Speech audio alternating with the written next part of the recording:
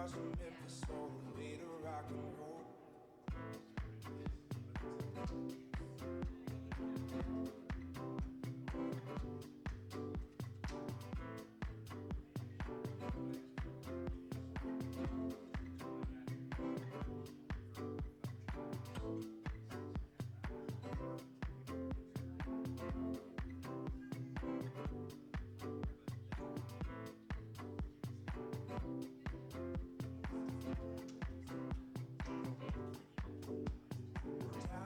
Down,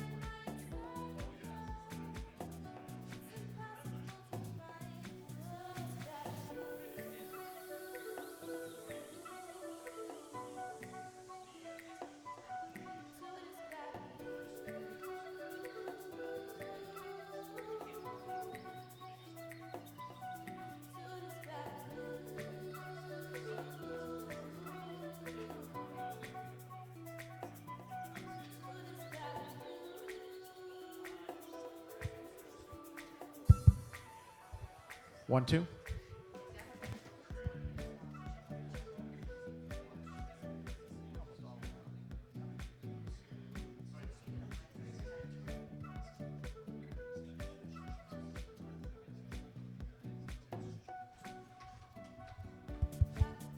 One, two, 1, 2.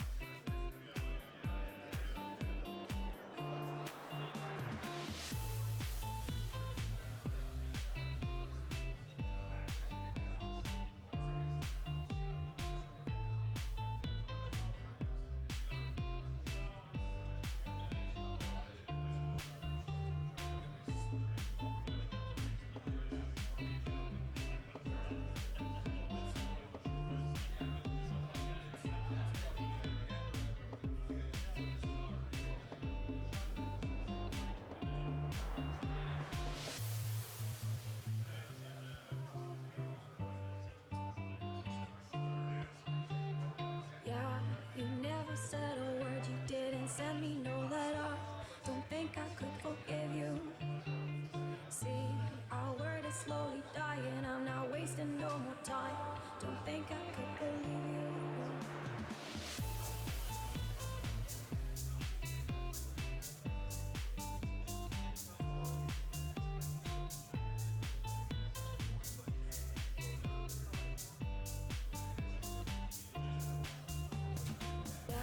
You never said a word, you didn't send me no letter. Don't think I could forgive you. See, our word is slowly dying, I'm not wasting no more time. Don't think I could believe you.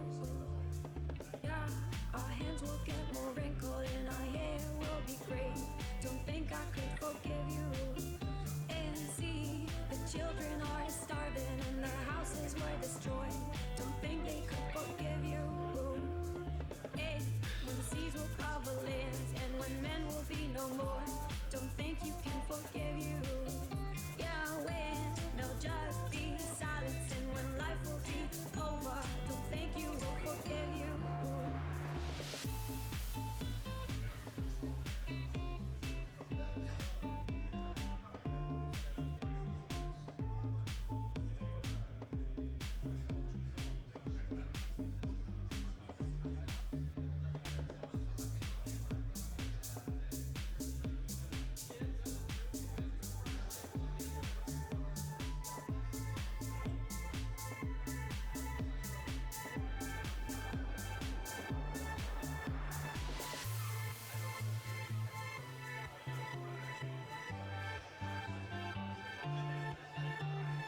Yeah, you never said a word, you didn't send me no letter.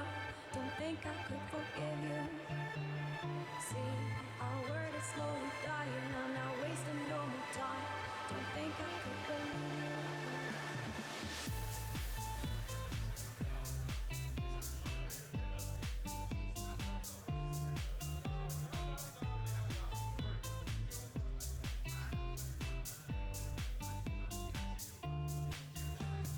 Yeah, you never said a word, you didn't send me no letter. Don't think I could forgive you. See, our word is slowly dying, I'm not wasting no more time. Don't think I could believe you. Yeah, our hands will get more wrinkled and our hair will be gray. Don't think I could forgive you. And see, the children are starving and their houses were destroyed. Don't think they could forgive you. And when seas will cover lands and when men will be no more. Don't think you can forgive you. Yeah, when they'll just be silence and when life will be over. Don't think you will forgive you.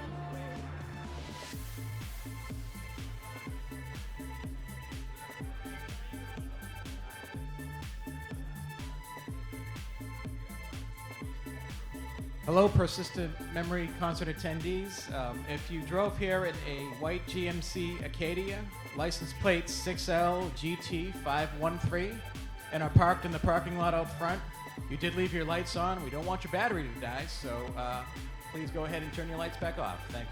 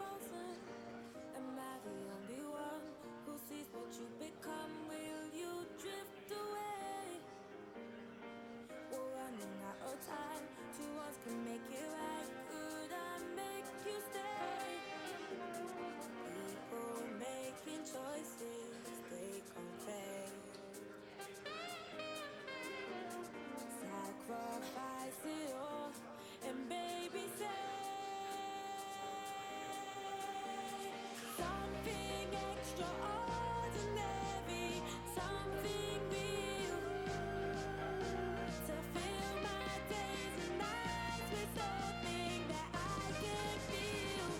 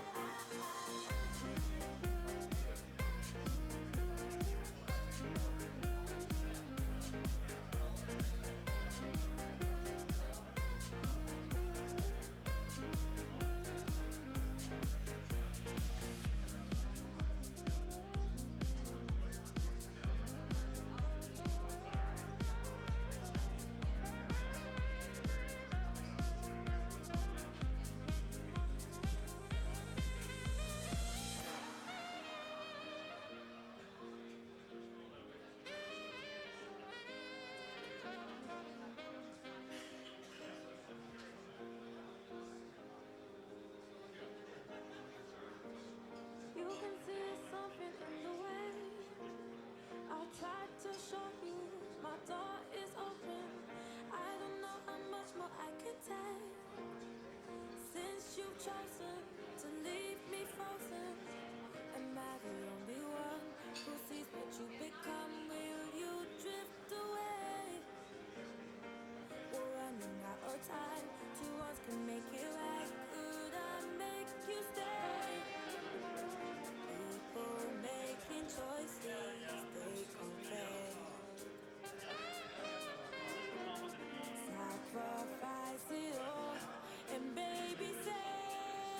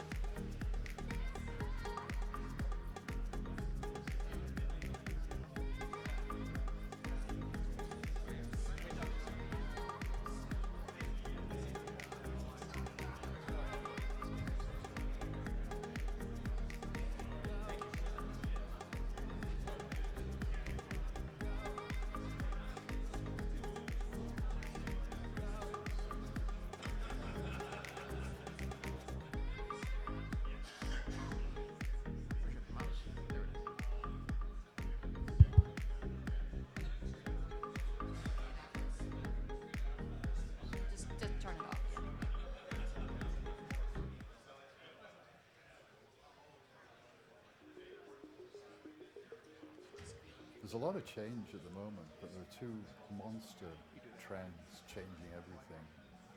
One is that cloud is becoming real, and the second is that We don't have it all. solid-state storage is We don't have it all. displacing spinning disks. Stop it. Let's stop. Both of those have profound repercussions across the industry. The most disruptive trend that's recently happened was the advent of flash technology. So that's really changed the entire dynamics on how we do storage. The new data center.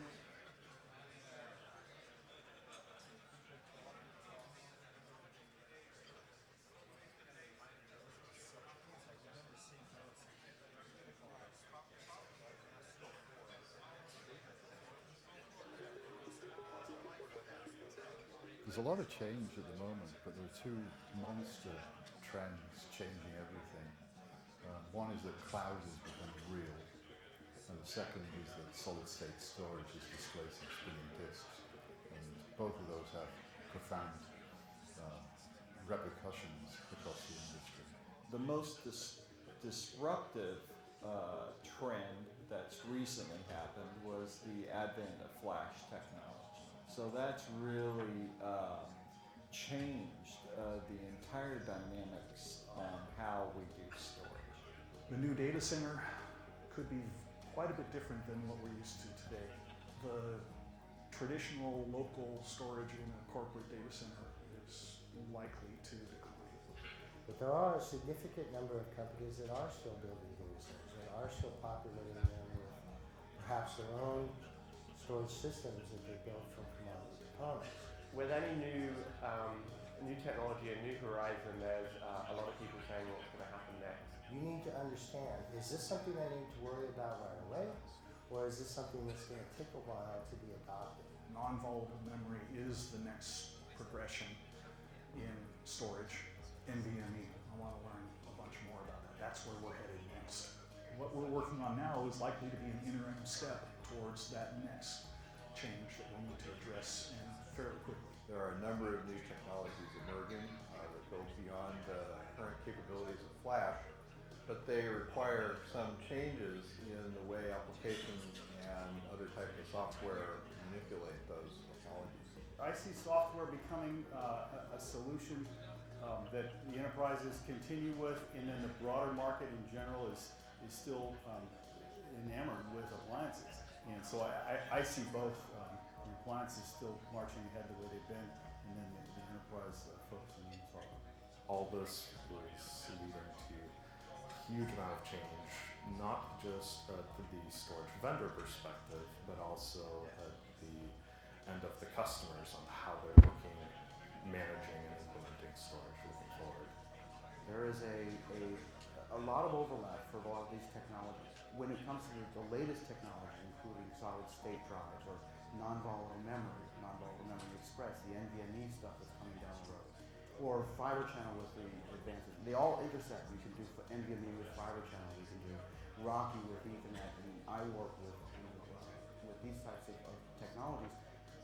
Putting this all together into a meaningful fashion is very important. How can we bring all of these together to produce the next generation of storage management API? There are a few places that you can go in the industry and get peer-reviewed, vendor-neutral information about new technologies.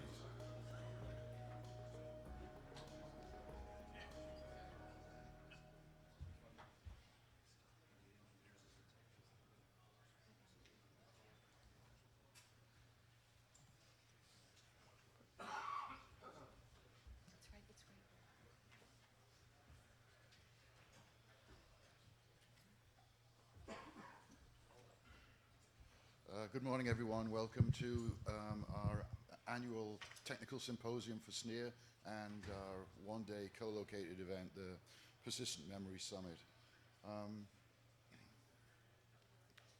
That's me. So my name's Dave Dale. I'm chairman of the SNIA Board of Directors. My day job is I'm a director of industry standards at NetApp. And my job today is to get on the stage, give you a very, very quick overview of who SNIA is for those who don't know, and then get off the stage and introduce the rest of the program. So, so this is kind of the one slide SNIA at a glance. SNIA is an industry association focused on 4 different aspects. We do standards, we do interoperability assurance, we do a lot of technology acceleration and promotion. This is meant to bring new technologies to the marketplace faster through education and allowing the ecosystem to promote the technology rather than competing with themselves. And then finally, we do vendor-neutral education. The biggest activities we've got going on right now clearly are in solid-state storage. Persistent memory as a part of that, though arguably it's a different thing again. We also have new generation management, API-focused standards coming through. We're working on object drives. So we have a very broad program of activity aimed both at today's traditional data centers and tomorrow's internal cloud data centers, and moving data between hypervisors, on-prem, off-prem, etc. We have a strong component of security across this. So if any of those are topics that are interest to your company or you, come talk to us. There's probably interesting stuff that you could participate in and influence the direction that the industry's going. But that's enough about SNIA, etc. Today you're all here to hear about persistent memory. Your MC for the day, Master of Ceremonies, is going to be Jim Pappas. Jim is Vice Chairman of the Board at SNIA. He's also the co-chair of the Solid State Storage Initiative within SNIA, and he has a day job in Intel, for which he's probably more famous. So I'll now hand over to Jim.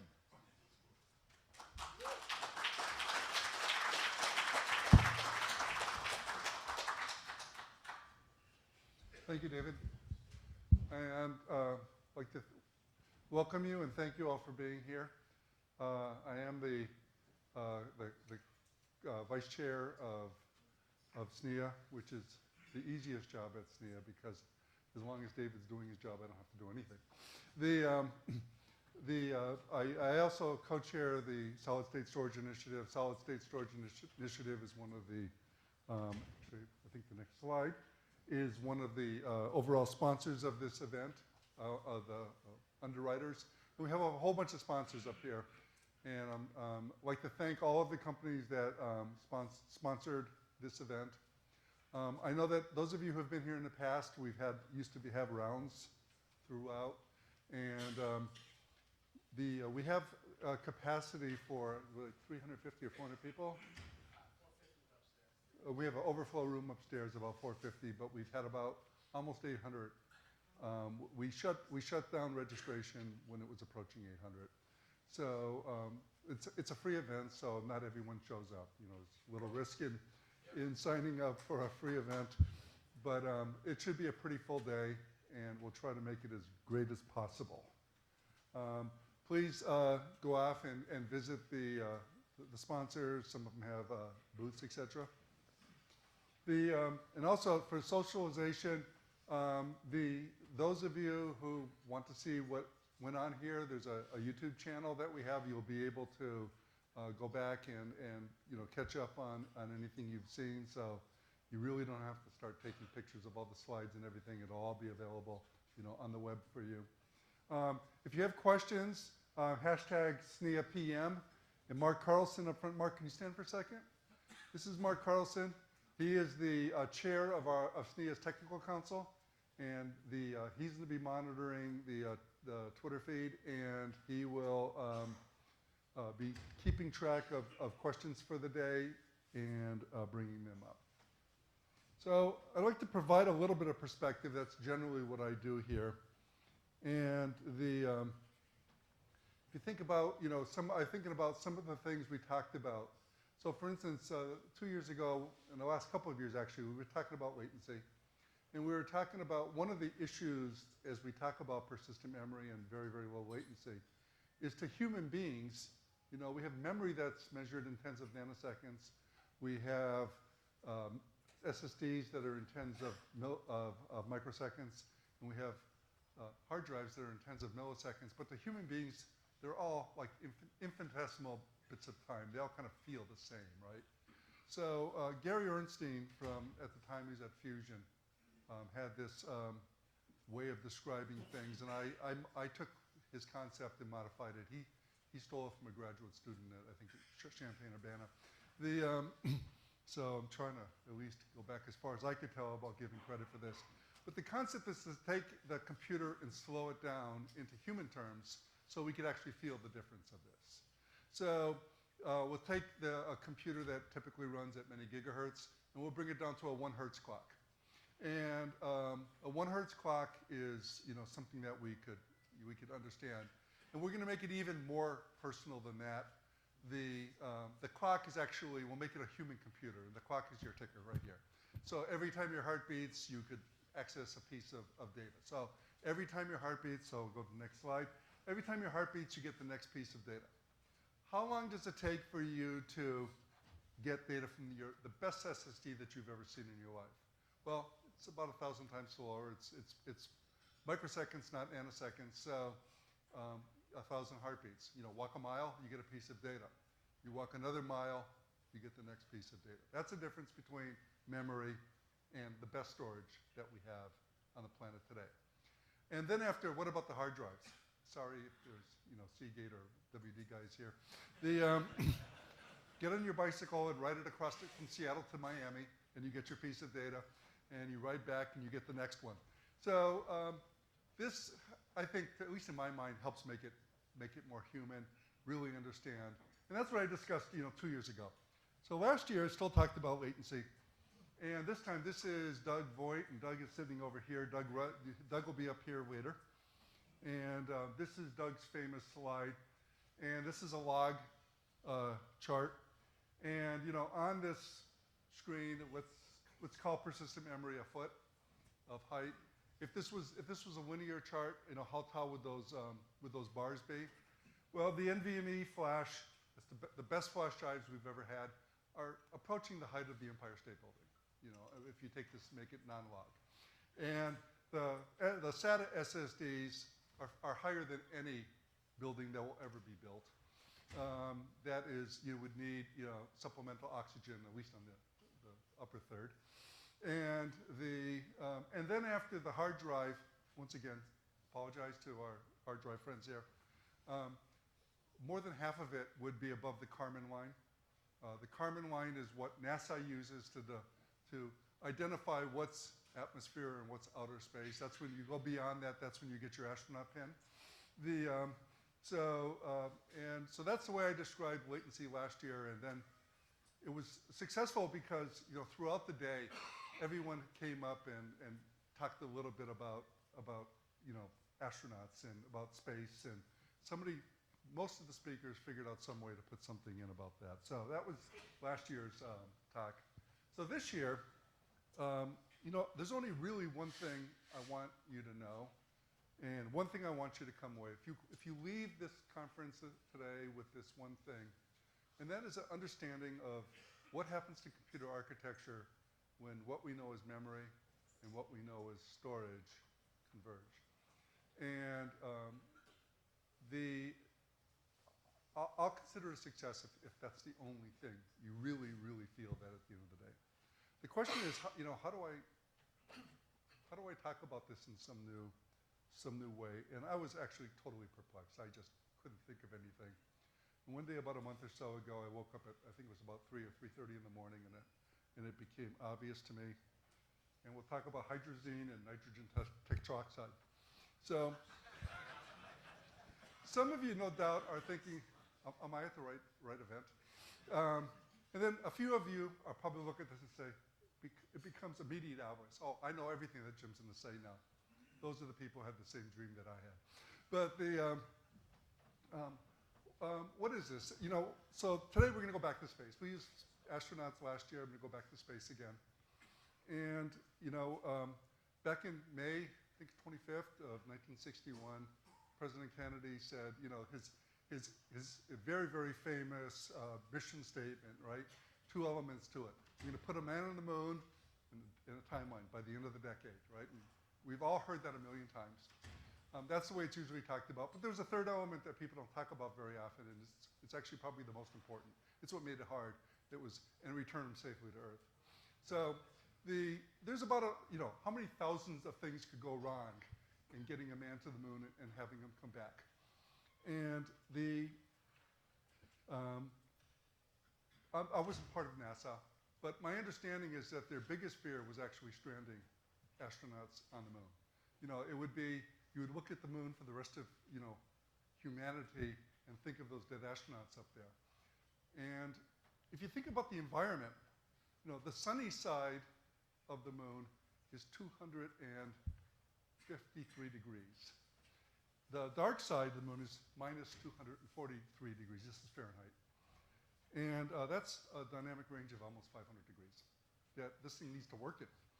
But it gets even worse than that because the cosmic background temperature, what's the temperature in free space if it's not being warmed directly by a sun? So like if you're in the backside of the moon flying around, by the way, that's when you have to fire the engine on the command, the CSM, to come back to Earth. It could be minus 255 degrees, which is 5 degrees, within 5 degrees of absolute zero. So this, some of you, maybe lived in Minnesota or or Calgary up here. And you've probably, some of you guys from San Diego could stop snickering.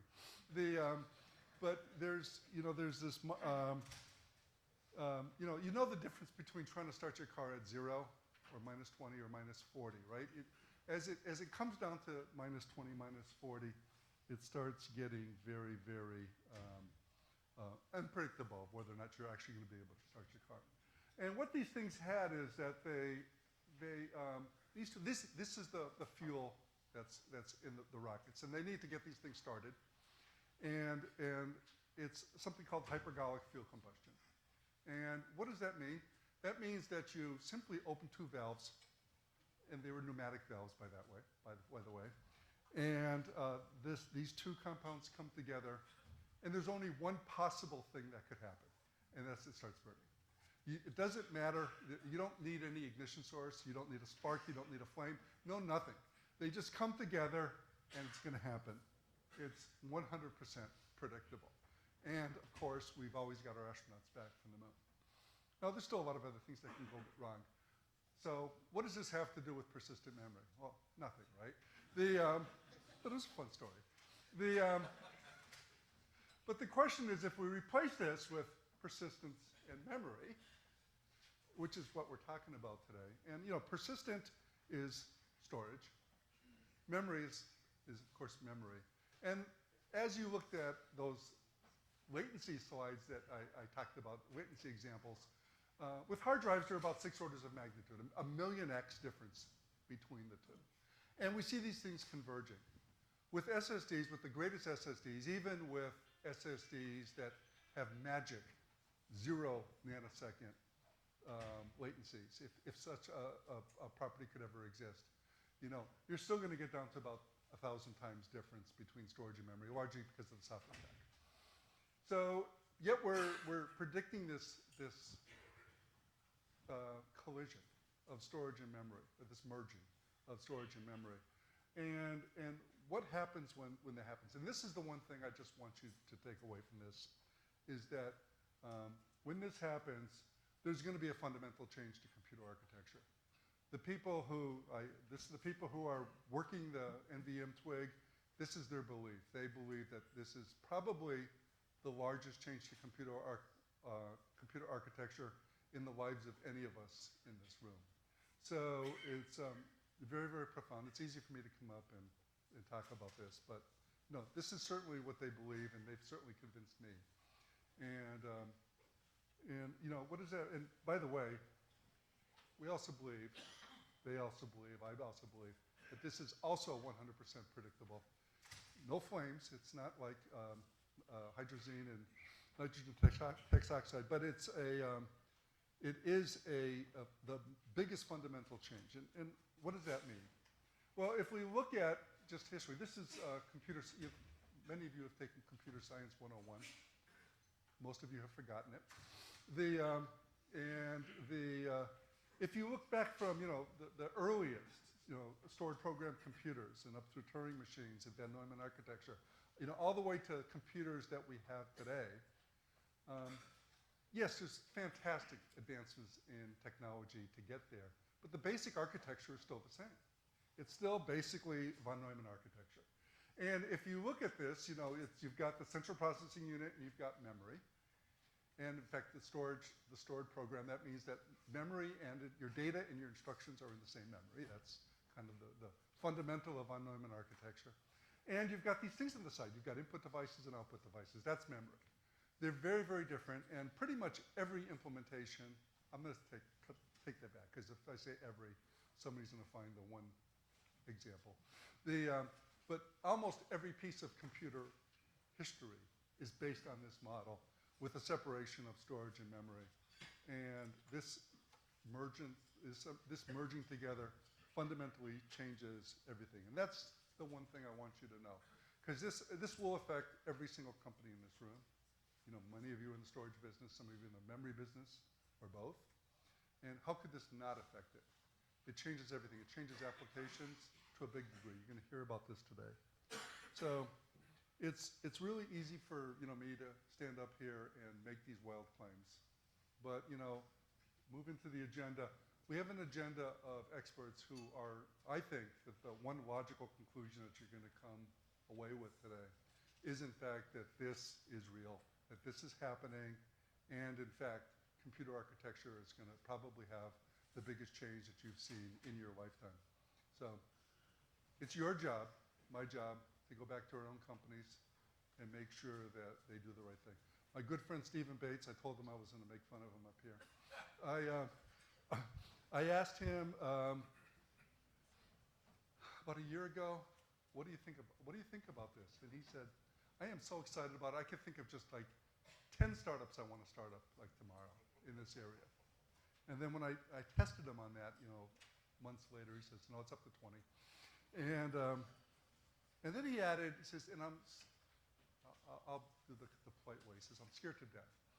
He was more colorful than that. But he's scared to death of, this is such a big change, if we don't do this thing right, will my company survive this change? And every one of us should be thinking about this. It's that fundamental. So it's this, this combination is very, very polarizing, right? The opportunity is incredible and the risk is huge. So this is my last slide. So these are the people who are going to demonstrate this today. And then in the afternoon, it goes forward. It goes, and I believe that there's only one conclusion you'll be able to come with. So with that, I want you to enjoy a great conference. So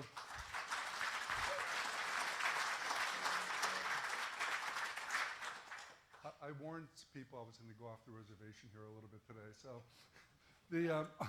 our first next speaker is Steve Plowski. I've known Steve for 23 years.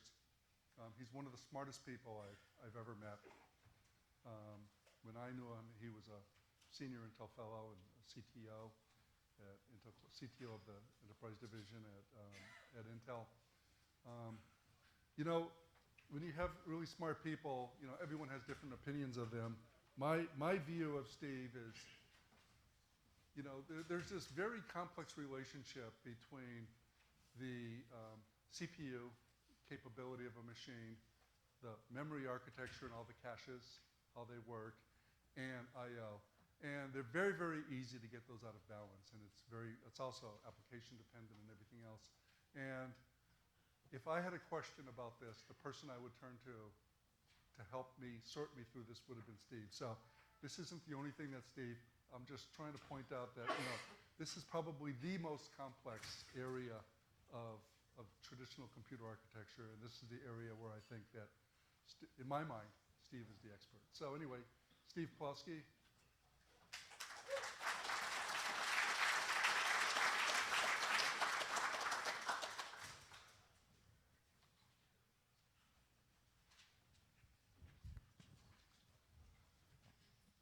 Well, good morning, everybody, and wow, thanks, Jim. A couple observations from your comment. If I'm one of the smartest people you've met, you probably don't get around as much as you should.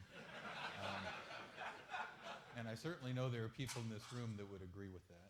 Number two, if I woke up at 3:30 in the morning thinking about tetrazine, I'd probably start seeing some medical help. But with that, all kidding aside, when Jim asked me to come up and talk about this, I was honored. Number one,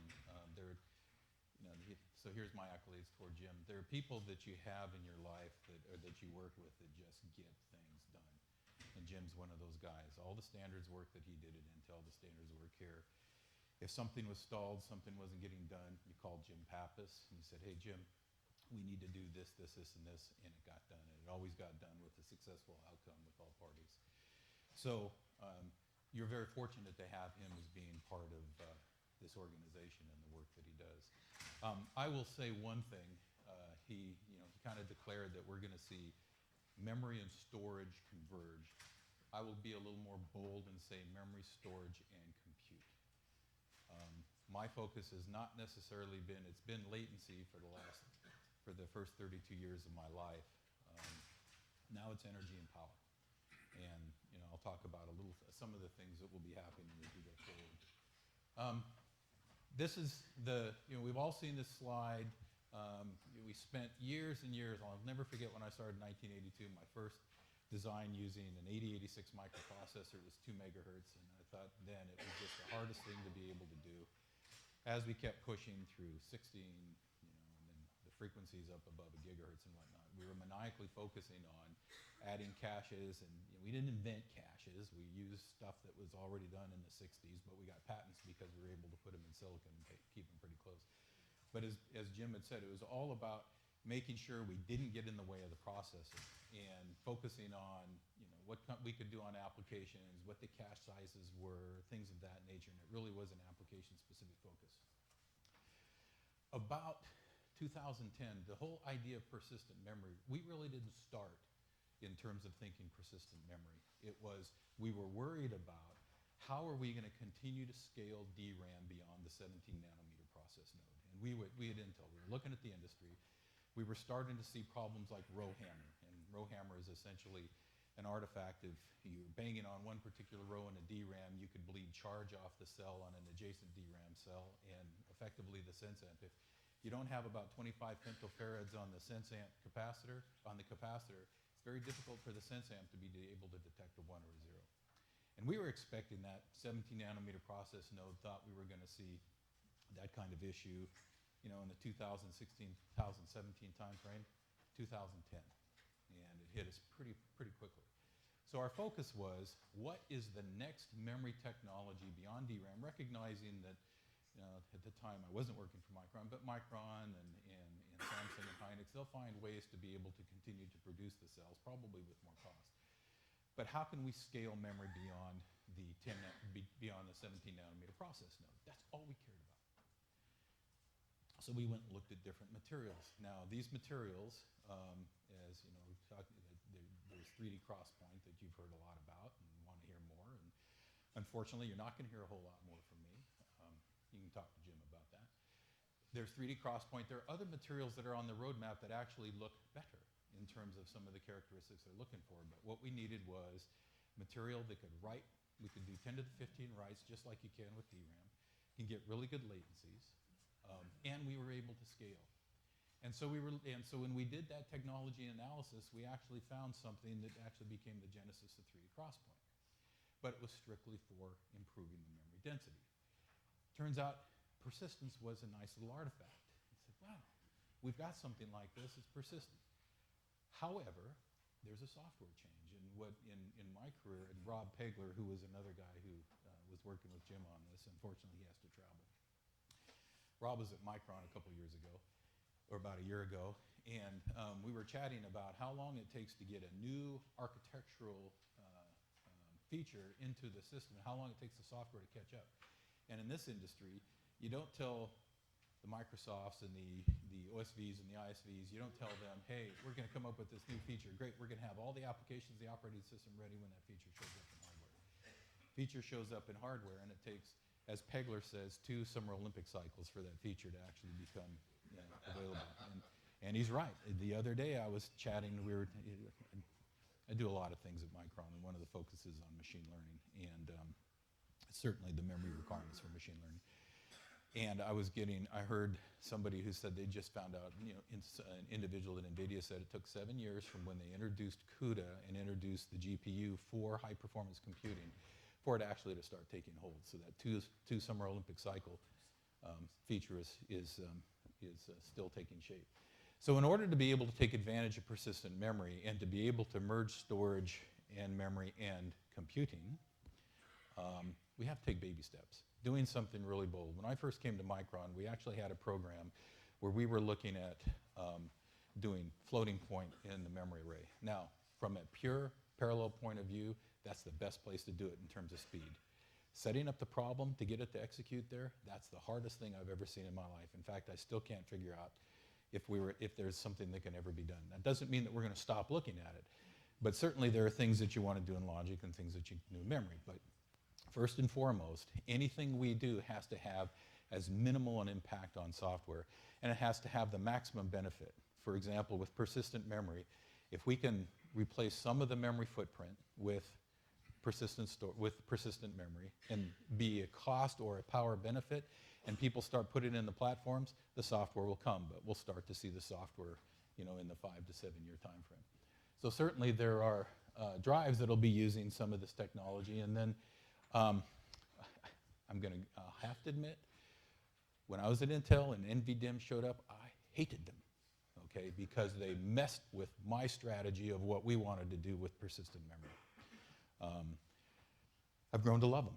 And I've grown to love them from the sense that when you have a capability for people that want backup, so they want persistent memory, but they want fast accesses and lower latency, there's the concept of NVDIMM, which just has flash and NAND backing up DRAM. And you look at it as I essentially have a DRAM footprint, and then I can use the device as memory. Now the problem is you don't necessarily get the same densities you would with just a standard DRAM DIMM, and then you have the need to be able to back up data on a power failure, which becomes somewhat problematic. But it's actually a pretty good start.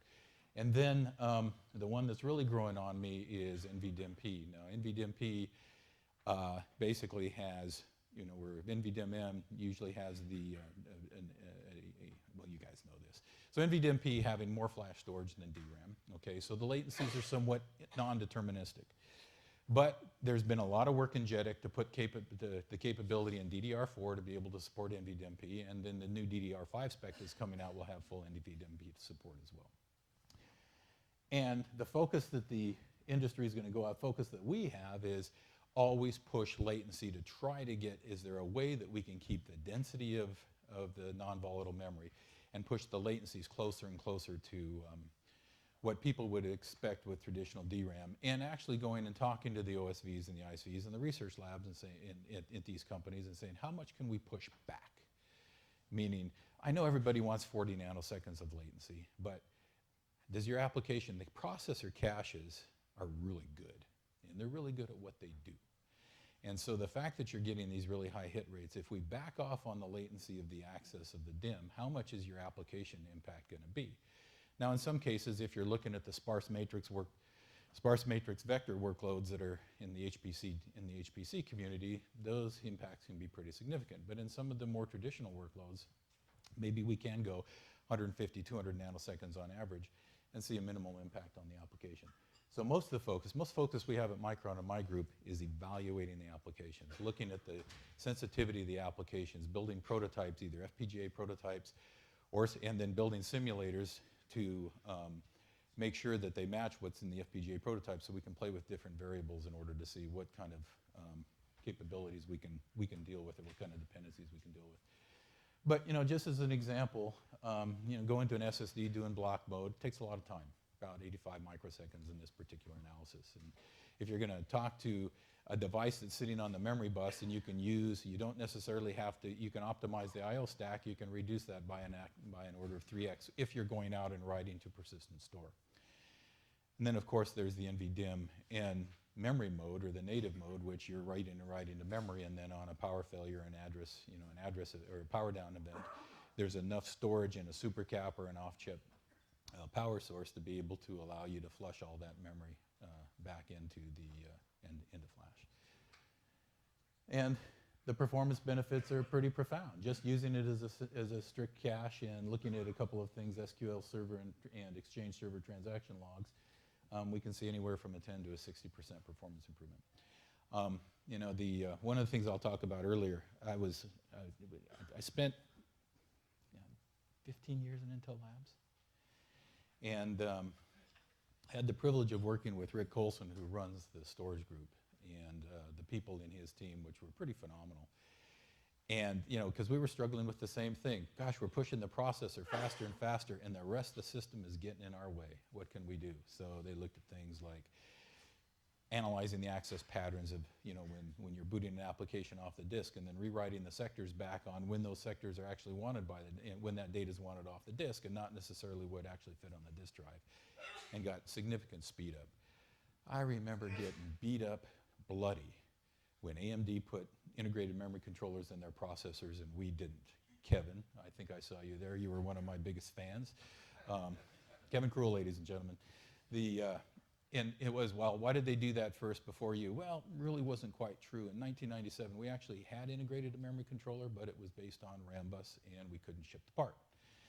So what's that? Yeah, it was Timna, yeah. I was going to say the word, but hey, you did it, so you did it. But anyway, but when we went to Nehalem and actually went to QPI and moved from the front side bus, which lasted a whole lot longer than I was ever expected, we saw almost 2x, 3x speed up, and a lot of that was due to the latency. That processors were starving to death. And that problem is still here, and it's growing up in spades. And the way we've been fixing it is, okay, we try to get wider memory buses and everything else. And as I'll show you in a bit, I think there's probably a different approach. So as I said, the challenges to overcome, the power source is always going to be an issue. Whether you have a super cap and you have that expanse, or you have an off-chip supply that guarantees a certain amount of time before you can drop that information back into the NAND. Maybe the caches sitting in front of the NAND don't necessarily need to be as big. Okay, those are some of the things we should be able to look at, but really focus on simplifying the power source and actually using it as a device that it's supposed to be used for, like we do traditional DIMMs. As I mentioned, everything we are looking at is focusing on a smooth transition. So I'll talk about one particular feature in here and some of the capabilities we build, but it's all about minimizing the impact of software. I've spent a lot of time with the financial services guys, and I'll never forget when the GPUs were starting to show up. I got a quick phone call from a friend who was an ex-Intel guy, and he said, hey, guys in the graphics side are coming in and saying their part can do a pretty good job, and they're over 20, 30x better than yours. If that's true, and I move my production programmers over, I ain't going back to your architecture until you can be 20 to 30 or 40x better than them. So you guys have a problem. And everything is about, so they'll make a move if that performance improvement is significant. But if it's not, it's going to be a very difficult challenge. And that's the same thing here. And you got to minimize the cost. Nobody's going to pay 2x for a feature that could be super cool someday. Well, I will, but I'm and that drives my wife nuts. But but nobody else will. And so it's got to be fairly low cost, and so that's why you need to do something on a fairly progressive fashion. I think performance is interesting. Energy is absolutely critical, and I'll show that in a bit. Security, hardware encryption, and we're getting requests. AES-256 is becoming the norm, and I think it's going to continue going up. Having that capability in there, having a place to store the keys and keep the keys securely is going to be absolutely critical going forward. And the benefit with an NVDIMM is you have a logic controller, and you can do a lot of things with it, which I'll show. And then, of course, latency optimization. So I mentioned this a little bit on NVDIMM-P. We get greater capacities. I think we can get latencies and introduce a tiered memory subsystem. I'm actually going to go on record and I think we can push the latencies all to the point where they will challenge traditional memory systems. They won't be as good, but they will challenge, as I'd mentioned before. Distributed storage. Jim's right. You know, if at some point in time we can get NVDIMMs that are a terabyte each, and how many sockets are on a current Xeon? Is it 12? So in a 2-socket system, you got a 24 terabyte server, and put that in a nice rack, 480 terabytes of storage in that rack. It's going to be distributed. There's no reason to move things in and out of the storage subsystem, as long as you have a particular way to manage it. But one of the other things we have to have go back there, as with the distributed storage system, everybody's still wants RAID, still wants mirroring, still wants deduplication, all those other things. Those concepts have to be put in a distributed storage system. So it's not, we're going to build it and now people are going to start using it. The software is going to take 2 Olympic cycles to catch up. But as I finally realized with NVDIMM, when we were looking at the persistent memory strategy we had in my previous company to now, the industry's got to start preparing today. So NVDIMM actually gives us the opportunity to start moving the software in the direction we think it's really going to go. So why to come, what am I doing at Micron? Spent a lot of time in the high performance computing community because that was really where the real cool stuff was happening in terms of processing. You could actually get the US government to help subsidize some of your R&D, and they were always trying to push for faster and faster capabilities. But when we put the Exascale initiative out, and it really kind of was started by IBM, and we at Intel actually got on the bandwagon pretty quickly, it was really about energy focus, because we were told, because when we did the calculation based on where we thought standard process migration was going to be, that this was going to be the first Exascale machine, 10 to the 18 operations, was going to be a 150 megawatt machine. They're in the data center in the world, it's 150 megawatts, and somebody may promise to put 1 or 2 nuclear power plants next to it to be able to do it, or a nuclear power plant next to it, but that's just not going to happen. And so we were given a target of 30 megawatts, which essentially is 30 picojoules per operation.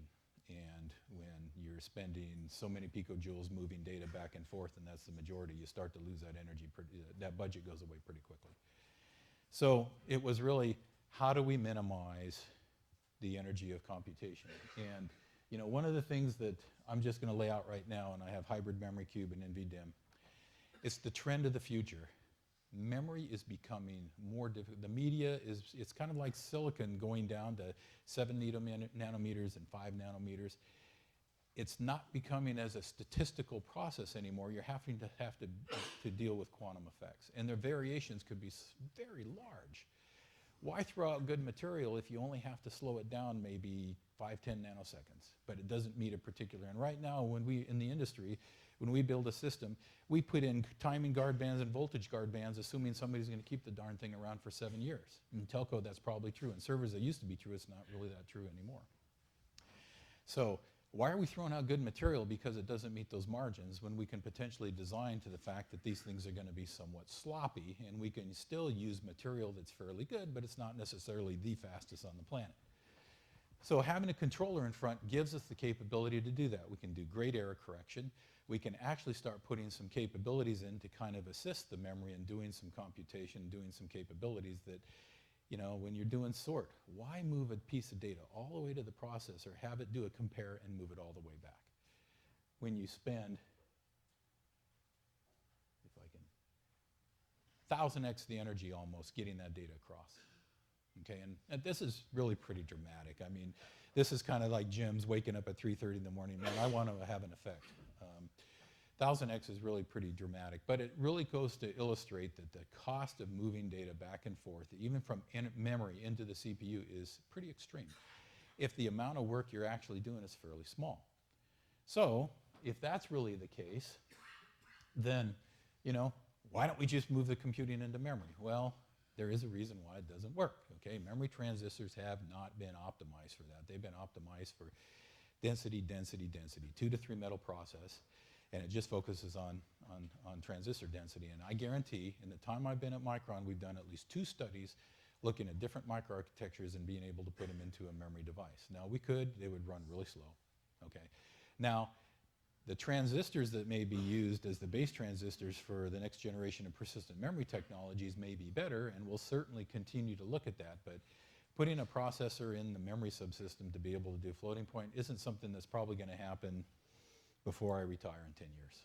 Okay, so, but like I said, we'll still look at it. So there are things that you want to do in logic, and things that you want to do in memory. And our goal is, where do we find that place in the middle to where we can take advantage of the memory transistors, do some processing, make it very simplistic, and focus on, and by the way, processor speed is still relatively the same as it was. Transistor density, I think, you know, the industry's pretty clever. They'll come up with ways to be able to say we're getting more and more transistors into the device. So I don't really I don't wake up at 3:30. I would probably wake up in the morning at 3:30 thinking of tetrazine than I would probably, you know, how many transistors we're going to be able to pack. But there's so much data, and the data explosion's there, and it really is about, and Peter Koge at EMU Systems, I love his system. Peter and I sit on a couple of HPC advisory boards together. His focus is move the compute to the data. So if there's data over here and the process is sitting on this particular processor, move to the processor that's sitting closest to data. Minimize the amount of data movement as possible. And that's certainly the data that we want to go. So I'm going to talk about a couple things. We have been looking really closely at, so that the work that I talked about we were doing at Micron in terms of doing process and memory was really kind of inspiring, because it really asked the question, what else could we potentially do? And one of the people in one of our acquisitions, very bright guy, extremely bright guy, and I will say that with intelligent people come management challenges, and I will leave it at that. So anyway, I said, you know, he's done a lot of work talking with people like LexisNexis, whatnot, and came back and said, did you know that for some of these companies, 50% of their compute cycles are just sorting, which is bringing data in and putting it in the appropriate order that they need to be able to do their kind of calculation. And did you know that I think we can probably look at building classifiers and the kinds of things in the memory sense amps and in the sense amps of non-volatile memory to be able to do that kind of work, so we don't have to move everything over to the processor and back. So, you know, he came up with a pretty unique architecture, and now I'm not saying that we're building it, we're still evaluating it, and it's one of those things where every time he thinks about, oh, there's another big problem. I mean, I can always tell him Monday morning at 8 a.m. email, big problem, got a challenge, and then, you know, he'll say, okay, here's how we can fix it later. But the bottom line is in the memory, we can do two things. We can sort, as the data is being written, we can actually create a sort table, and we can actually in that sort table actually create a key value pair to be able to put data in the sorted order. So the table shows the data in the sorted order even though it's stored in the regular order. Now this is good for a couple of things. Number one is if we want to read it back in the order at which, you know, it's sitting in the RAM, we can, and if we want to be able to read the sorted order, we get the address creates the key creates the address inside the part, and it gets the data back almost instantaneously. Now what's unique is it doesn't take me microseconds to read the data in, do the sort in the processor, and try to move things around. And if I need to insert a data in a fairly crowded field, I can just do a row copy down to the next one, have a brand new row, and be able to start filling those sort entries. So it's really, really pretty clever in terms of some of the things the one thing I liked, it intrigued me about Micron when they first came out with the Automata processor. And in Supercomputing 2015, they issued the table for the paper for the Automata processor. And I was asked, you know, should we worry, you know, is this something we should be concerned about? From a general purpose computing model, no. But what was interesting is when you looked at the problem of compute from the perspective of a memory provider and what memory can do, versus me as a logic guy of, oh, nobody'd ever do that. You can always do something better in logic. The solution was actually pretty extraordinary and pretty creative. And so it really looks at, okay, take that concept, look at some of the problems we have. Now, the interesting thing about this sort is that we don't really have to change the software much. It's a library call. So if you want to be able to do it, you can have a library function that takes care of that. You don't have to go back in and redo all your code. So again, it meets the need of, we can minimize energy, we can maximize performance because we're not moving data back and forth and doing, you know, wasteful data movements. And, you know, every time you read in a DRAM, every time you read a DRAM row, you're reading 16,000 sense amps get lit up. And if you're only bringing out 64 bytes, the rest of them, that energy is lost.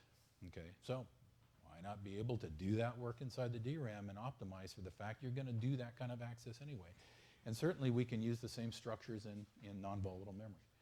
And like I said, they're computationally lightweight. Now, the other things we can do, smart caching.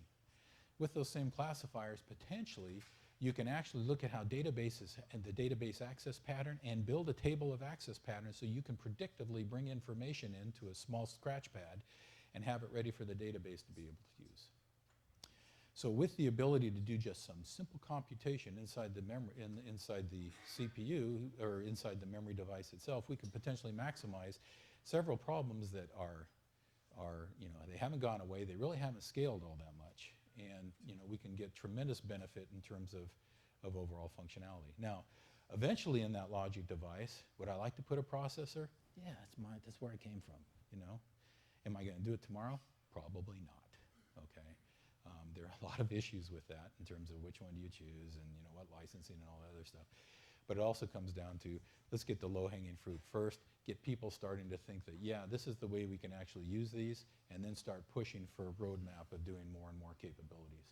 And if we ever do something really bold, you'll probably see it in the HPC systems first, because they're willing to pay for research and they're willing to fail, which is actually quite nice.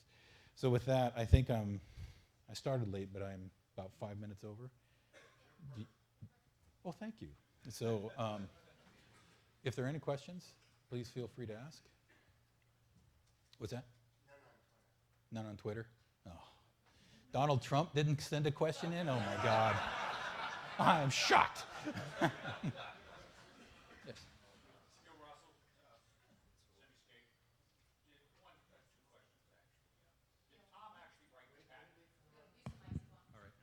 Did Tom actually write the patent? Tom, I assume you assume Tom Pulowski? Yeah.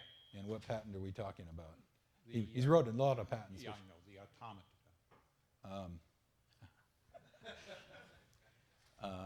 I don't know. That's the official His answer. name is on it. Well, you know, he contributed, okay, as there were a lot. But Two, yeah, there's some. Why do you do this? Because I'm devious. Two, is the FOBS in its future? And that's the FOBS. file object store. In the future for? The automata. It's basically an engine to go find something in a very large file system. Yeah, it is. It may be. What we've decided at Micron is we have stopped internal development, and the team is currently looking at spinning it out, you know, to do more of a private thing. So whatever their plans are right now, you know, that's actually between them and Micron Corporate. So, No other questions? Was this totally off the mark? There's a lot of ex-Intel faces in here. This is scaring the hell out of me. Is there another question? Ilker, I think I saw your hand move up and down. No, it was just me saying you're right on target. Oh, thank you. Thank you. I have $5 for you after the. All right, with no other questions, hey, thanks for your time. I really appreciate it. Thank you, Steve. Thanks, Jim. So at this point, we're going to take not a break, but this is the symposium. This first part through the keynote was a combination of the summit and the symposium. Those of you who are going to the other parts of the symposium, this is your call to leave if you're needed someplace else. The other thing is we are pushing capacity of the room. While this happened, could I ask that everybody kind of work towards, you know, move, if there's a seat towards the center, just move over. We have people standing in the corner who don't have seats yet, and we'd really like to get everyone seated. And we have tables up here, but that's, if any of you, if any of our presenters aren't up front, there are tables up front. But if everyone would please move in, and those of you going to the symposium, and we'll get started in just a couple minutes with the next.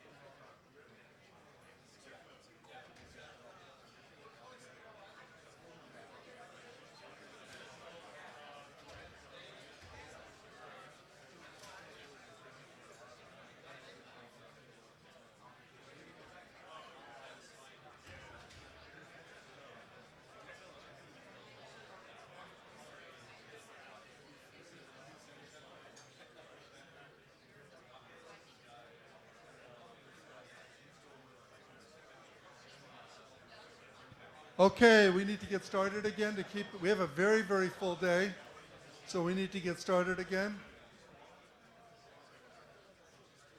So once again, I see empty chairs there. People aren't following my directions very well.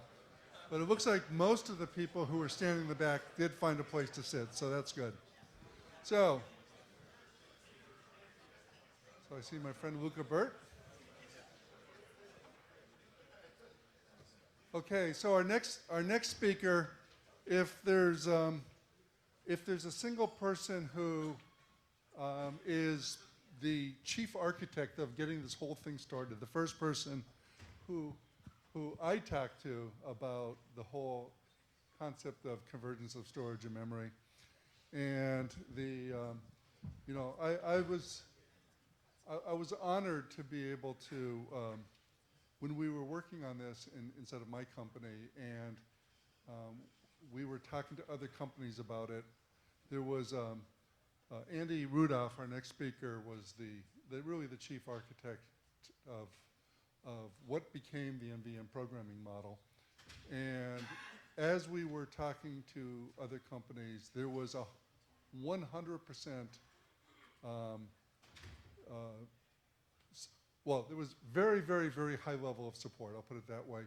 And 100% of our customers and people we're talking to said that this is too important for any one company to drive. We need, there needs to be an industry standardization effort. So inside of my company, I got the AR to, AI for some companies, but I got the AI or the AR to come up with the strategization strategy, and presented it, got it approved at the most senior levels of our company, and we chose SNIA as the place to make the proposal to do this. So the NVM programming model was a result of that, and the person I looked to the most for trusting that there's a future in this was Andy Rudolph. So that's as high a compliment as I think I could give to anybody. So Andy's a colorful speaker. He'll come up. I'm sure he will entertain you here. And here's your clicker. Oh, thanks.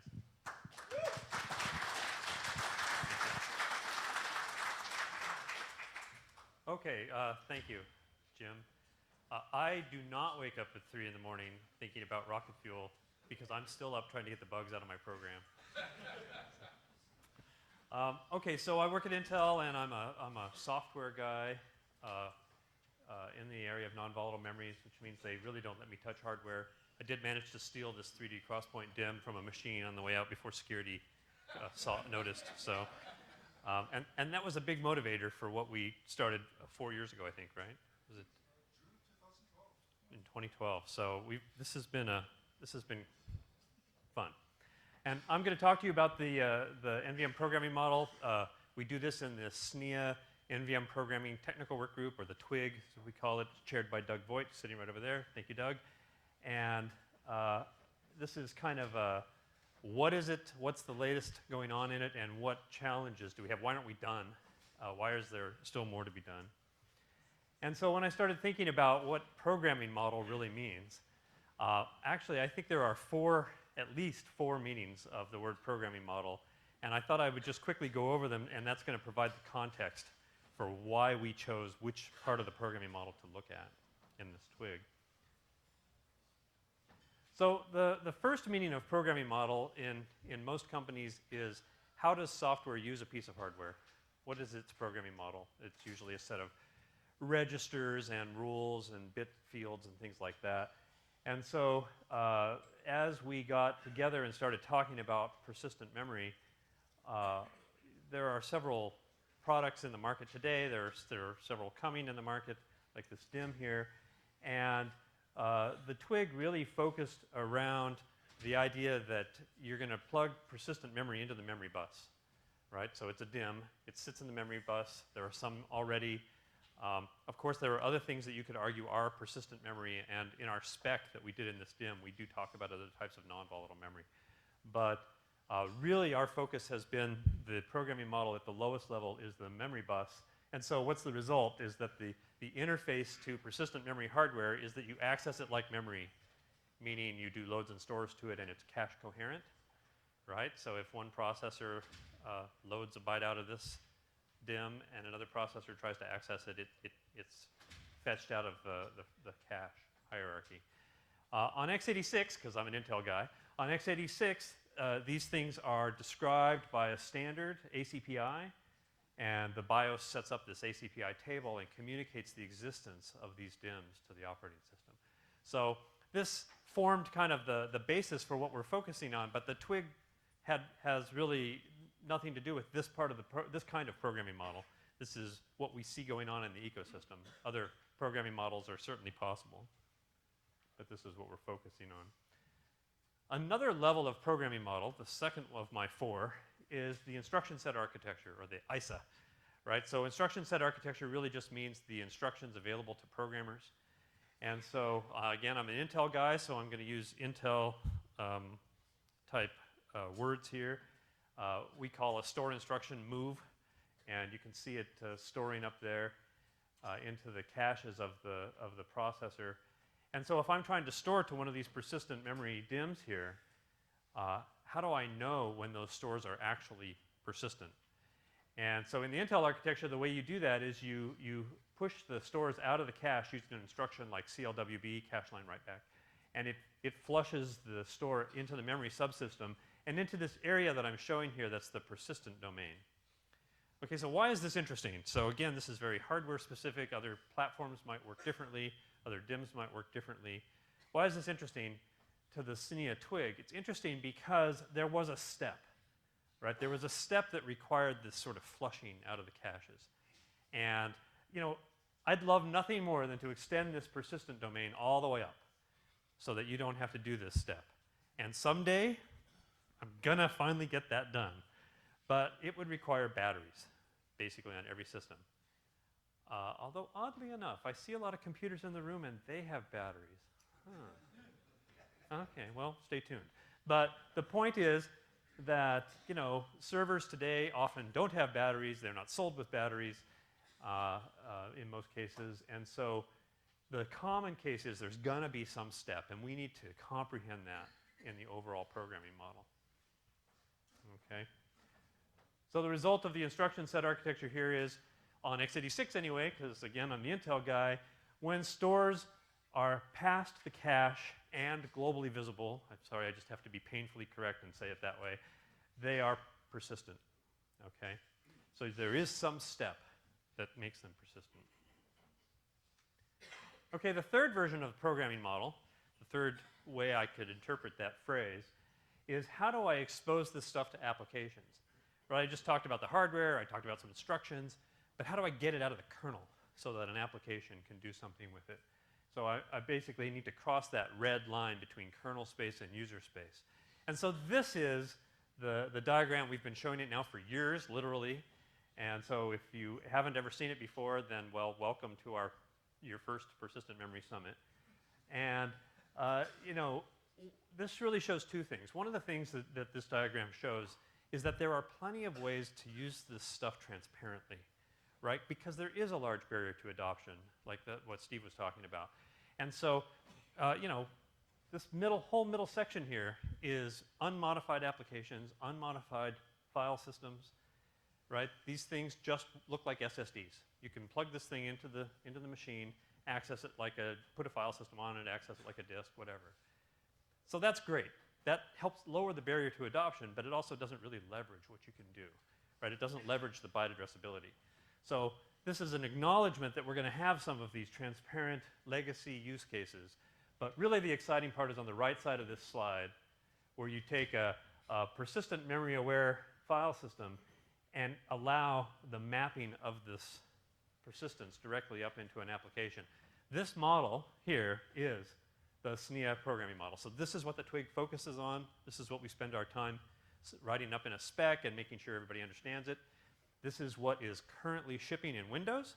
This is what is currently available in Linux. So, woohoo, success, right? We really made quite a bit of progress there, and I'm delighted to say this picture actually makes sense in multiple OSs. That was a trick, you know, that was hard to achieve. And really, you know, it sounds painfully simple when we say it now.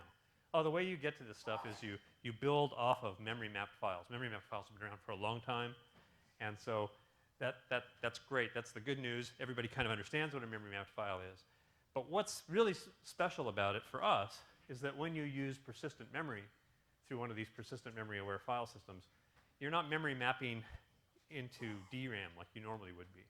Memory mapped files are really mapping the page cache in an operating system. This is true on Windows, this is true on Linux. But with our model, you use the same APIs, but you actually bypass the page cache, and this far right blue arrow that I'm showing in my diagram here means the application is able to do loads and stores directly to the persistence, directly to the DIMM. Okay, so this is the shortest code path imaginable between you and your storage. You do a load instruction, there's no context switch, there's no interrupts, there's no kernel code that runs. You are literally loading directly from the DIMM. It couldn't be faster unless we figured out ahead of time what you were going to load and crammed it down your throat. I'm working on that too. Okay, so through a series of fortunate decisions, this feature of direct access here is called DAX, D-A-X, in both Windows and Linux. Same term. Woohoo! Another big win there, I'd say. Yeah, only it's, you know, /DAX on Linux and it's / DAX on.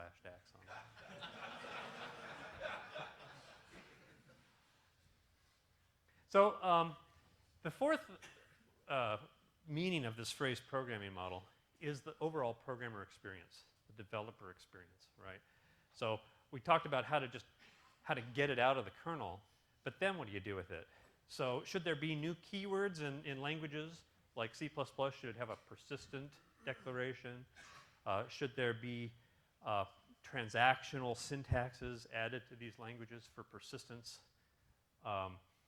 What about libraries for doing various things to persistent memory? What about a set of tools for telling you when you're doing something wrong with persistent memory? Of course, all of these things are happening, and as they happen, we learn more. So this is not really the focus of the twig right now, but it has definitely caused a kind of a feedback loop where we allow these things, we watch what's going on in the ecosystem, and we allow these activities to help us learn. They bring back information back into the original programming model and cause us to update the programming model. The result here, as these tools and libraries and higher level things happen, is hopefully safer programming, ways of programming this stuff, less dangerous, less error prone, hopefully more idiomatic for the language that you're using so that you don't have to drop into a C library if you're trying to do, you know, program in Rust or R or something. Okay, so what's next for the SNIA programming model? Now I kind of set the stage for which of the four models we're tackling. And really there's active work in several areas, and I've tried to just outline them here. This whole idea that you have to flush something to persistence sounds very simple, but turns out to have many angles to it. And you know, one of the neat things about memory is that you can DMA to it, right? A device like a network interface can receive things directly into memory. It's been that way for many years.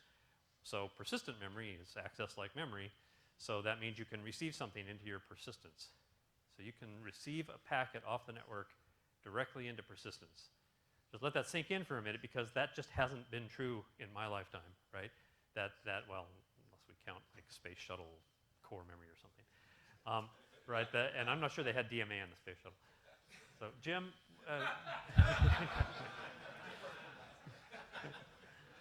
so think about RDMA. So RDMA, being able to remotely DMA into another machine's memory, has some interesting aspects here when you start thinking about what happens if that remote memory is persistent, right? Is there still a flushing step to make it persistent? Or can you just DMA to some remote machine and suddenly you've replicated persistent data with one operation? So there's a lot to be talked about there, and actually today you're going to hear several talks about it. So I think it's actually going to be pretty interesting. The error model. Of course, errors make everything hard. And in our first spec that we put out in our twig, we did cover some level of detail on errors, but they're very difficult. They make life hard for everybody. And we're trying to get some clarity on that, and the spec continues to evolve in the area of errors. So transactions, of course, people are used to storing things in memory, but they're not used to having to make those into transactions, at least not for persistence. Everybody's used to grabbing locks to control the visibility of something changing in memory, but not whether it's persistent in the face of power failure.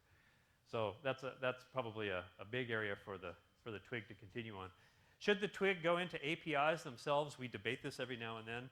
So far, we've continued to just call our work of a programming model, and then we let the APIs become, you know, the job of operating system vendors and compiler writers and library writers and so on. So I think that we still have to decide what's in the future for that. So why do I talk about flushing so much, right? This really is a big focus, and it's worth taking a few minutes to explain and talk about, you know, why do we spend so much time talking about something as simple as flushing stores from a cache? So back to our memory mapped file idea here. If these are standard APIs that have been around for, you know, more than 30 years, then you already know how to flush something. If you've ever written a program that uses a memory mapped file on Linux, you know that you map it with mmap and you sync it with msync. In other words, after you've done stores to those locations, they're not known to be persistent until msync is called. Windows has a very similar, it's unfortunately two calls. You have to call flush view of file and flush file buffers. And it's a little unfortunate because the flush file buffers is a little bit of a heavy hammer on Windows, but it achieves the same thing. So, piece of cake, right? So, it's a 30-year-old mechanism. That's the good news. The bad news is it's just as error-prone as it was 30 years ago. People forget these syncs. They forget to do that. And so what's the way to fix this? How could we make this a lot less error-prone? The other thing is, this is not atomic, right? And a lot of people, when they're starting out, don't get this. msync doesn't say, oh, all those stores that you've been saving up, send them down now as one atomic unit. They might already be, half of them might already be on the persistent media, right? This is a flush operation. It's not a commit operation, okay? So let's take an example of how maybe this should look to a programmer to make it look a lot easier. I took this from the Persistent Collections for Java open source package that's on GitHub. Please feel free to go and play with this and comment on it or contribute to it. It's very simple. If you're a Java programmer, you know there's already a Java interface that's popular called sorted map. And so this package introduces something called persistent sorted map. Pretty simple. You create a new one just like you would expect, and the API for actually changing something or entering something into the map is the same as it is for the volatile version. That employees.put call is exactly the same, right? But it's transactional and it's persistent, and you can connect back up to the same map after your program stops and restarts or after the system crashes, and you won't have to worry about the data structure being inconsistent or half done or partially updated or anything like that. Look, there are no flush calls, right? Nobody's calling msync here. Nobody's calling flush view of file. This is completely transactional. The library handles it all. So this is where I think we're headed, right? I think for these higher level languages, this stuff needs to be, like I say, idiomatic for the language. It needs to work in a way that's intuitive and not so error prone. So what's between these two? On the one side, I told you about, you know, calling mmap and having to do your own msyncs. And, you know, by the way, if you change more than 8 bytes, it's not atomic and you have to do your own transactions. On the other side, I told you about, oh, in Java, it's so simple. Just call this API you're already used to using, it'll just work. All right, so how do we get from the left side to the right side? What's in between here? What's in between here is a lot of things that build on top of the programming model. And so here's the basic programming model on the left. It's memory mapped files, right? And so we expose those memory mapped files. And this is a set of libraries that I've worked on, but there are others out there that are done by other people. And this set of libraries is a suite of 6 libraries. It's on GitHub today. It's available for C and C++. It's available for both Linux and Windows, validated for both. And it provides at least 3 of these libraries are transactional. They provide transactional ways of allocating and updating things like that. And as we were doing these libraries, I was learning stuff, right? And this was my whole point. I'm a member of the twig. I see an issue. I see a need to help lower the barrier to adoption. We got a group of people. We went out. We wrote these libraries. And I'm taking these learnings back to the twig. And we're using that as a way to improve the programming model over time. So it's the feedback loop.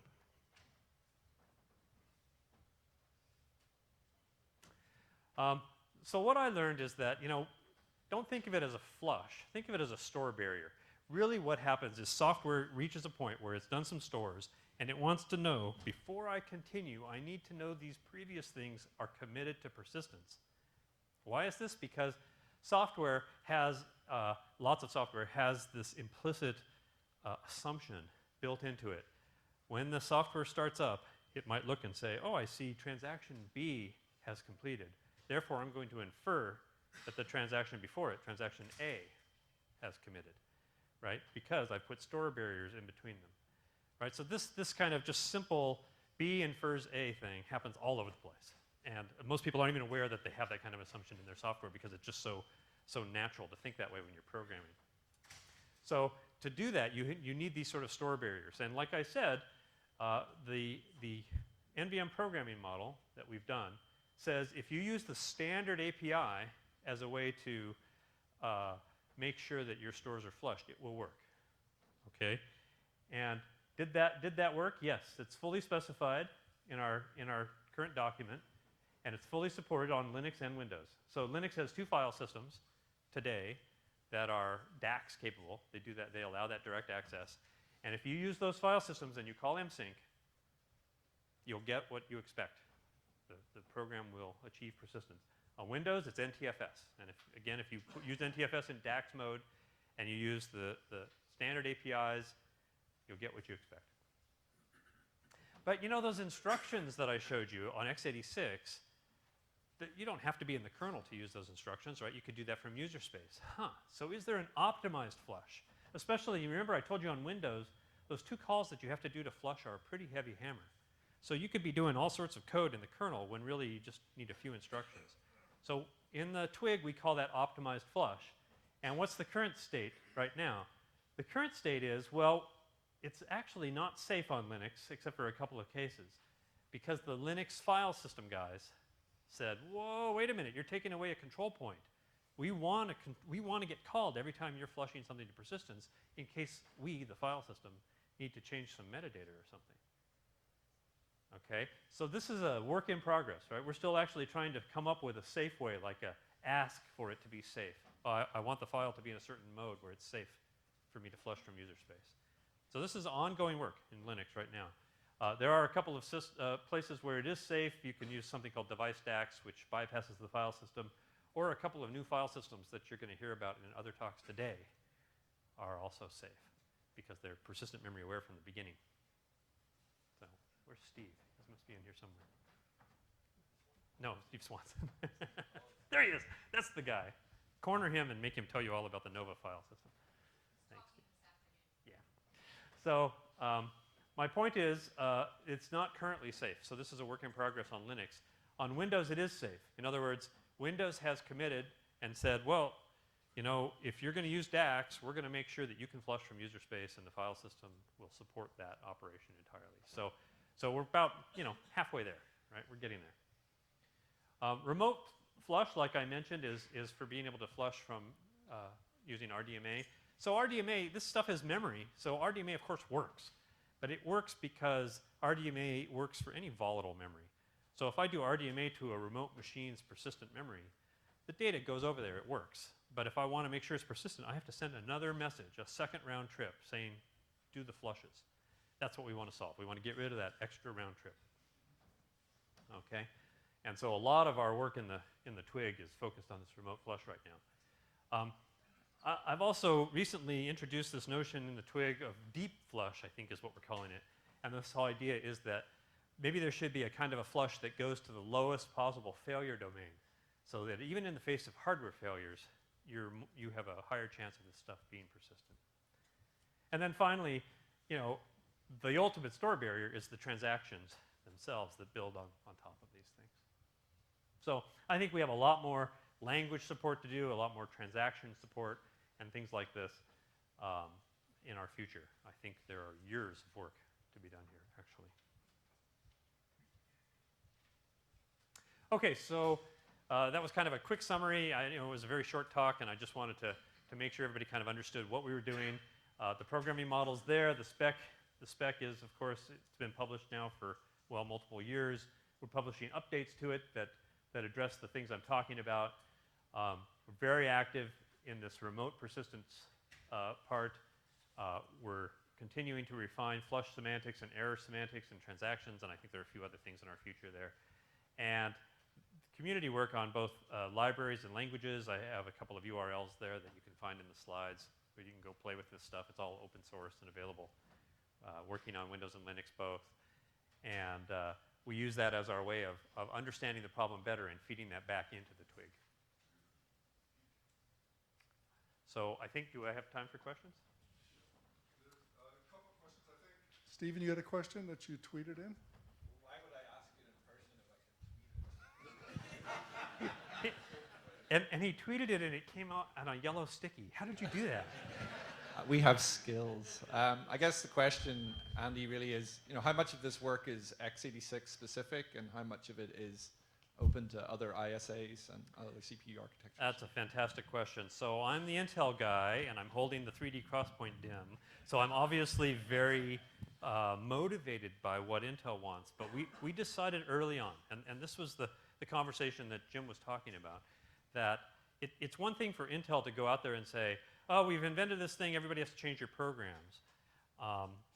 Besides just annoying our own software vendors, it also doesn't really help build the ecosystem that we think is necessary to make persistent memory work. So there's very little mention in the specs that we do in the twig of x86. I would say that there's very little dependence on it at all, that it's meant to be very cross-platform. Even the libraries that I had worked on, I'll consider them a success when I get the pull request for ARM, instructions to be added to it or whatever. We had an x86 instruction that if you were here 2 years ago and you heard me give my talk, you heard about a p-commit instruction that we've since removed to try and make the model simpler. But the idea stayed around, right? The library still has a kind of an empty routine there because I think other platforms may still need some sort of instruction to push the stores a little further. So my goal is not to make this, and it's not. It's not the Intel programming twig. It really is the SNIA twig. That's why we came to SNIA. Thank you, Andy. Thanks.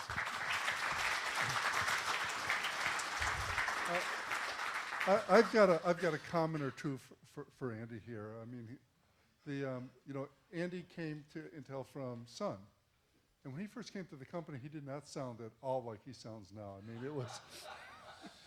He's definitely been assimilated. Yes, Mr. Solaris. Another thing that I think tying together what Steve and Andy said, Steve said that it takes 2 Summer Olympic periods in order to get this adopted and into the OS, etc. Being from Portland, it feels like 2 Winter Olympics, if you ask me. But we've had a hell of a winter up there. But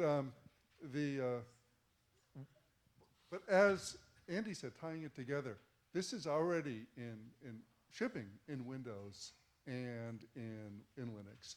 And this was in my mind, one of the most brilliant things that this organization did. And that was this architecture was not specific just to this new media coming. It's the NVDIMMs that you talked about. And NVDIMMs, are persistent memory. It's got 2 different technologies. One does the persistence, one does the memory. And you kind of jam them onto one physical device. But that took years, many years, off the incubation cycle for this thing to happen. And it was a decision that, I remember Paul Van Buren and Doug Voigt coming to me and saying, Jim, to be successful, we really want to get some NVDIMM companies involved. And I know the first one was Viking, and then we had the whole SIG that joined following that. You look back, and one of the critical things that you could attribute success to was, there's Jonathan Hinkle from, who at the time was at Viking. One of the critical success of making this happen and making it happen in reasonable time was that decision. So, hats off to the guys for that. Our next speaker is, there he is, Stephen Bates. He's the one I said earlier was simultaneously excited and petrified about this new technology. So we will let Stephen come up and demonstrate his bipolar personality here. Thank you, Jim. I'm delighted to be here. Hello, everyone. So a couple of things to start with. I'm both terrified and excited about many things in my life. Second thing is I want to do a selfie with all you awesome people. So if you want to wave. Some of you know I like my social media stuff, so I got to do that. The other one is it's terrifying to follow Andy because I love Andy's speaking, and also the material that he's working on is phenomenal. So I am terrified, but I'm also excited. And I think we've started a new trend. Come on stage with a piece of hardware. So this is something I'm going to talk about a little bit in my talk. This is a Microsemi product related to persistent memory that we're pretty excited about. And I'm going to talk about that and a few other things. So my name's Stephen Bates. I don't work for one of the 40 startups ideas that I have. I currently have the pleasure of working for Microsemi. Microsemi does a lot of different things in a lot of different spaces, but it's very focused on next generation storage, including persistent memory, which is why I'm here today. So I want to actually define persistent memory quickly. And over here on this table, there's some awesome people who we worked together to do a keynote at Storage Developer Conference in September. Sorry, guys, I stole a couple of slides because I couldn't be bothered doing them again. So these guys deserve credit for a couple of these slides, and I'll try and acknowledge when I can. So when we talk about persistent memory, what really are the attributes that make it in persistent memory and not something else? For me, it's low latency. We can define what that means, but for me, it's around the microsecond or better mark. There's reasons why I think that. Memory semantics, I want to be able to address this thing in a byte-wise manner. So it's not NAND. I don't want to have to erase blocks or program pages. I want to be able to get smaller chunks of data, and I really don't want a flash translation layer. I don't want to have a layer of indirection. That's typically software, and that typically eats up latency. And the third one is storage attributes, the most important of which is persistent, right? It's not going to be persistent memory if it doesn't have some degree of non-volatility. So I think it's some combination of these three things that help me define what persistent memory actually is. The next thing that I want to talk about a little is on the latency side. Now, throughput is easy, right? I can take a bunch of hard drives, and I can take 40 of them in parallel. I can pull them into an HBA, which is a thing that we do and make a lot of money doing.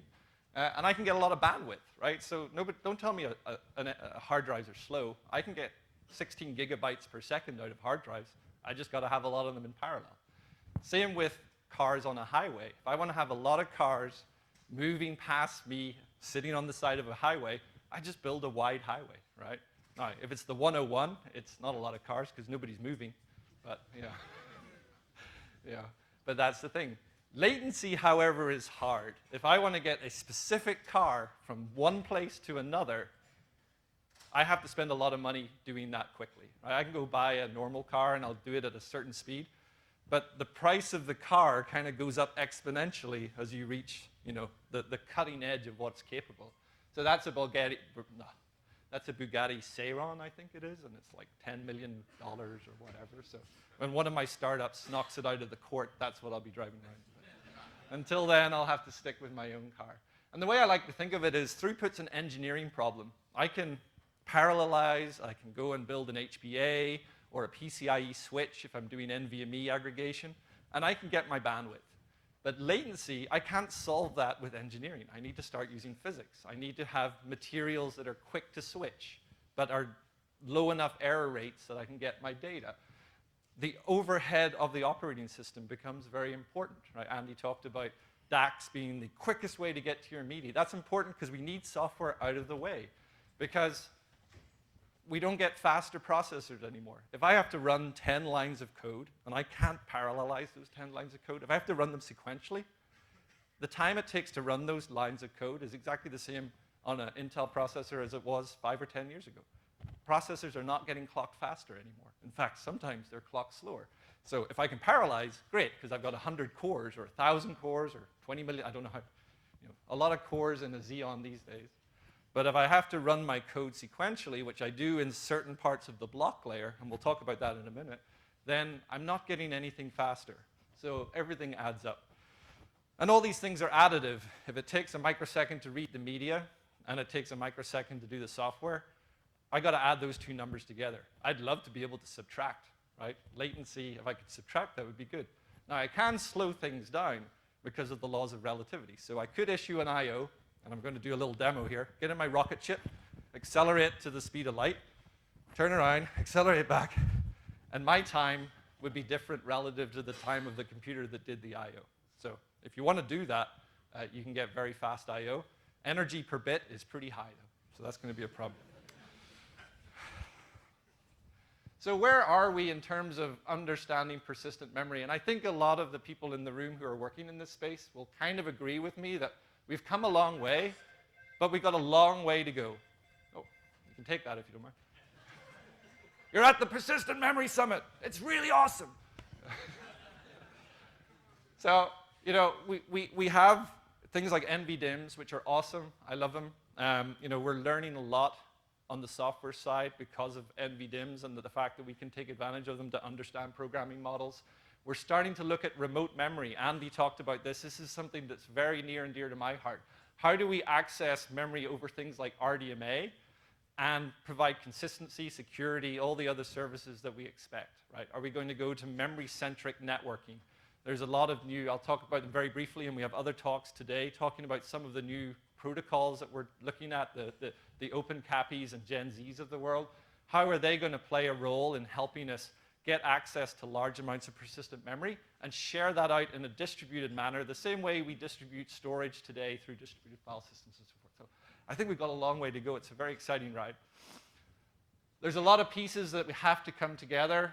We've already had some talks around the media itself and the operating system support. Today, I just want to focus on two particular pieces of what I call the PMEM jigsaw. So I want to look at media and form factors and protocols and interconnect. And that's kind of where I want to start digging into a little bit. So this is a slide that we did at the keynote. Paul, I think, is actually responsible for this slide, so he deserves credit. If I got that wrong, you guys can let me know.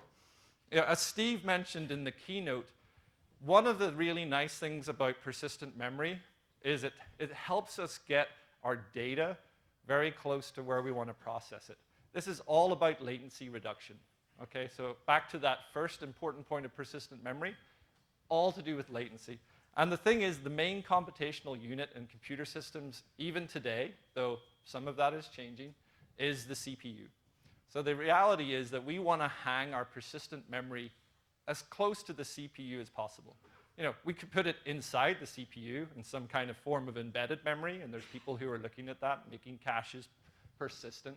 But we typically need a little more capacity than that. So we like to hang it off an interface. And if you look at, I'm not going to go to any particular vendor here, but if we look at the kind of interfaces that come off processors, typically there's a memory type interface that's based on DDR. There's an I/O interface. It's typically today PCIe, Gen 3, hopefully going to Gen 4 at some point. And then we have fabrics, which are, perhaps attached over PCIe and then going on to something like Ethernet or InfiniBand or something else. And we can find persistent memory and non-volatile memory hanging off all of those interfaces. But all of those are interfaces that are provided to us by the CPU vendor. Right? So we do have that little bit of dependency on what interfaces the CPU vendors are willing to put on their processors and the roadmap and timelines that those processor vendors are following. Right? So that's something that we're going to have to be cognizant of as we look at where can we put our persistent memory. And so I think one of the things that we're seeing is that there's a desire to do something above and beyond those interfaces that are available today. And that's really where we're seeing this desire for things like Gen Z and OpenCAPI and CCIX. And they're kind of trying to address a couple of things. One of them is really just the I/O bandwidth. PCIe Gen 3 is not as fast as we might like. We'd like something faster. Gen 4 is coming, but is there something else that's coming as well? And the other one is coherency. Coherency is an interesting one. Andy mentioned it. And it's very, very important. Coherency is, is the data that I'm operating on in a shared environment consistent with the data that you're operating on in this shared environment, right? If we're not sharing memory, coherency doesn't really matter, right? If I'm just a single processing element and I have some memory, coherency is irrelevant. But if I have multiple cores trying to share memory, or more interestingly, if I have accelerators that are actually maybe a completely different ISA to the central processing unit, and they all want to share memory, then coherency becomes very interesting. And we'll talk about that a little bit. So coherency has a role to play. Persistent memory is driving a desire towards some of these coherent interfaces. And so I think that's one of the reasons why some of these new interfaces are being talked about. And there's a whole bunch of them, not just the ones on this slide. And there are some good talks later on today that will be talking about them in a bit more detail. So what are the kinds of things that we can hang off our processors today that can handle or that are a vehicle for persistent memory? So we've got the NVDIMM ends, and here we have a device called Contudo that hangs off the IBM Power CPUs, and IBM have done some nice demos and work with Contudo.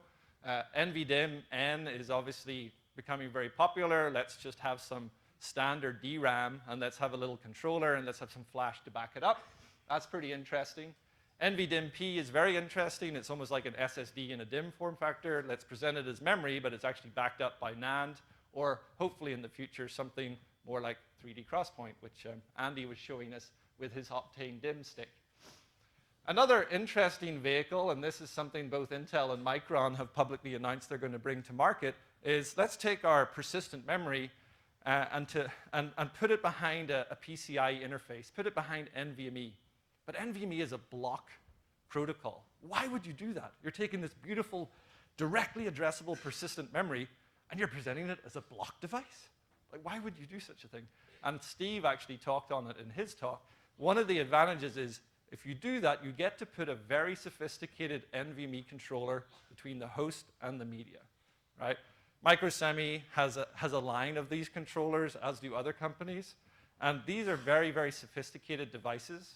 They can achieve very good performance. I'll talk about it in a second. But they also have very good media management qualities. So back to Steve's point, if you have a media that's fast and persistent, but maybe the reliability is not quite where you'd like it to be compared to something like DRAM, one way of getting it to market is to put it out in these particular form factors. You definitely get some of the advantages, but you maybe don't get all of them. And so this is actually, I think, a very interesting vehicle, and I'll talk about this one a little bit more in a minute. And both Intel and Micron have publicly stated they will come to market with something like this.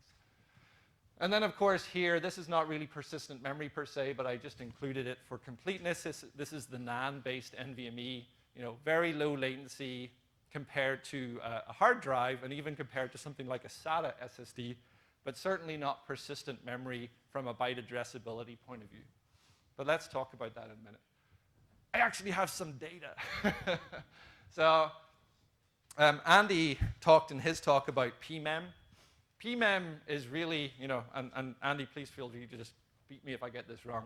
But PMEM is really a capability in the operating system to take a range of memory, preferably persistent memory, and present it to the operating system as a block device. Okay, so it looks to the application like a block device. We talk to it using block device semantics, but it's actually backed by byte addressable persistent memory. So the question that I had is, how fast is that? I can do this. I have an NVDIMM in my server. To be honest, you can try this out without an NVDIMM if you just don't worry about the persistence. You just want to look at, well, how much operating system overhead is there associated with doing this? So I took 3 devices. I took the null block device, which isn't actually a device. This is a pseudo device that lets me measure the operating system overhead. I took a PMEM device constructed from an NVDIMM, and I took a very high-speed NVMe device. I just happen to have one here from my good friends at Microsemi. and we did some I/O against them. So this is real data, and if you're worried about the actual specifics, you can talk to me in the bar afterwards, and I'll tell you what we did. But very straightforward block device testing. And we looked at the average latency of doing an I/O at Q-depth 1, and then we looked at the 99th percentile, because quality of service is very important, right? I want to know average, and I'd like to know what are the outliers. And so this is the way that we did it. So interestingly, the null block device took about 4 microseconds. The PMEM device was actually faster. And there's a couple of reasons I can talk about in the bar about why that is. But there's basically different paths through the code. And then the NVMe device was actually down here. So this tells me, no matter what media we ever decide to get to, if we got to an infinitely fast media for persistent memory, the overhead of doing the block layer on this particular processor is about 3 and a bit microseconds. So I'm never going to get better than that, even if I had 0-time media. If I had negative, if I had tachyon-based persistent memory, Intel are working on that, right? Then I get to subtract, right? Now I'm subtracting, and that would be great, but I don't have that. This one here is quite a bit bigger, but this is a different protocol altogether. This is NVMe. We love NVMe, right? It's really, really interesting, very important, but it does add quite a bit of latency. This kind of number is very comparable to what we'll probably see from the Optanes and the Micron version, Quantex, I think it's called, things of the world. So these are pretty good numbers. Like, I can do a lot of cool things with 12 microsecond I/O as opposed to 100 microsecond for NAND or milliseconds for an HDD, right? But it's definitely not here. So this tells me block is interesting. There's a price to pay for block. Applications know what to do with block. I don't have to change my applications to use a very fast block device. They know from a software point of view how to talk. But there's a price to be paid, and we need to understand what that is.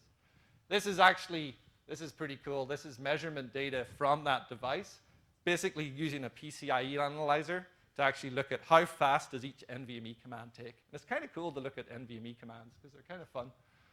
So this device actually was pretty fast. Sometimes it was a little faster, sometimes it's a little slower. It's actually getting its data from battery-backed DRAM. So there's a little bit of variation depending on where you're accessing on the DRAM. But this is a really, really fast device, and we have some customers who use this in production for things like write caches for all-flash array write systems and stuff. And if anyone's interested in chatting a bit more about what that device can do, just come and buy me a beer. So depending on the form factor, certain things are interesting or not interesting. So NVDIMM-N is probably, like Andy said, the fastest way to get access to your data. But things like the capacity availability of an NVDIMM has, they all have trade-offs. I'm not going to say there's one thing is better than another thing is better than another thing. Everything has a trade-off, and we just need to understand what those trade-offs are. Sometimes an NVMe type interface makes sense. Sometimes it doesn't.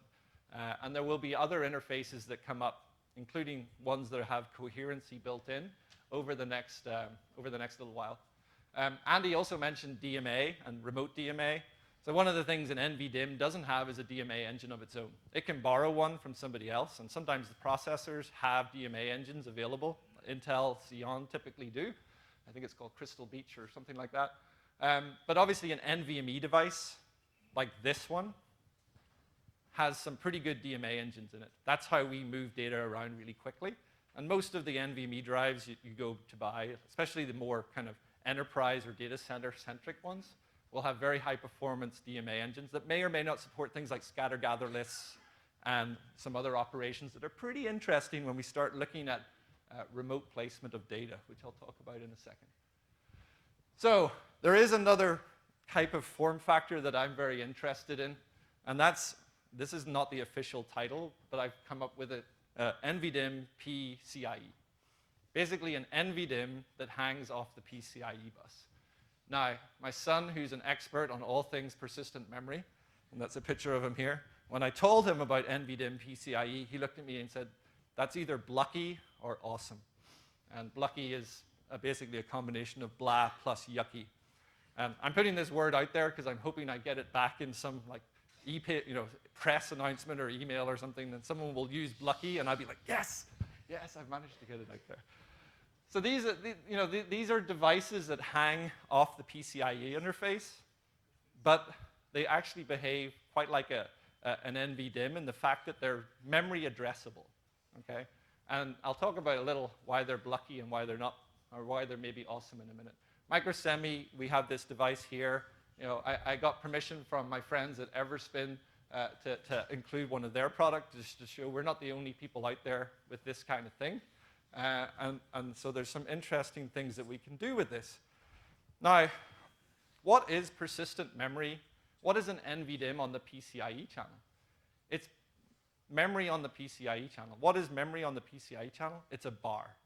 Right? For those of us who know PCIe, it's a PCIe bar that just happens to be able to store the data or maintain the data that's written or to that bar across power cycles. Okay.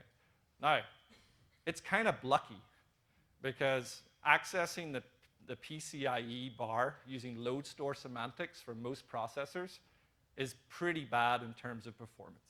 If I write a piece of code on an x86 and say, hey, just read or write some addresses that are on a bar, and I go measure that performance, the latency is pretty good, but basically because of the QDEP1 nature of it, I don't get a lot of good bandwidth. There's a way we solve that. It's called a write combine. So on PCIe, when you do write combining, you're actually basically buffering to get around this problem. So why would we then put NVDIMMs on the PCIe? And I think where it gets interesting is as we move to the world of heterogeneous computing, where there's more PCIe devices that are attached to the processor that maybe want to communicate between each other, as opposed to necessarily always going through the CPU, then there's actually some pretty interesting things that we can do here.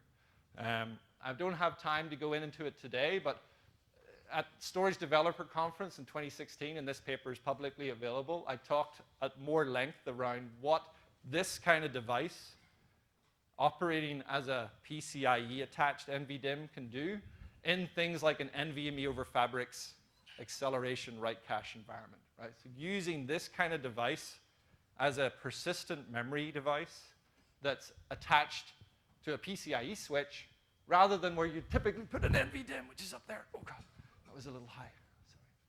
Sorry.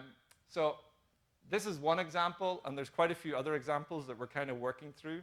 And I find it very interesting because it's a very different way of looking at where we can put the persistent memory. And I don't think it's a one-size-fits-all. There's definitely going to be times when an NVDIMM makes more sense. But I think there's also times where this has some compelling value, especially when we integrate it with things like RDMA NICs, FPGAs that have acceleration functions, but also have DMA engines and maybe large exposed memory regions, GPGPUs. And we do know that the cloud vendors of the world are getting very interested in these heterogeneous environments. Right? We have Microsoft's Catapult program. They've spoken publicly quite a bit about how that FPGA is being used to do acceleration. We know that some of the other large data center companies on the planet are also very big on things like heterogeneous compute. Okay? We can tie that into things like NVMe, and we can do some interesting things around the NVM programming model as well. And this is something that we need to go and discuss. Andy mentioned there's a site called pmem.io. Because this is I/O memory, I've also registered a site called iopmem.io. If you go there right now, all it does is there's a little bit that goes, hi, Andy. That's literally all I have on that website right now. But one of the ideas that we have is to discuss, as a community, does this kind of I/O persistent memory seem interesting? Is it worth doing some work on? And do we need to maybe do some work like we did with PMEM for I/O PMEM? Or maybe we call it something else or whatever. But I think there's some interesting things that can be done there. So that's something that's worth exploring. So I want to kind of finish off with a quick discussion around coherency. This is the famous quote from the song Edwin Starr. And no, I'm not going to try and sing it. But, war, what's it good for? Absolutely nothing. Coherency, what's it good for? And the answer is absolutely loads. Because if you have coherency and you're sharing memory across a system, the way that we handle that in a non-coherent environment is typically by pinning memory, get user pages, DMAs, context switches, going from virtual to physical addressing, it's quite a pain. I see some heads nodding, so people who work in this space of acceleration and heterogeneous compute seem to agree with me. I had the privilege of doing an early CAPI project. CAPI is a coherent interface on IBM Power 8. I did this a couple of years ago, and it was so much fun to write software for accelerators using CAPI. Now, CAPI has its own issues in terms of vendor lock-in, but it was very interesting to write a driver for a PCI accelerator and then basically write no driver for a CAPI accelerator. So that's kind of where my eyes went, wow, this is awesome. And you were actually passing virtual addresses to the accelerator because it had the translation built in. It could talk virtual. So that was pretty interesting. So there's a lot of really cool things we can do. Most of it involves simplifying software. And to Andy's point earlier and my point earlier, if we want low latency, you've got to get software out of the way. So hardware-supported coherency is very good. I can see Jim's coming. I'm not going to cover this slide. Very quickly, call to arms. There's lots to do. Is it Sisyphean? I don't know or not. Right? But there's a lot of work to do. Hopefully it's not Sisyphean. In fact, hopefully we'll repeat ourselves. But it's very exciting. This is my daughter. She's very excited, and I'm very excited as well. Very last point. I think where we're going is a world where storage, as we know it, could disappear. I'm not going to say that's going to happen, and that if it does, it's a very long-term goal. But let's imagine we go to the world where everything's MAP'd. Like I basically go MAP everything in the world, please. So I did some fun back-of-the-page calculations. 64 bits is pretty common in a processor these days. If you assume that that's a flat address space, that gives us 18 exabytes. There's already some hyperscalers in the world who've probably beaten this number. Right? So they couldn't even address all their data flat, even if they wanted to. The projections for IDC for data in 2025 is 180 zettabytes. So I need someone, Intel, can you build me a 73-bit address space processor, please? Let's round it up to 74, just to make it even. That's all I got. I don't know if we have time for questions. Thank you very much, everyone, for your time. Super exciting. Going to be a lot of fun. Thank you. Thank you, Stephen. Very entertaining speaker, always. So I knew that for sure you'd be talking about that you can't get rid of latency. That was predictable. Next, we have a break. We have a lot of us in this room. I think it was a body count of 380. So it's only a 15-minute break. So we're going to get started on time, but you also have the option to phase yourself into breaks if that's what you want. But we're officially on break now. We'll see you back here at, let's actually, 10:35.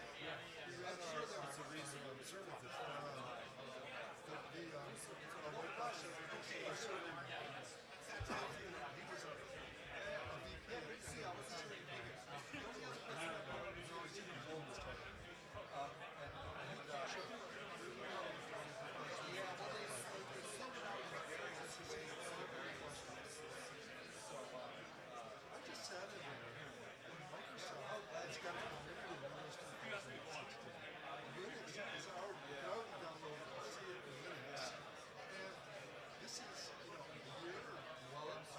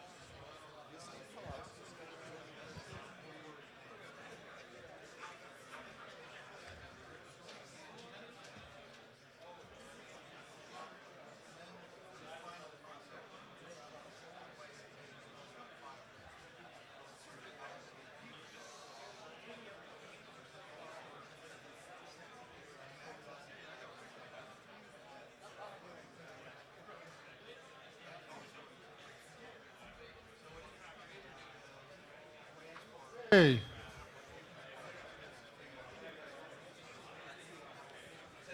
Here's a mathematical question. What's the probability of me getting control of this room?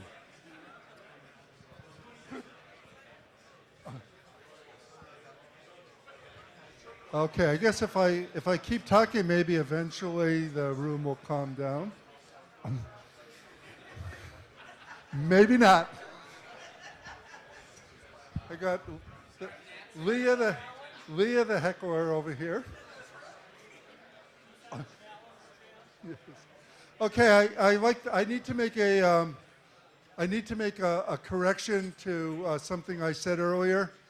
I introduced Mark Carlson earlier as the chair of SNIA's technical technical council. As SNIA's technical council. It's been a long day already. What is it? It's only 10:30. I'm getting too old for this. And I misspoke because Bill Martin, if Bill would please stand. Bill is the co-chair, so both Bill and Mark are co-chairs. Bill's from Samsung, and I apologize deeply for not mentioning you earlier, so took the opportunity. Our next speaker is something I think that's going to be remarkable, and this is something that's very new. It's a lot of background noise here. Okay. So what's very new is that we've been working on persistent memory with an extreme focus on making it happen inside of an individual machine, a server as an example. And when you think about it, you have to question how useful in itself is that. We're talking about speeding up storage by another 3 orders of magnitude. Basically bringing it down to near memory speeds. And the way you access this, as Andy talked about, was a simple load store instruction and its memory. That rather than going through this massive software stack that has its genesis of 30 or 40 years ago. So that's the big change that's happening. So if you think about if you think about in the limit, we can make a server infinitely fast. But the way data centers are built now, particularly the hyperconverged data centers, data is not persistent. When you could put the thing into persistent memory on an individual machine, but that doesn't count for anything because it's not. They're not building things like RAID and the traditional software where you have hardened storage. Instead, you could have persistent memory inside of a server, but it's not really persistent until you've replicated it to many different nodes. Essentially, they're doing what we would do RAID across multiple devices. They're doing it across multiple servers in the data center, or even across multiple data centers. So so we're solving one part of the problem, making a server, we'll call it infinitely fast. It's obviously not true, but to think of it that way. But yet the network and everything else stays the same. And so we're going to need to really, to get the benefit of this, we need to take the data that's been made persistent in the server and then make it persistent at a global level, because that's when it really could be considered persistent. We knew that this was coming. We've been working with another organization called Open Fabric Alliance. Another part-time job of mine is I serve on the board of the Open Fabric Alliance, and so does David Dale, in fact. And we've been working, in the SNIA folks and the OFA folks have been working together. So the next speaker is Paul Grun. Paul is the vice chair, same as my job at SNIA. He's the vice chair of Open Fabrics. And he's going to talk about what is Open Fabrics doing in terms of persistent memory. And this is another partnership that is, I think, going to become very, very strong. You know, SNIA has formed some very, very good partnerships over the last several years. One is between JEDEC, who's doing the engineering for NVDIMS, and SNIA, who's doing the software programming model to make those things work. This is yet another one of those types of examples where SNIA and OFA, I think, are going to have a long-term, very, very productive relationship where we're solving the programming model, and then after implementing that programming model through Fabric. So, Paul Grun, stage is yours. Thanks, Jim.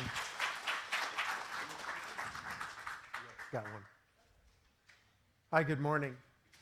Marty tells me I can have until noon, so I'm going to take all of that time. The Open Fabrics Alliance and SNIA have one thing in common. They both have N's in their names, so it seems like there's an obvious intersection of interest there. So let's explore that a little bit and see if we can find out where those intersections might be.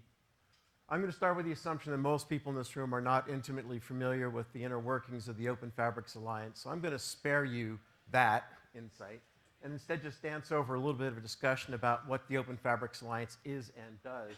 Then I'm going to spend a lot of time talking about where I think that intersection between the Open Fabrics Alliance and SNIA actually lives going forward. I'm going to do that by talking about a thing called the Open Fabrics Interfaces Project, which is something going on inside of OFA these days. I talk a little bit about a sort of sub-project associated with that known as data storage and data access. You might recognize those words. Talk a little bit about some use cases, and then finally we'll bring it home by talking about how that relates to persistent memory, which is the topic for today. Open Fabrics Alliance, this comes right off of our website. I'm not going to read the whole thing. Let me just summarize it by saying we do APIs. The Open Fabrics Alliance does open source APIs. It emerged in 2004 as an attempt to prevent the fracturing of the nascent InfiniBand marketplace by creating a single open source stack for InfiniBand architecture designs known as verbs. That's what the Open Fabrics Alliance does. It has since expanded way, way, way beyond that, which is why I'm here today. A couple of key statistics about the Open Fabrics Alliance that I will also not bore you with, except to say this right here. This is the main thing that the Open Fabrics Alliance does. We develop and support open source network stacks for high performance networking. That's a whole lot of words that says we develop the verbs API. And it's encapsulated today in a body of work called Open Fabric Software, or OFS. There are really 5 working groups at the heart of the Open Fabrics Alliance. It's not a giant organization. It's pretty well focused, but I'm going to spend all of my time today talking about the work of 2 of those groups that are interrelated, known as OFIWG, or we call it OFI-WIG, and its counterpart in crime, data storage and data access. And it's the DSDA part where I'll spend most of my time today. This is a little bit about what the Open Fabric software stack would look like.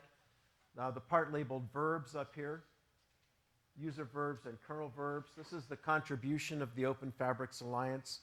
What that is the implementation, the API implementation of a specification that's embodied in the InfiniBand architecture. So there, in the InfiniBand architecture spec, there's a description of a thing called verbs. It's a semantic description, not an API. For various reasons, the IBTA itself never developed the API to go along with it. It simply defined the semantic interface and left it to an emerging organization like, at the time, called OpenIB, to define the actual implementation of the verbs interface. It works over, right now, today, over 3 different networks. There's actually a couple more that I haven't really talked about.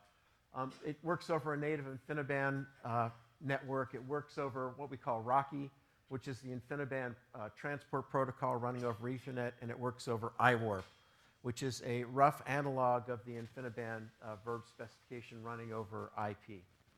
That's what we know of today as the Open Fabric software. I have to say that since this thing has emerged in 2004, it's actually been wildly successful, and I can point to that by saying that it's going upstream into the Linux kernel at a prodigious rate. This is not something that the OFA did. What happened was we've been plugging along, driving verbs for years now, and finally the kernel community said, This stuff is really important to what people want to do with Linux. We're going to take it upstream. So there's sort of the proof in the pudding that what we've been doing is going down the right path. It's clear that people really like this concept of RDMA. Used to be considered kind of a high-end, exotic kind of a technology. Nowadays, it's really more mainstream. So that's where we were up until not too long ago. Historically, network APIs were developed in a kind of an ad hoc fashion along with the development of a network. So someone would create a new network, and then he would create an API to go along with it, and he would pitch that over the wall to a developer and say, here's your new network and an API that lets you access it. And that's the way things work going forward. That's, in fact, exactly how the Verbs API was developed, the one that we know of today. The InfiniBand architecture came along. It needed an API to go with it. The Verbs API was developed as that access method to expose the functions of the network to the consumer. And lo and behold, you have the answer that we're looking for today. What if you turned that model on its head? What if you said, rather than develop a network and then put an API on top of it, what if I said instead that I'm going to develop an API that I think meets the needs of the consumer of a network service, and then let the network underneath it develop organically to deliver those functions defined by the API? You turn the whole development process kind of on its head. A friend of mine from Intel named Bill Magra said, what if you let software lead? And that seemed like a pretty interesting idea. And that's exactly what drove this notion of the Open Fabrics Interfaces project that I'm going to be talking about in another slide or two. But the question really comes up, if you were to do that, what you're doing is you're looking for an API that's driven by the requirements of the consumer of the network service, an application or a communications middleware or something like that. What would those requirements be? What would they look like? And if you did that, what would the corresponding API to meet those requirements look like? That gave us this notion of the Open Fabrics Interfaces project, which emerged in mid-2013. It was proposed by Cray and Intel together in partnership to the Open Fabrics Alliance and was adopted as a project in 2013. And it has this kind of tagline that I put to it: transport neutral and application centric. Application centricity is this idea I was just describing. What if you developed an API that was focused on meeting the needs of the application? Corollary to that is if the API is solely driven by application requirements, it clearly cannot be tied to any specific underlying network transport. Hence this notion of transport neutrality. I won't read the detailed charter down here, but here it is. For those who are interested, you can read it offline, the charter for the work group called OFI-WIG. One thing that we said we weren't going to do and we're still not doing, the Open Fabrics Alliance is not a specification organization. It's not a standards body. It's not like the IETF and it's not like IBTA. It does not develop standards of its own. What it does is it implements APIs to other standards. Sort of an interesting conundrum here, though. There is no standard for the API that we wanted to try to develop with OFI. So that's kind of an interesting problem we've had to grapple with. So with that, now what we've done is we've moved from the classical verbs style stack that you see on the left here, still supported, still the bread and butter of the Open Fabrics Alliance, still driving an industry forward, still integrated and moving upstream into the Linux kernel at a very rapid rate. And we've augmented it with the Open Fabrics Interfaces stack, which had those goals described earlier. Extensible interface driven by application requirements, this notion of application centricity. Support for multiple fabrics, that kind of falls out of it. It's not tied to the underlying architecture of any particular network that exists today. And exposes an interface that's more high level than we're used to seeing, one that is written more in the language of the consumer of the network service and less in the language of a network itself. So that's the Open Fabric software stack that's been extended to include this notion of Open Fabrics interfaces. A little quick look into what's underneath the OFI architecture, Open Fabrics Interfaces architecture. There's really two main pieces to it. One is the definition of the API contained here, which exports a series of service interfaces, and I'll describe those in just a second at a pretty high level.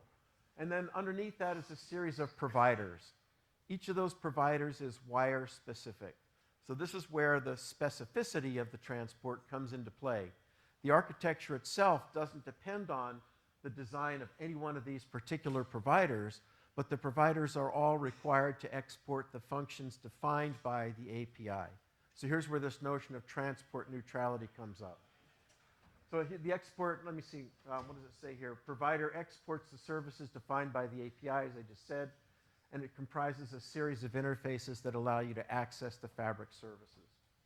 That's a high-level look at the OFI framework. The providers underneath it, today there are 9 of them, and they emerge at sort of a frightening rate. Every once in a while we get an email from some guy that says, hey, I just created a new provider that runs under libfabric. Isn't that cool? And we go, that's pretty cool. The ones that exist today, there's the sockets provider. It's sort of the de facto standard. It implements all of the functions of the API, not necessarily with a performance focus, but more with a function focus. Does it work the way we expect it to? There is a Genie provider created by Cray that lets us run this thing over a Cray network, an Aries network. There is a US NIC provider that came from Cisco, a generic verbs provider that came from Intel that lets you run libfabric API on top of an existing InfiniBand style architecture, a verb style architecture. And there's a few more as well. Here's the whole list of current providers that are part of the GitHub repository today. And as I say, there are people working on these things in the back that we haven't seen yet, but we expect to come into the light of day in the not distant future. A little bit of detail about the OFI, the framework itself. I don't want to spend a whole lot of time here. For one thing, I'm a hardware guy by training, and software confuses me. So if I said too much about software, I'd say the wrong thing and probably confuse a lot of people. But here are the 4 services that I described earlier. I said it provided interfaces, service interfaces. There's a control service here, communication service, so connection management, things of that nature. Completion services, you know, how you expose a completion or an event to the consumer, what that would look like. And then the heart of the matter right here is the data transfer services. There is defined a messaging service, so this is sort of a send-receive kind of a thing. There is an RMA service, which is, RMA is sort of the politically correct form of RDMA in OFI terms, so it's not specific to any particular network, but it's remote memory access is what it is. It lets you reach out and poke memory in a remote machine and make something happen there. Tag matching, atomics, and triggered operations are all features that are built into it. And we expand this as time goes on. We add more features as we get demand for them from an application. This particular set of features that you see here was driven mostly by the MPI community, who have never really been particularly happy with the way verbs worked for them, although there have been workarounds to that. And in fact, they've kind of revolted over the years. And we said, look, we'd like to come up with an API that really works for you. What would you like to see? We spent a lot of time with the MPI community, and they came up with a set of requirements that led us to, you know, this list of services and functions that you see today. Another example of this notion of application centricity. The provider down below actually implements and exports these features. It looks like a layered architecture. It's not. You're not talking to a separate layer when you're doing an RMA operation. You're talking straight to the provider, which is exporting the interface that you expect to see. So that's a sort of a 50,000-foot, you know, scan of what the OFI framework looks like architecturally. The project itself, let me talk a little bit about the process and how this thing is built. It reflects the fact that we are application-centric. So we are not organized in the way that you might normally have expected to see a project like this organized around the wire or around, you know, kernel mode versus user mode or something like that. We're organized instead around use cases. How are people going to use this thing? Hopefully there's a lot of people that will use the API as they're developed. So we kind of broke it down into these sort of 4 large buckets that I made up because they seem to make sense. There's nothing magic about this. This list could change or grow at any time. But it started over here on the right-hand side. Distributed and parallel computing was the first use case that we took up. And that consisted of things like message passing applications like MPI, for example, MPI's communications middleware, and shared memory architectures like PGAS. That's what the original OFI-WIG working group focused on. It focused on creating the set of APIs known as libfabric, which were user mode and focused on distributed and parallel computing. Not long after that, demand emerged to create another working group called Data Storage and Data Access, which focuses on data storage and data access. Which, the way I look at it, it's sort of interesting. There's a lot of harmony here with what people like Andy said this morning. The way I look at it, data storage really is more about how you do block, file, or object kind of I/O operations through a classical file system, where data access is more about how you do reach out and access remote memory in some way, shape, or form. So those are the two major working groups that are in place today and pretty active today. There's a thought in my mind that at some point we may want to create another working group to focus on data analysis. Are there any specific requirements that data analytics, for example, would place on a fabric that we would want to be able to address with extensions or enhancements to the API? If that ever comes up, we're driven by demand. If people want to do this, we're more than willing to start up another working group and make that happen. And the other one over in the corner there, legacy applications. We've already done that to some extent. There's already a sockets API that's available underneath libfabric. So that's what we've got today by way of the work group structure, these two work groups. The DSDA group sort of does two things. As I said, it focuses on both data storage and data access. And because of that, it touches both kernel mode operations and user mode operations. The kernel mode version of this is something called kfabric, and the user mode version of it is something called libfabric. Think of it as very analogous to user verbs and kernel verbs. Two different APIs for two different applications driven by use cases. Not quite exactly right, because you can imagine, for example, data storage operations from user mode like Ceph. But for purposes of this picture, it was convenient to draw it this way. And roughly speaking, that's about accurate. So everything that the OFI-WIG group does is purely user mode. Data storage and data access group doesn't have that luxury. We have to deal with both user mode and kernel mode operations. So the topic for today is persistent memory. So I'm going to spend most of the time from here on out talking about the DSDA work group and the work that it's doing. There's a lot of information available about libfabric and what's going on in OFI-WIG. All of this stuff, because the Open Fabrics Alliance is in fact an open source organization. All of it can be seen. If you go poke around on the OFA website, you'll find links to data repositories with lots of slides to keep warm the cockles of your heart and so on. And it's all available up on GitHub. All of this stuff lives in a GitHub repository today. The URL for which I thoughtfully did not include. Sorry about that. So data storage and data access, what do we mean by that? I think I'm going to say a lot of things I think that have already been said today, but I'm just trying to give you the perspective of how it looks from the OFA perspective, given that we're looking at trying to create some kind of a relationship between the two organizations. So as much as anything, this is me telling you that I think I hear what you're saying, but we'll see if that turns out to be true going forward. When I think about data storage, I characterize it in a number of different ways. Latency is an obvious one. Another one is the method by which a data storage application actually accesses data storage. In the case of the DS case, it runs through a file system of some sort. In the case of data access with persistent memory, it's more a sort of a memory kind of a semantic, a load store or a mem copy or something like that, as opposed to a POSIX style file read, file write kind of an access method. And you can see I've sort of drawn a little cartoon of what a system might look like that does both data storage and data access. A storage client might access a file system using a POSIX interface and access a remote file system through a standard sort of a network stack that you'd see here. Data access would be much more, memory style operations, load stores, memory copies, things like that, through a memory controller. I've shown it here as a virtual switch for a reason. You'll see why in a minute.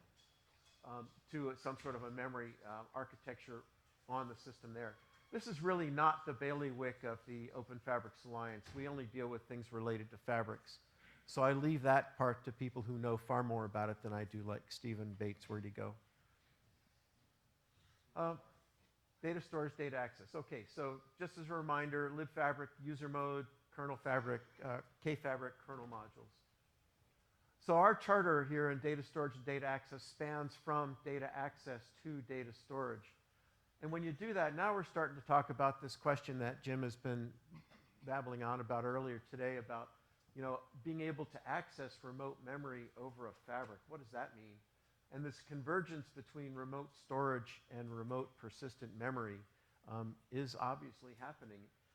And it gets to the point where you're asking the question, you know, at what point does remote storage really begin to look instead more like remote memory?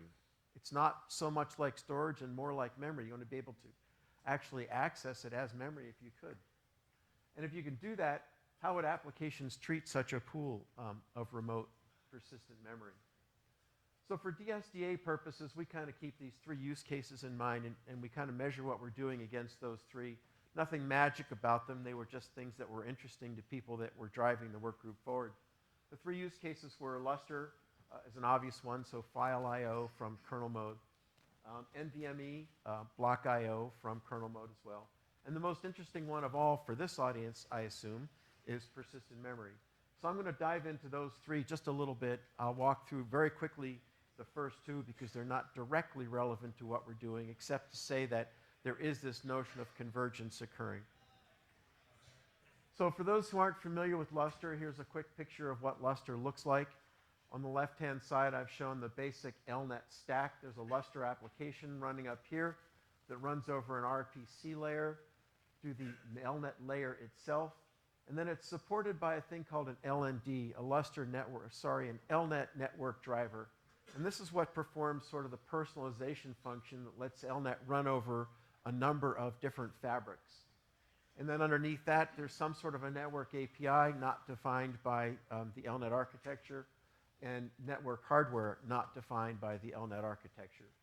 And then I've shown here some existing, you know, common sort of well-known Lustre stacks, LNet stacks. There's the Cray Aries version, where there's a Genie LND, so a Genie LNet network driver. It lets it run over a Gemini hardware and access a Cray Aries network. There's TCP/IP. I don't know if this is very well implemented these days, but it exists. It's always been there and is part of LNet. And is supported by a thing called a SOC LND. So that's the sockets LND. Runs over a TCP/IP network over Ethernet. Sort of the most common implementation of Lustre today is Lustre over InfiniBand, supported by a thing called O2IB LND that uses the Verbs API and runs over either an IB network or an Ethernet network. The Ethernet version would be the Rocky or the iWarp forms of it. So that's what we have today.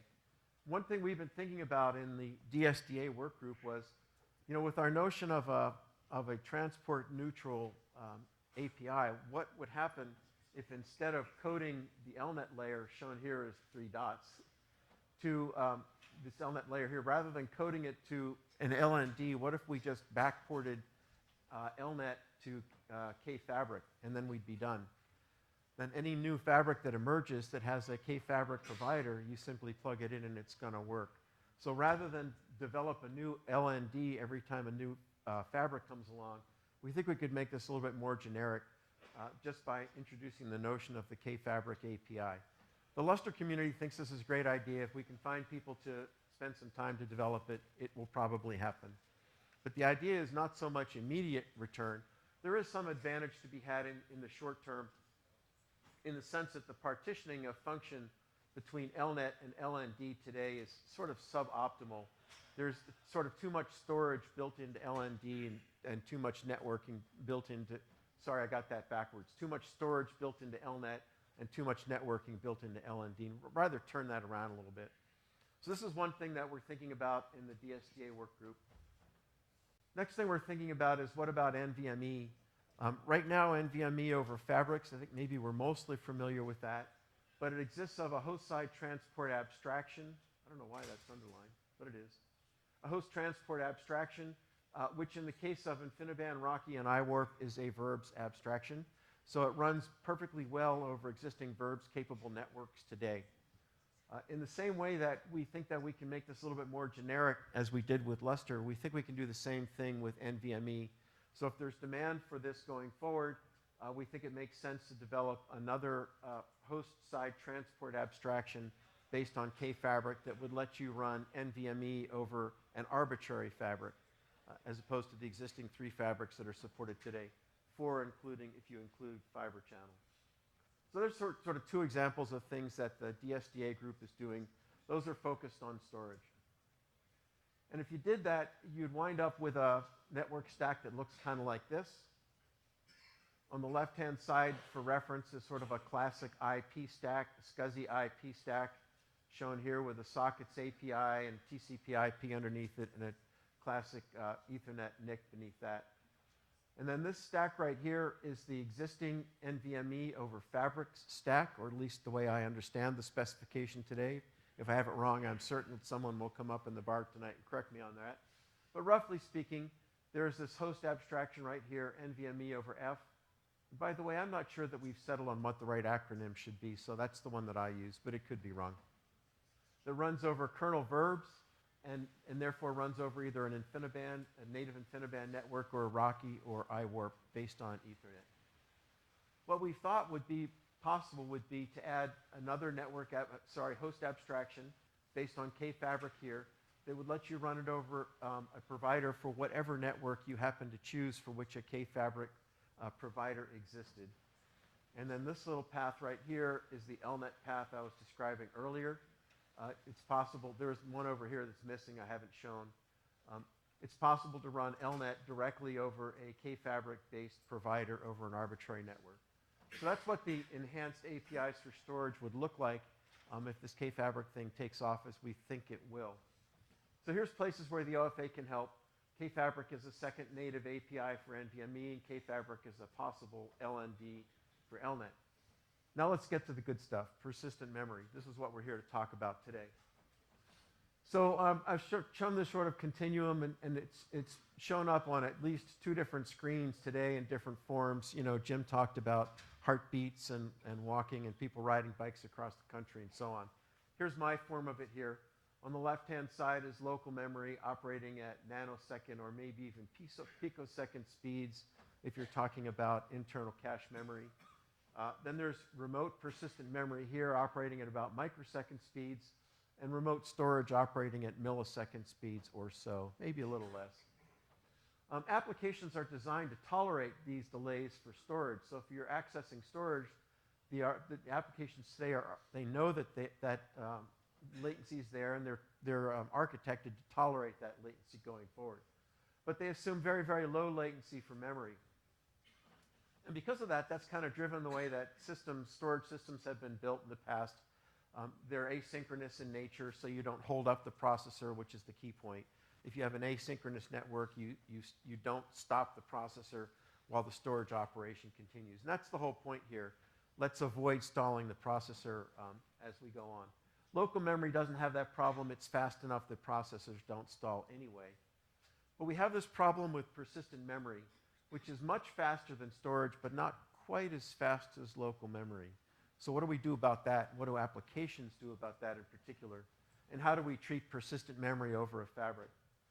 So there's 2 ways we could deal with this problem. One is, and this has been mentioned earlier today, we could build these tremendously fast remote memory networks, like or memory access methods, sort of like GenZ or C6 or CAPI, OpenCAPI, things like that. Or for today and moving forward as a transition, we could find ways to hide that latency, making it look for the most part, the persistent memory, look for the most part like memory, but cheaper and remote.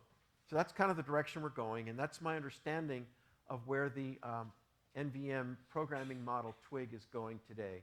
It's exploring that line right there. How do we hide latency, making it look for the most part like memory? This is where we get proposals for things like flushes and sync operations and things of that nature. 2 interesting use cases for persistent memory. That was the one I was just talking about on the right-hand side. Consumers that really can't handle remote memory naturally. There are a set of applications out there today that know how to talk remote memory over fabrics today. SHMEM does that. PGAS language, applications built on the PGAS language do that today. So those guys are pretty much all set. There's a few things that we could do to improve the semantics of the operation over the wire, and we're engaged in doing that today. These are things that are created by the requirements for persistence. For example, you want to be able to make memory globally visible, and you want to know when that write to memory has become globally visible. The more interesting case in my mind is consumers that don't know how to handle remote memory naturally, but we wish that they did, and they will at some point in the future. And there's a couple requirements that go along with that. The use case that I'm going to pick on here is the one that the programming model twig is focused on, which is the high availability use case, and the one that Jim was talking about earlier. None of this is any real good unless you can push data across a fabric to a persistence to make it highly available. The couple of things we got to do. One is either exceedingly fast remote memory buses, which are happening and they will come along over time, or some way to hide the latency over existing networks, or maybe even a little faster networks. The latter, of course, requires an ability to control when the data is written to the persistent memory. That's the crux of this whole flush thing.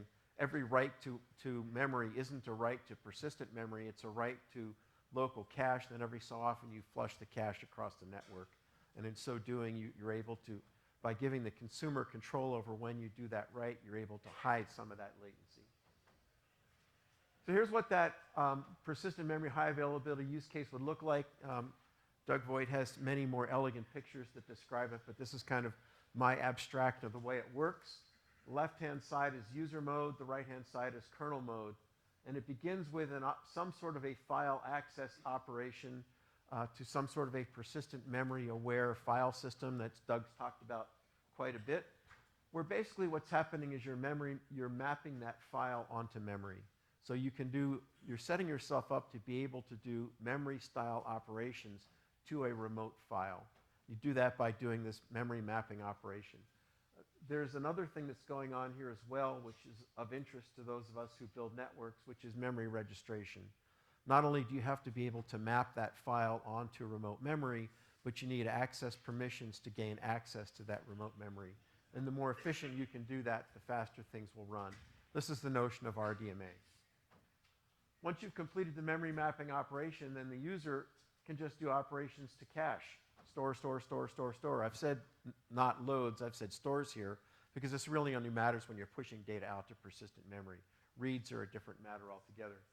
And then every so often, when you get around to it, you do a flush operation which pushes all of the stuff out to persistent memory. To make all this work is going to require that we do some stuff on the network and at the API to make this all work out. It's the API part, of course, that I'm most interested in, on the theory that if we can define the API correctly, that networks will implement the right semantics on the wire to support things like flushes and syncs and completions that we need. Here's a little bit of discussion about completions and completion semantics and why it matters. For a normal fabric, you know, everyday fabric, a reliable fabric, I should say, and particularly connection-oriented fabric, at the time that you do a write across the fabric, you get an acknowledgement back from the remote side. But all that acknowledgement really says is the data arrived. It doesn't say anything about whether the data was stored into memory, much less whether it's globally visible or persistent. It just says it arrived. So it may not be globally visible, and or it may not yet be persistent. For the applications I mentioned earlier, like SHMEM and PGAS, they really want to know the difference between globally visible and persistent. Those are really two different operations from the perspective of a SHMEM operation. They want to know when the data was globally visible, and they also want to know, for different reasons, when it's persistent. So let's not wrap those two together. They're different kinds of operations. So what we're going to need is some sort of an efficient mechanism for allowing this to happen, for indicating when data is globally visible and when it's persistent. Here's a little bit more about what those requirements might actually look like. I've shown here, let me just sort of quickly walk through this picture. On the requester side, there's application memory here, which pushes data down through an endpoint to a remote endpoint, up through an I/O pipeline, and into persistent memory. That's kind of the high-level notion of how remote persistent memory works. There's at least 3 levels of completions that we could get back from an operation like that. The first one is the one that I just talked about. We already know happens today. Data was received. So this is one that's generated by the endpoint itself, the NIC. It says, you know, I got an acknowledgement, the data's on my side, but I haven't done anything with it yet. The second is data is visible. What this means is that data is in the pipeline in order in such a way that the next person to access that location is guaranteed to get it in order that he expects it. And the third one is data is not only visible, but it is also persistent. Okay, getting to the end here very quickly. This is what a possible converged I/O stack would look like. This stuff over here is all local, so this is out of the bailiwick of the Open Fabrics Alliance. This stuff over here is what the OFA works on as far as remote I/O goes. So user mode, kernel mode, byte-level access to remote memory. This is how you do reads and writes. This is how you set up that operation using the persistent memory aware file system we talked about. So with that, how much time have I got? It's time for you and Doug to sit down. And good. You have about 15. That's enough. I think we can get there. Yeah, you actually have 11, but we'll give you 15. So I wanted to invite Doug Voigt up. He's the chair of the NVM programming model twig, and see if we could have a little, I don't know if any of you have seen the exact Galifianakis, but it's sort of a between the ferns kind of a thing. Well, Ferns. While they're setting up, a quick announcement. We're set up. Somebody lost keys to a Mazda. And is it a nice Mazda? The problem is we can't find it. It does have a tile on it. I've tried double-clicking to see if I could, wake up your cell phone, but it hasn't worked. So if anybody's missing keys to a Mazda, let us know. If nobody comes up here, we'll bring it over to the registration. If nobody picks it up there, we'll raffle it off at the end of the day. So, yeah. Door prize. I asked these two guys to come up. Doug is the brain trust of the MVM programming twig. Paul is the brain trust of the Open Fabrics Alliance, and they'll both be modest and say there's lots of other people, but we know who's really the smart people. And none of them are sitting on this stage. And inside of the persistent memory group, it's that old, if you're a hammer, everything in the world looks like a nail. And from the SNIA standpoint, everything in the world looks like persistent memory, and from the OFA standpoint, everything in the world looks like a fabric. And what we should see here is where the two of them actually look at the exact same problem through two different lenses. You could think of it as if you look through a telescope, it has one effect, and if you look through the objective lens instead, it's basically a microscope. So, two different views looking at the same problem. Have at it, guys. So my question for you, Doug, is I've tried my best to parrot and mimic what I think I've heard the programming model group working group saying, the twig saying, how close am I? Am I close? Am I getting there? Very close. So I think it's pretty obvious from Andy's talk and Paul's talk that there's a lot of shared agenda in terms of approaching an application point of view in a way that allows storage merged with memory and remote access, right, to be kind of under a big application-centric umbrella. So there's a lot of alignment around that, right? At the other end of the spectrum, can we go back one slide to 25? So on Andy's slide, you saw the trademark of the NVM programming model, which is that place where the memory map storage goes straight through and it doesn't contact any software. Where is that on your slide? Right here. But what is libfabric? So libfabric is the API that lets you do that. It lets you enable it. But once you enable it, there is no software. There is no in the software. path, right? That's so correct. With that, coming over the hump, sort of, right, to the point where you've got a line that is a direct access, right, then the pictures look basically the same. Now, Andy also talked about putting more libraries above that line to make it easier for applications to create data structures and ultimately transactions. right? So now the question is, where is the boundary between that kind of library and libfabric? So libfabric emerged as a network API, and I think over time we will be looking at merging those such that that line of partition, line of demarcation, if you will, sort of goes away. So the merging, it becomes much more blurred over time. Hopefully that line goes away. Libfabric did come from a network background. So the operation that we'd use here is the RMA operations I talked about before. Allows you to access remote memory. What we've given you, hopefully, is a toolkit on which these libraries that Andy's talking about could be built. Yeah, I think that's right. And I think you have started doing that, right? There's been a lot of conversation from both Andy and you, Paul, on the remote access for high availability use case, right?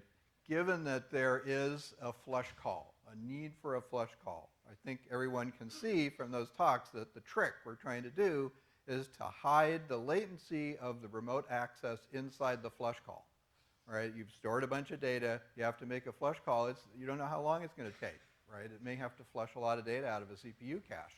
It's not going to be a single memory access, right? So the flush call is kind of an asynchronous thing. It takes time, right? So that creates an opportunity for us to hide the remote access for high availability inside the flush call, right? That's an easy use case.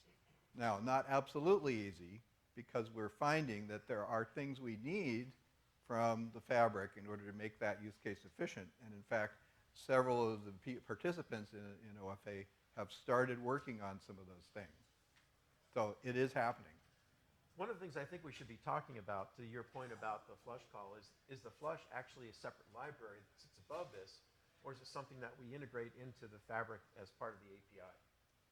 We could look at doing that. Yeah, I would say it's above, because there's not always a fabric. Good point. Of course there's always a fabric. What do you mean? Well, perhaps. Perhaps we're evolving to a point where there's always something that you might call a fabric. So anyway, that would be one point of view. On the other hand, it's a question of once the application decides to trigger a flush, it could trigger any one of a number of implementations of the flush, right? Some of which might go straight into the libfabric, style of infrastructure that you described. Yep. So one of the things that we're looking at is what this optimized operation might look like. And it comes back to us in terms of the completions. And that's why I went through that picture before that showed the different levels of completions. How do we want to optimize the completion? Because that's really the indication that persistence has been achieved. How do we want to optimize that comes back in response to this flush call and reflect that upwards? That's a topic that I think we need to be talking about. Yeah, we are on multiple levels already. That is the crux of the gap for remote access for high availability, right? Is the completion, right? How do you get the completion in a timely manner?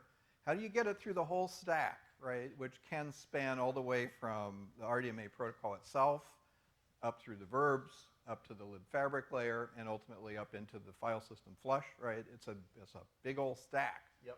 And yet it has to be as efficient as we can make it, because we're trying to run as close to memory speed as possible. And one of the things that we've historically been good at is implementing these things first in software and eventually moving them into hardware. And there's opportunities for doing that going forward as well. We can incorporate some of these optimized flush operations in hardware. We can do the completion processing in hardware. A lot of that will take nanoseconds, nanoseconds and microseconds out of the path. Mm-hmm. Yeah. So if we keep going forward, then the next question is, what's the next use case, right? Remote access for high availability is a relatively straightforward one, though not absolutely straightforward. There are still a lot of nooks and crannies that we're discovering, right? But we can try to hide the remote access in the flush. On the other hand, if you're trying to do remote access to data in some other use case besides high availability, like I've just memory mapped something and it's not local, right? I don't have it right here, right?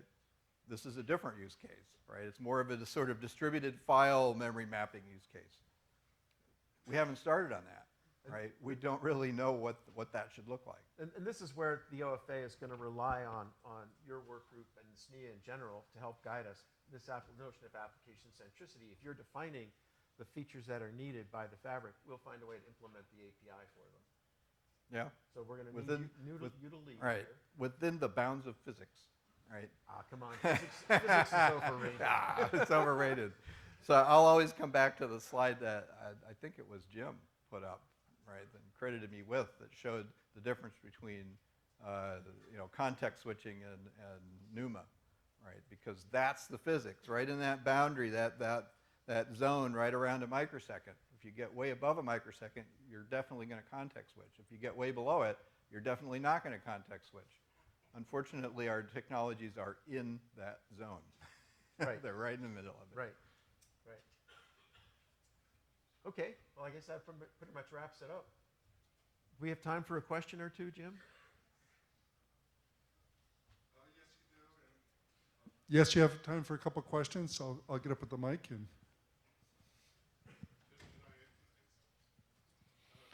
You presented some amazing charts. Congratulations. I appreciate the charts. However, I'm looking at the changes that are required from what we know today as a basic architecture. And I'm wondering if you'd like to address the fact that, again, this may change in the very near future, and are we required to do this again and again and again based on the existence of new technologies? I'll take that from my perspective. Yes, of course. It's unavoidable. That's the way it works. What we're trying to do is to put in place a framework, if you will, that lets us react more quickly and more easily without a lot of perturbation, in the system going forward. So yeah, it's unavoidable. Some change is going to happen. We can do what we can to minimize it as much as possible. So I'm the software guy. So when it comes to hardware, I abstract it, which is what I would do with your question, right? How often we need to change, how much of the system depends on how effectively we abstract it away from the software. May I just add a subset to my question? The rationale from that is that can we be intelligent enough to perhaps skip a step and go to the next one to save a lot of bucks? So I think we're actually very close to doing that. And what I would point to is the foundational nature of disk drives and memory from the 50s. I didn't mention tape, but that's still what we're doing. We're doing I/O, we're doing memory access, right? We have not departed from some fundamental precepts of architecture, right? But we're layering some additional functionality onto them, right? So as long as we stay with fundamentals as our abstraction, I think we have the best hope, right, of evolving in a productive way. And I guess just to finish that, I guess we have to rely on Steve Pulowski's, 2 Summer Olympics metric. It's going to take a little while to get some of this done. We want to get there as quick as we can. We want to be there before the demand and the applications are there. We want the infrastructure in place to get there ahead of time. Hi. I just have some question about the slides that you have up there.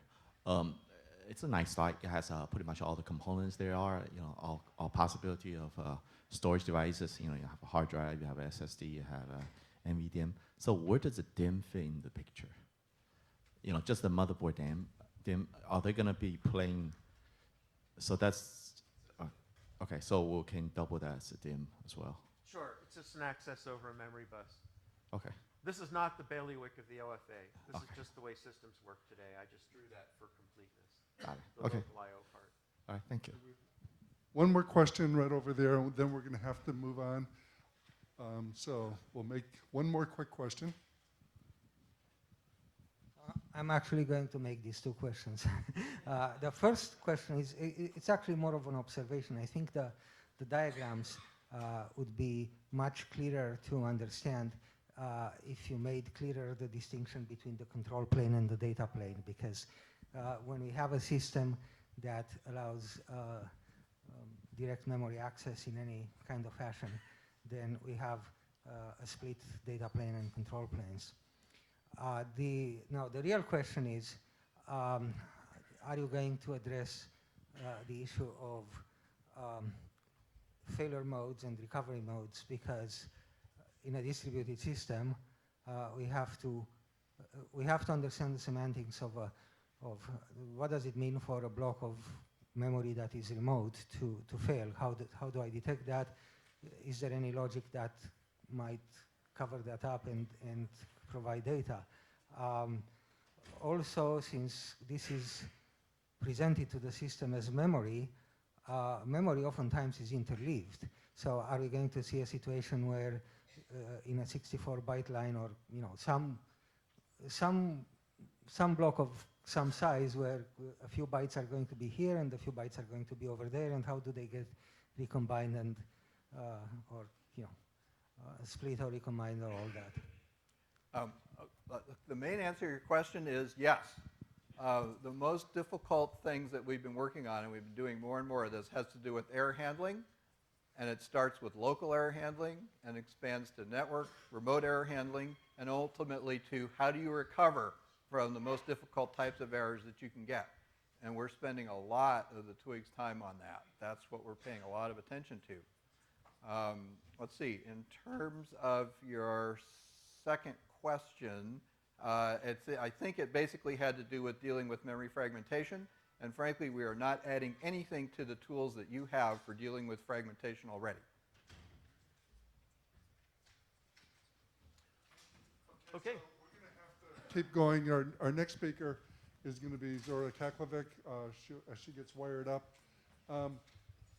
With both Doug and Paul, this is the emerging area, the next area that we're working at, and I could tell that there's a lot of interest. One takeaway is that we actually are focusing. Let's stay up here for a minute. That both OFA and SNIA, it's open to any company to want to come in and work. So if this is an area, this is new ground being broken here. I just wanted you to be aware that we have the two expert organizations collaboratively working to make this come together. This is new architecture that's going to get defined, and it's open to any company if you want your company to be a leader in here and be on top of it. Very well open to join one or both of these two organizations, depending on whether your focus is fabric focused or persistent memory focused. And there's a big intersection here in the middle. Our next speaker is Zora Kaklovic. Kaklovic? Yes. Okay. So Zora's from SAP, and they've been doing some work with 3D Crosspoint, I believe. And this is, we've talked a lot about architecture and software stacks, and this is where the rubber meets the road. What we're going to see in this next half hour, and then we're going to go to lunch after this half hour, is does this make a difference? And I think that we're going to see that it really does make a big difference. So this is the end result. What will customers see as a result of persistent memory? So Zora, Thank you, have at Jim. it. Thank you. Yes, my name is Zora Kaklovic, and I'm with SAP Products and Innovation team located here in Palo Alto. And together with Oliver Reckholz, my colleague that leads the engineering team in Germany, we developed this this session today, where we want to talk about how this new technology, the persistent memory, brings really some significant opportunities as well as challenges to our in-memory database, SAP HANA. Pretty much, we will talk about persistent memory from the perspective of in-memory database application use case. We've heard a lot today from Doug and Paul how hard the rest of the ecosystem is working on standardizing interfaces, on coming up with standards, on developing hardware and operating system technologies in the afternoon. At the end, from the applications point of view, we see a huge opportunity with persistent memory. we believe that this is a true game-changing technology for in-memory databases such as SAP HANA. I will talk about how we leverage specifically the 3D cross-point technology, the NVDIMMs from Intel and Micron for improving the in-memory database recovery time, restart time. And basically, at the end, we will talk about some learnings and findings and we actually have developed a prototype, a working prototype using emulation software and hardware. So let's get started.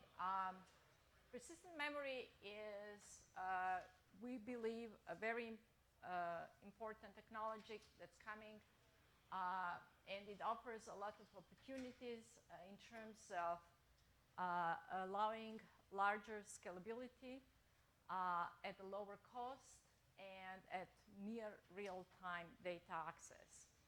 Why is this important? Well, DRAM scalability has been lagging behind CPU scalability, and I think the latency and high latency and power has been probably the two major bottlenecks in today's modern computing.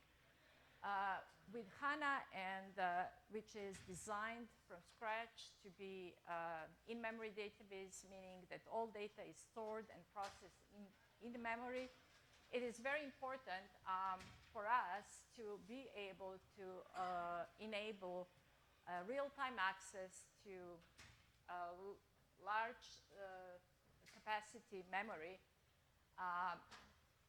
So DRAM-like access to memory at a cost-efficient, in a cost-efficient manner. So we looked and we work very close with our partners, including Intel, including server vendors, and technology vendors.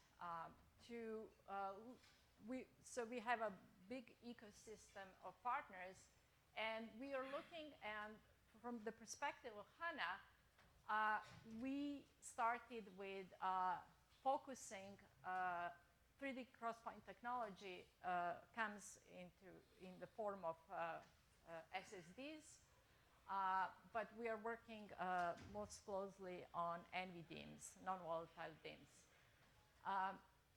It's going to bring us up to 6 terabytes per 2-socket system in the era of big data, when customers are having larger and larger data growth and need for large storage. This is really something that we are looking forward to be able to store terabytes of data in memory, in persistent memory. And also, the cost is going to be definitely cheaper than DRAM. So these are the two biggest business drivers for us. Increased scalability. Large memory modules. Today we have HANA servers that can scale up on a single node up to 1 terabyte per socket. So if you're having the Broadwell servers, so if you're having 8-socket Broadwell server, you're talking about 8 terabyte. Just before I showed here that with the 3D cross-point technology, we're talking roughly about 3 terabyte per 1 socket. So the scalability will go tenfold increase. Significant cost savings. Persistent memory is going to be cheaper than DRAM. And today, our focus will be on improved recovery times. When you have terabytes of memory in your database in DRAM, then if a power failure happens, recovery time includes getting the data from persistence, durable storage into memory, and also getting all the data required for the workload, current workload in progress. So that can take several minutes. So it is really our main focus on making sure that we do everything we can to bring up the database quickly back and continue operations. What are some challenges? This is really interesting because we keep all data in memory and everything, all data is processed in memory. Persistent memory has higher latency than DRAM, so our main focus is how not to make HANA slower with this new technology. It's so fast today because it does everything in the memory. So our main focus is identifying areas, use cases, and approaches where we are going to implement and bring this technology to HANA, but at the same time, we are going to minimize the performance to HANA. And I will talk more about that. The biggest problem that we are all facing is, I love the story, the question and between Doug and Paul saying, yes, we are working hard so that when applications demand is there, we are going to be ready. Well, I wanted to tell you, we are ready. I mean, demand is here. We need this technology. We need your APIs. We need the standards. So the fact that the standards are still evolving, that just makes it more complicated for us. Again, I will talk about some specific challenges. So how are we approaching this? We are concentrating on SNIA programming model, nvm.pm.file, which basically allows direct access from application to a persistent memory using CPU instructions. We are using persistent memory aware file system to map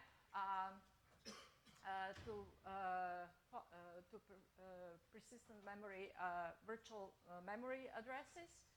So we are using like memory-like operations against the PM device. 3D cross-point technology is fully aligned with the programming model, and it supports all these different block, file, volume, and persistent memory file mode. But our focus with HANA is on a direct access nvm.pm.file mode. So the standard describes how mapping of PM files is done to virtual memory addresses. And as I say, the standard is evolving, but this is the approach that we're taking.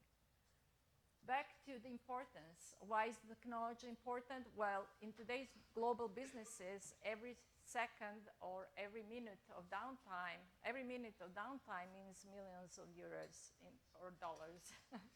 It's vice versa in most cases. So it is really important when you have 3-4 terabyte to quickly reload into memory to get to the point where you can continue operations. 5 nines means, I believe, 5 minutes per year of downtime. We basically want to be able to recover HANA in a matter of minutes at most.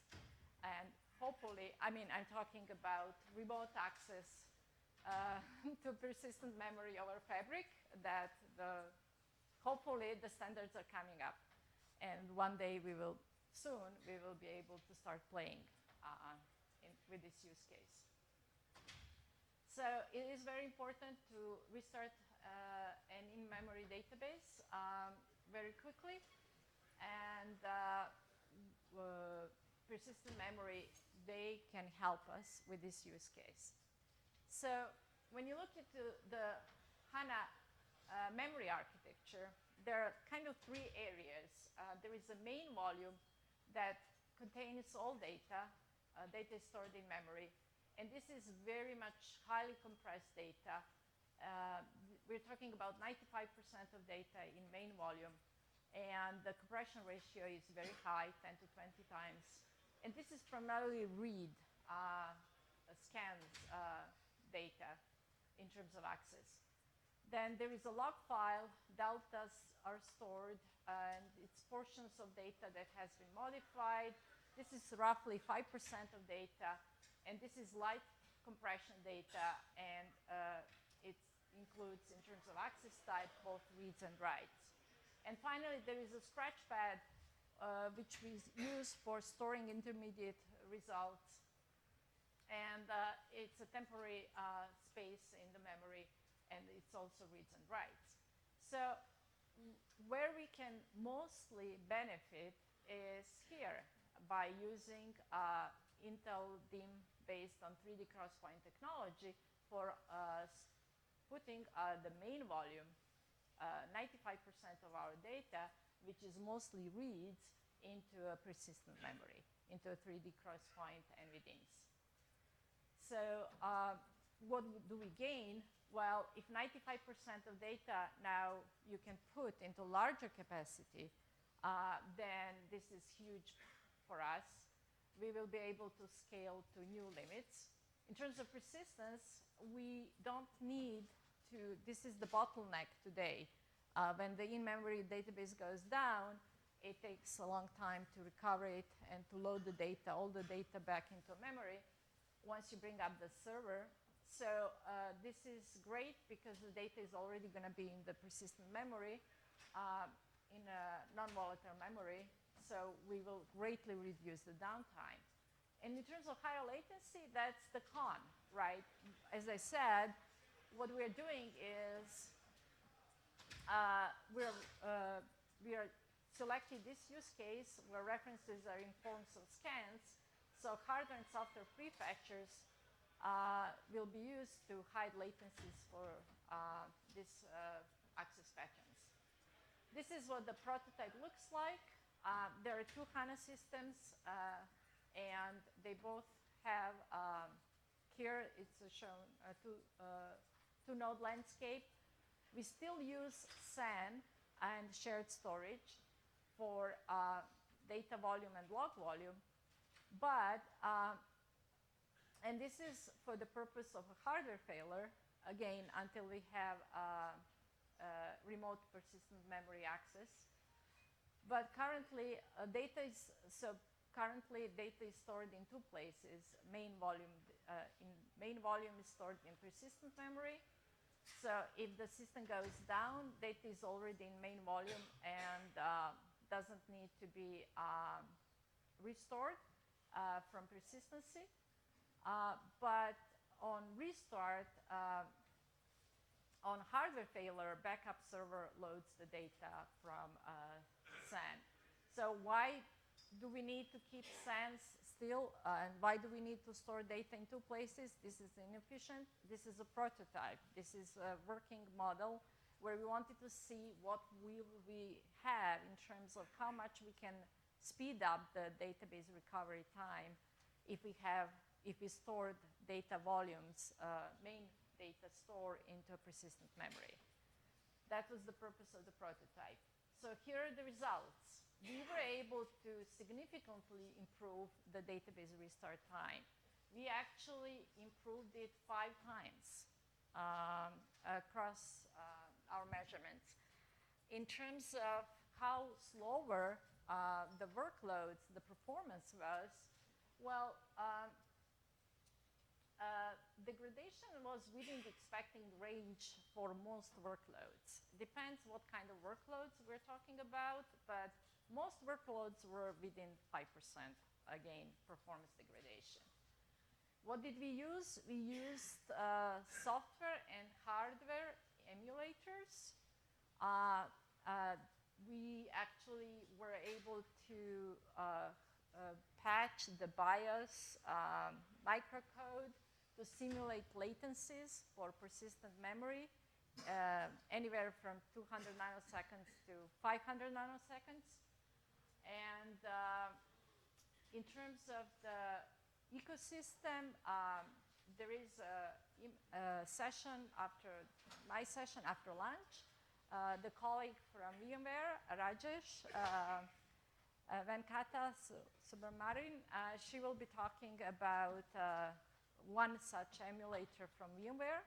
that they developed to allow applications to start playing with this new technology, because we all need to use emulators until the standards and the rest of the ecosystem builds up the infrastructure for applications to start leverage this new technology. So what are some challenges? This is a new technology.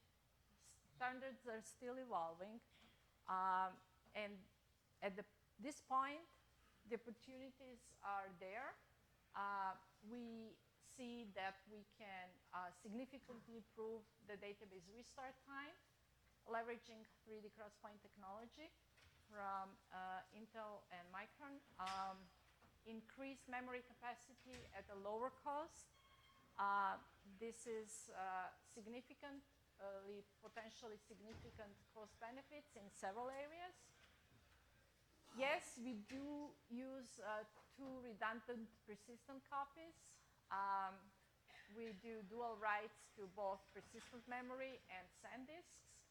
And this is currently necessary due to backup and recovery using traditional persistence. Again, in the future, we will look into how we eliminate double I/O. What are some cons? Well, right now, because the technology is evolving and there is no clear standards or guidelines, how much data do you put into persistent memory versus into RAM, right? What should be the ideal ratio between RAM and persistent memory? We don't know.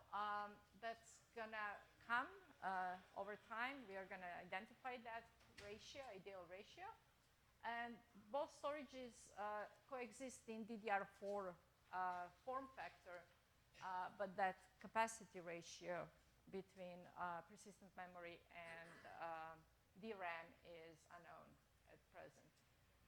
In conclusion, the hybrid approach between persistent memory and DRAM will give us much more scalability, much more large amounts of fast and cost-efficient storage for SAP HANA in-memory database platform.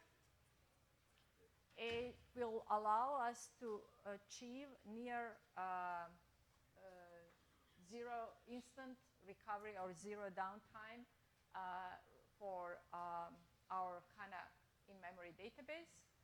And so far, based on the experience, we continue to work on experimenting different approaches and prototypes. We are confident that the 3D cross-point technology and persistent memory will really be a revolutionary and game-changing technology for in-memory applications,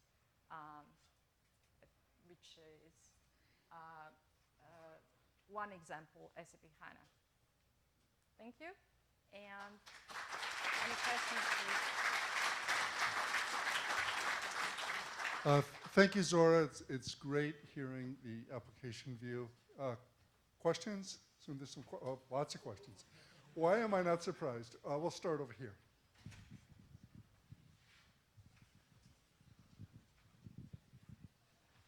So you're assuming that 3D cross-point will provide higher capacity at the system level compared to DRAM, but I've heard conflicting views on this. So if you imagine 256 gigabyte DRAM DIMMs times 16 is 4 terabytes, right? So which is comparable to what you were saying about 6 terabyte with 3D cross-point. Yes, the price might be cheaper by a factor of 2, but it's still in the same ballpark. So actually, so if you think about, we will have a hybrid memory, right? DRAM doesn't go away. DRAM is going to stay. And then next to it, you're going to have persistent memory or NVDIMM. The NVDIMM modules are going to be larger capacity than what we have today. Today, we have 64 gigabyte DIMMs, and we have 128 gigabyte DIMMs, which are a little bit cost prohibitive. but that's going to change in the next year or so as well. So let's think that we have 128 gigabyte DIMMs today with DRAM. The same slot you will be able to use for persistent memory NVDIMMs, which are going to be 512 gigabytes and more in terms of capacity. So that's 4 times more per DDR4 slot. So follow-on question to this. Are you expecting, so he's looking at a particular point of time and projecting where things are going to be. Do you expect that both persistent memory and DRAM will both continue to scale and there'll be a continuing delta in capacity? DRAM is reaching the point of scalability where it's hitting a brick wall, right? 128 gigabyte DIMMs are here, and again, they're gonna pretty much, this is where we can expect to be 1 or 2 years. But in next 1 or 2 years, we are gonna have NVDIMMs, which are, larger capacity, 512 gigabyte, at lower cost. The next 2 or 3 times lower cost. The next hand I saw was back here someplace. No, right here. And Gil, I'll get to you. Thanks, Zora, for sharing the data of the SAP and performance data to us. So my question is this, could you share me the specific story for the downtime, SAP downtime last year, and how you recovered? Thank you. So when the database goes down, the story is you first recover the data from durable storage, and then you also recover to the point in memory where you were with the specific workload at that point. So the database recovery time includes, for every terabyte, maybe 10 minutes or something. We did in a traditional in-memory database. What we did is a lot of software changes to make sure when we are restarting the database, we only load the data that we need at that point, so we can quickly restart and continue operations. With this new technology, we don't need to reload the data, terabytes of data, from persistent storage into a DRAM, into memory, because now I have non-volatile memory. Data is there already. 95% of my data, which is main volume, which I was explaining, is our data, is going to be already in persistent memory, in NVDIMMs. Make sense? Thank you. Hello. You talked about the restart. I was kind of interested to see how important that is for you, but I was wondering, have you looked at the case where not just an OS glitch where you can restart the machine and reboot it and come up and get access to local memory, but if you looked at the high availability situation where the machine dies and now you've got to go to another machine, have you been using NVMe over Fabrics or one of those kinds of technologies? No, we're waiting for that. Actually, we are, prototyping and going in that direction, but it's a moving target. But definitely, Leap Fabric, and we are looking at all this stuff.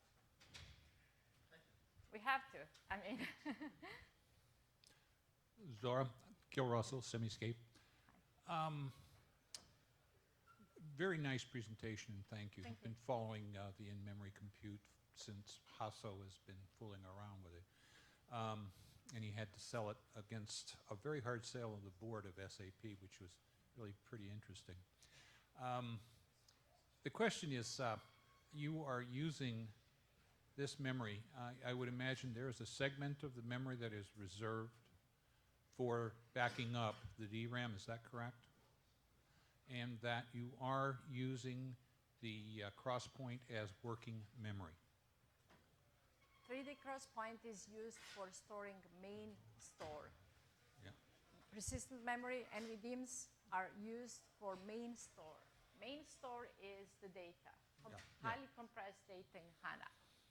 Can I ask a question on unrecoverable error and how much of your work is now dedicated towards that area?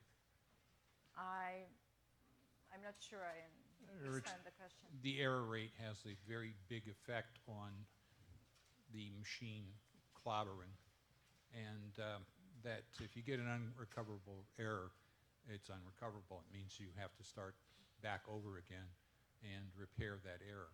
You're talking about hardware. Yeah. All right. Yeah. Sure. I mean, we have several models for high availability.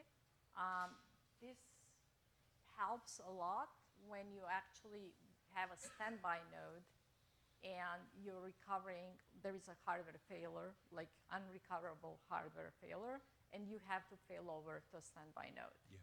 When you fail over to a standby node, today, we have to go to shared persistency, right? And which is a block slow-oriented transfer. Are you logging those errors? The types of errors? Whole kinds of errors, yes. Okay. I mean, HANA failover manager basically definitely is. What I'm leading to is how much of that memory is devoted to ECC, or error correction. Error correction, well, Intel actually gives us here a lot of RAS reliability, availability, and scalability features with their Haswell and Broadwell processors, and they improve them highly with every new release of CPU, and we leverage them all. I mean, we are using E7 servers, Intel Xeon, with very, like 40 features, every Broadwell over Haswell, 40 new RAS features, reliability, availability, scalability features. Hi, like the talk, thank you very much. So we're using persistent memory to augment main memory, to store data and so forth. Did you guys take a look at the cost of ownership benefits of using something that's persistent? You know, DRAM takes a lot of power, even if you're not using it, refresh, etc. Have you looked at how much power can be saved by switching between DRAM and persistent memory? And to PM only, or again, hybrid model? I think either, really. I guess where I'm going is, you know, the persistent memory is really exciting because it's persistent, but one of the things we don't have to do anymore that we did for DRAM was provide power, even if we're not actually accessing the data. TCO, you know, seems to be pretty important for some customers. Is that something that's interesting for you guys or not? Honestly, we just, you know, are at the point where we are going to get hardware or samples that are actually something you can measure and play. So far, this is all done with hardware and software emulators. We believe that DRAM is going to stay for quite some time. I mean, when in my area, I wouldn't project things more than 3 years because technology moves so fast that it's almost like looking at the crystal ball beyond 3 years. Okay, Zora, one last question because we're standing between lunch. So the yeah, I'm the only one between you guys and Bill, lunch. Bill Gervasi, so you touched on the trouble or work that you guys do in terms of partitioning information about what's going to go into the lower latency, higher performance DRAM versus the longer latency persistence memory. Are today's APIs giving you sufficient data in that area? And what suggestions would you have for how we can make these characteristics of the underlying hardware visible to you so that we can service you better? Excellent question. That's one of the challenges. Currently, we are analyzing what data makes sense to go where, right? So I think this was the slide. So, but just by pure analytics, right, we figured out the first obvious use case for us is to put the main volume, the majority bulk of the data, into persistent memory. And because it's read-only, then we could use some prefetchers and improve the code to minimize the latency degradation, you know, performance degradation that we will get from going with persistent memory versus with DRAM. So my answer is prototype. You know, I have a re-architect pieces of the code that will, like, low-hanging fruit. I have a friend in JEDEC. His name's Bill Gervasi. He could probably get those interfaces. Thank you, Bill. Zora, thank you very much. It was 100% predictable. Those of you who were at the morning thing when I showed convergence of stuff and things being 100% predictable, it was 100% predictable that Zora was going to get lots of questions. I think there's a tremendous amount of excitement, seeing where this technology is actually being used. So thank you very, very much, Zora.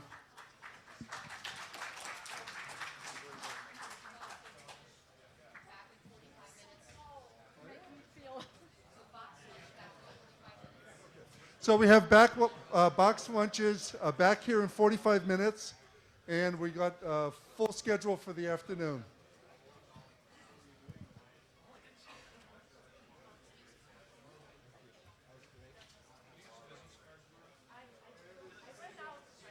Is Stephen Swanson in the room? Dr. Swanson? Okay.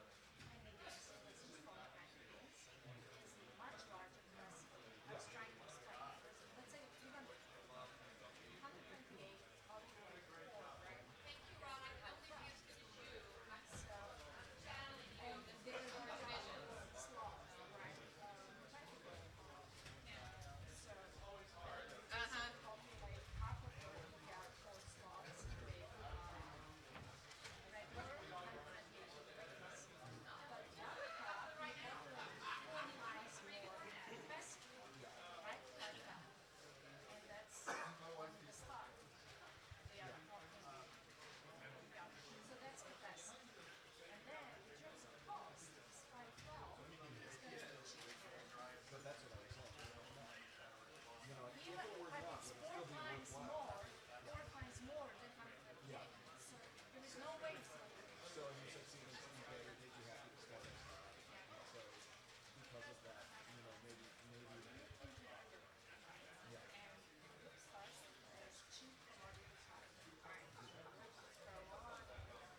That's how you have to start. Almost like get any hardware you have in your garage, put it together with custom circuits. And then I look for something like my circuits, and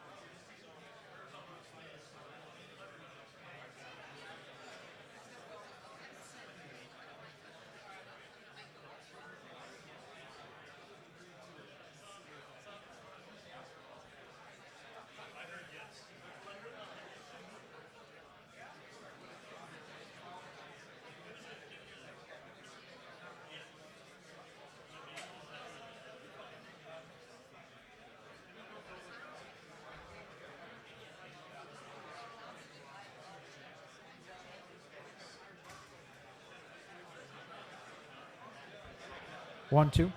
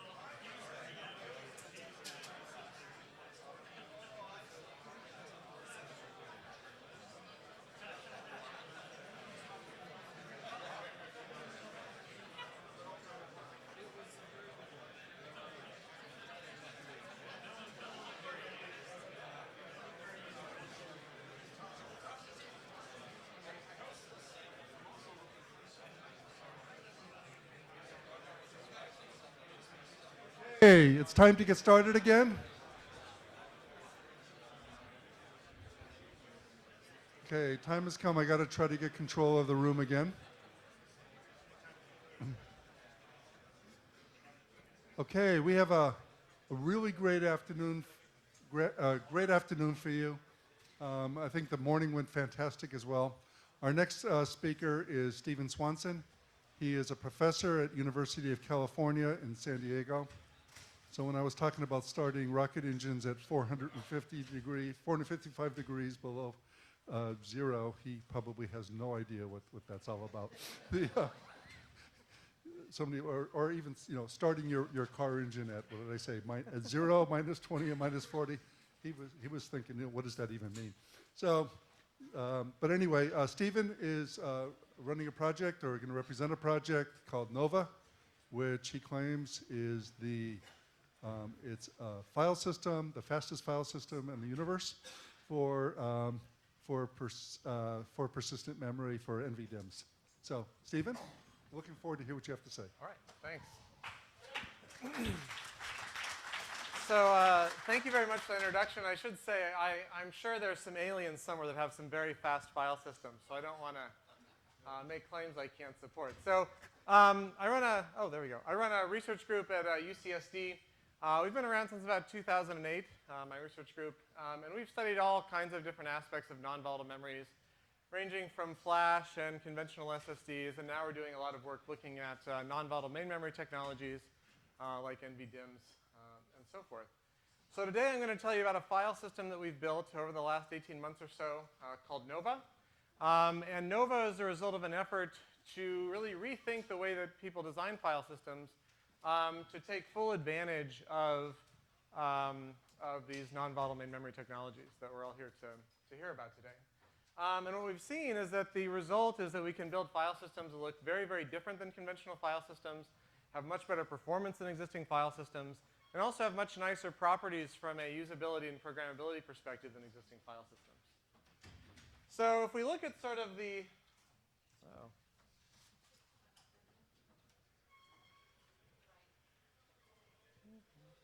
That's okay. Oh, no.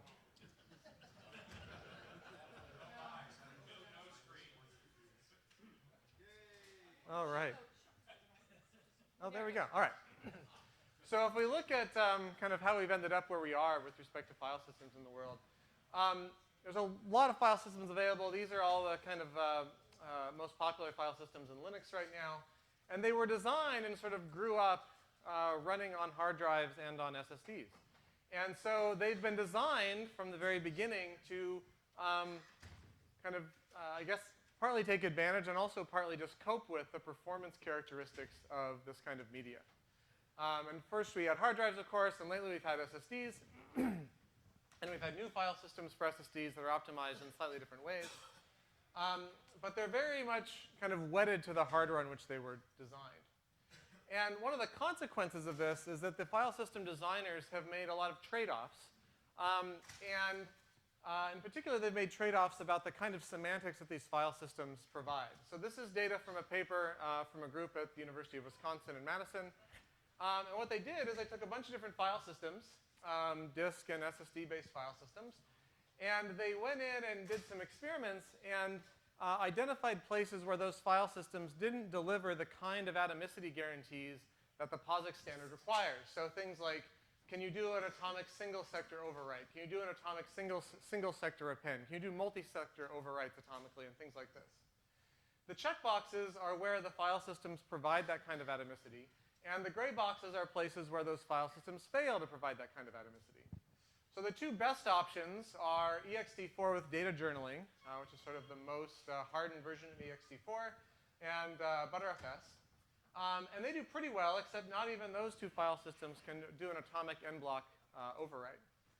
So the consequence, there's two consequences of this. The first is that by making these kind of compromises, the designers of these file systems are able to increase performance.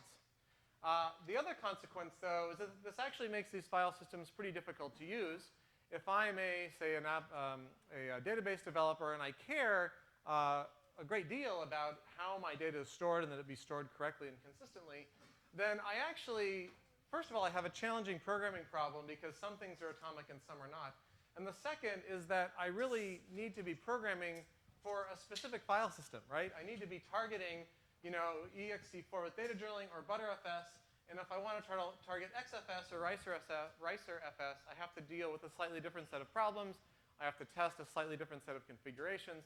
It just makes the programming problem harder. This is sort of the problem with existing file systems from a programmer's perspective. Now lately, as these persistent memories have kind of come onto the scene, people started developing specialized file systems for those. The first one that I'm aware of was a proposal called BPFS back in, I think, 2009 from Microsoft Research.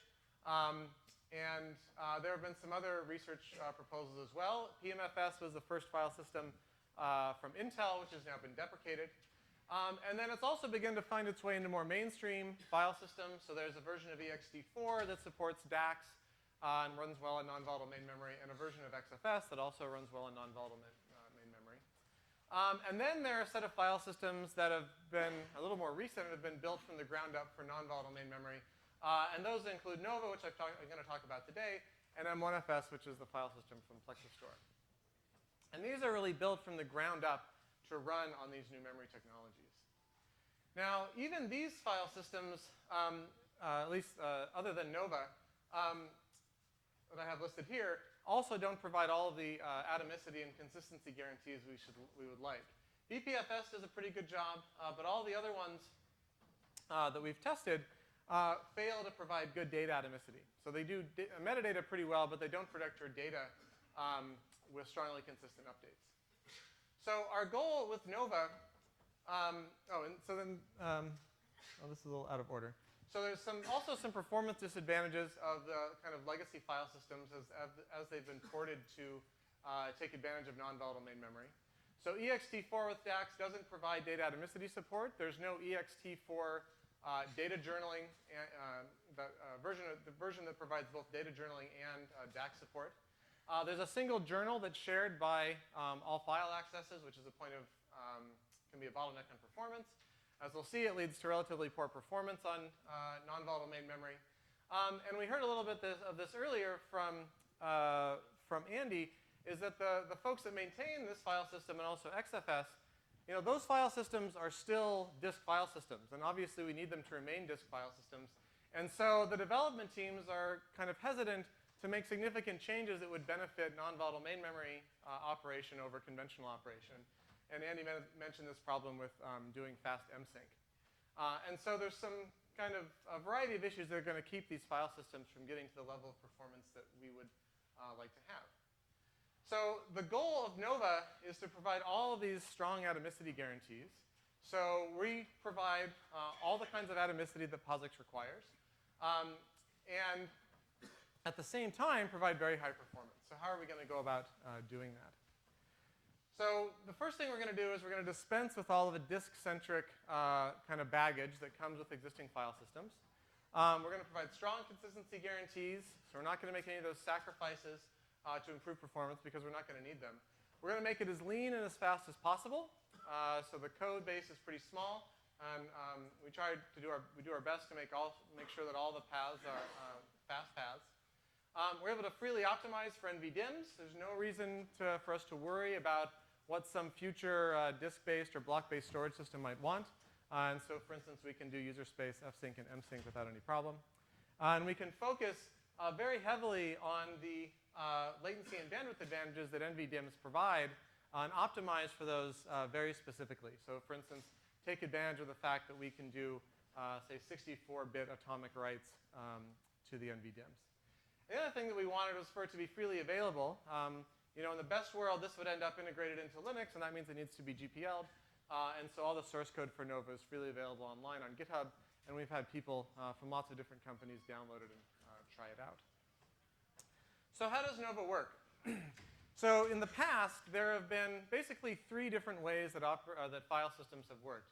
They've either been journal-based, like ext4. They've been shadow paging-based, like XFS. Or they've been log-based, like a lot of the flash-based file systems.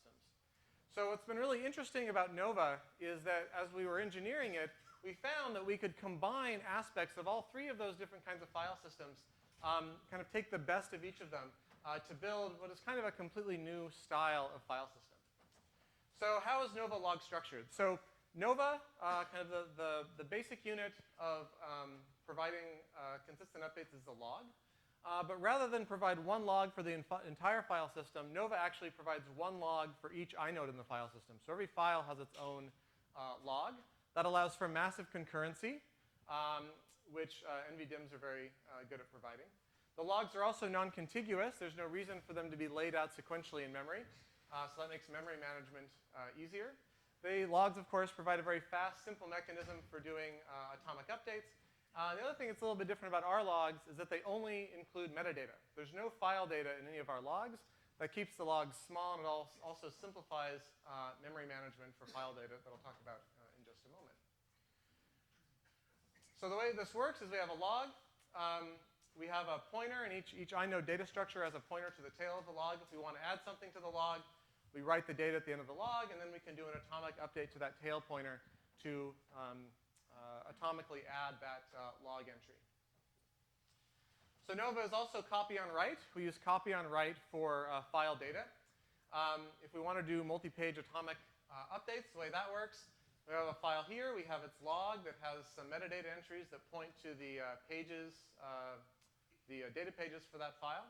We want to add, or we want to do a multi-block write. We write some new data to an empty page, or a couple of empty pages, and then we use the same trick to append a new metadata entry to our log that atomically adds those 2 data pages to our file. Now, what's nice about this, compared to conventional log-structured file systems where we have to do a complicated cleaning operation to recover the old version of data 1, is we can now instantly recover that data and put it back in the free pool because that data doesn't live in the log, so we don't need to do the log cleaning bit. And then finally, for complicated metadata operations that involve multiple inodes, we use very small fixed-size journals. So for instance here, if we want to, say, add a file to a directory, we can append data to the log for the directory, append data to the log for the file, and then we use a journal to atomically update both of those tail pointers at the same time. And so that lets us do things like moving a file from one directory to another, also atomically. So the result of this are we have a file system that looks unlike any file system that has come before it. It has some really nice performance properties that I'll talk about in a minute. But one question that turns out to be very interesting in both file systems for non-volatile main memory, but also just in some of the questions about programming models and libraries that we've heard about, is how we're going to deal with errors. So there's lots of different errors that can occur, and we'd like our file system to be robust to as many of them as we can. So we can have media errors that can either be hard errors or soft errors, whether or not a cell permanently breaks or just returns a wrong bit at some time. There can be local system failures where maybe a DIMM goes bad, and we can also have larger scale failures where maybe we lose an entire system. So Nova includes reliability mechanisms that are going to address a bunch of these error cases. This is going to come out in our April release. We're kind of working on this right now.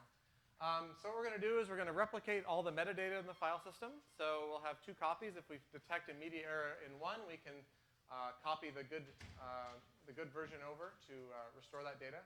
We're going to add CRCs to all of our metadata structures so we can detect corruption either from kind of errant writes or stores to memory, as well as any other memory errors that we aren't able to detect using ECC.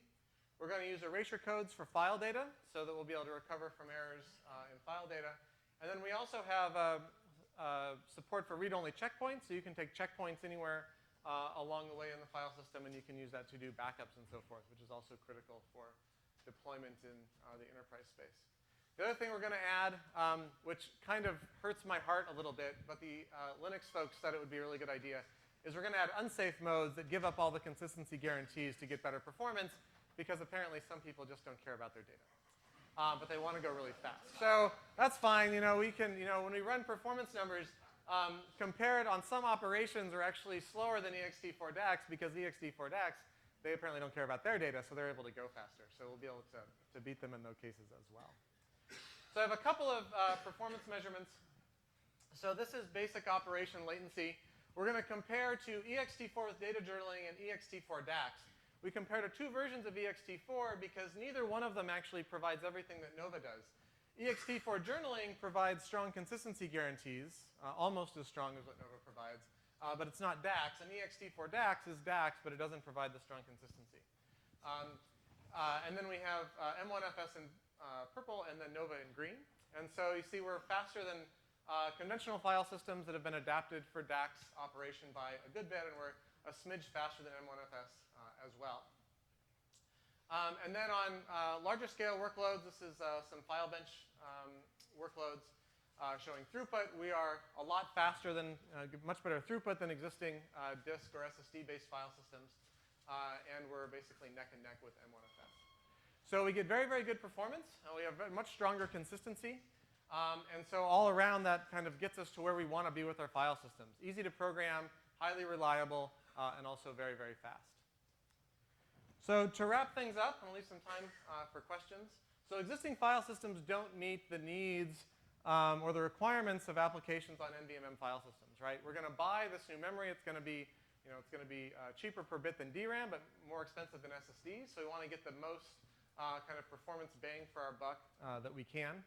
Nova's multi-log design achieves high concurrency, efficient garbage collection, and fast recovery. I haven't talked much about the garbage collection story or the fast recovery piece, but basically we're able to exploit all the parallelism in modern machines when we're doing recovery and all the bandwidth and concurrency that our multi-log structure provides to recover very, very quickly if there's some corruption that happens when the file system is offline. Nova outperforms existing file systems by providing stronger consistency and atomicity guarantees, which makes it easier to program. And Nova protects against data, against media errors and system failures with a suite of different techniques. So I'd like to wrap up by thanking all my graduate students who actually do all the hard work, as well as Intel and Micron, who have been very supportive in kind of explaining things like the error model for how errors are going to show up in these systems. And I definitely encourage you to go and try Nova. Here it is on GitHub. It's freely available, totally GPL. We have lots of people download it and try it out. It seems to work really well on a wide variety of systems. If you have any trouble, definitely send us an email. We're very eager to have people trying it out and telling us where it works well and where it doesn't. And that's it. I'm happy to take any questions.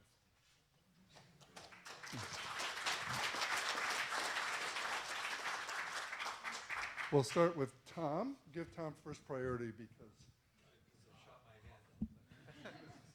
Thanks, Chip. He made a huge contribution to be here today. All right. Steve, I was very surprised to see you mention erasure coding. Are you calculating it on the fly? But more importantly, why do you need it? Do you really expect that many devices to be involved that erasure coding is the approach for recovery? So the approach we're going to take to erasure coding, so if I'm reading a page of data on one of these NVDIMMs, and I get an uncorrectable ECC error. So I'm going to lose some area of data that Andy refers to as the blast radius, a very colorful metaphor.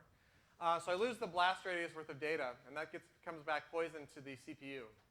So in order to recover from that kind of error, we're going to store in a separate region of NVM. We're going to store erasure code data, basically kind of RAID 5 style parity, so that we can recover that piece. A very simple erasure code. Very simple erasure code. Okay. RAID 5, maybe RAID 6.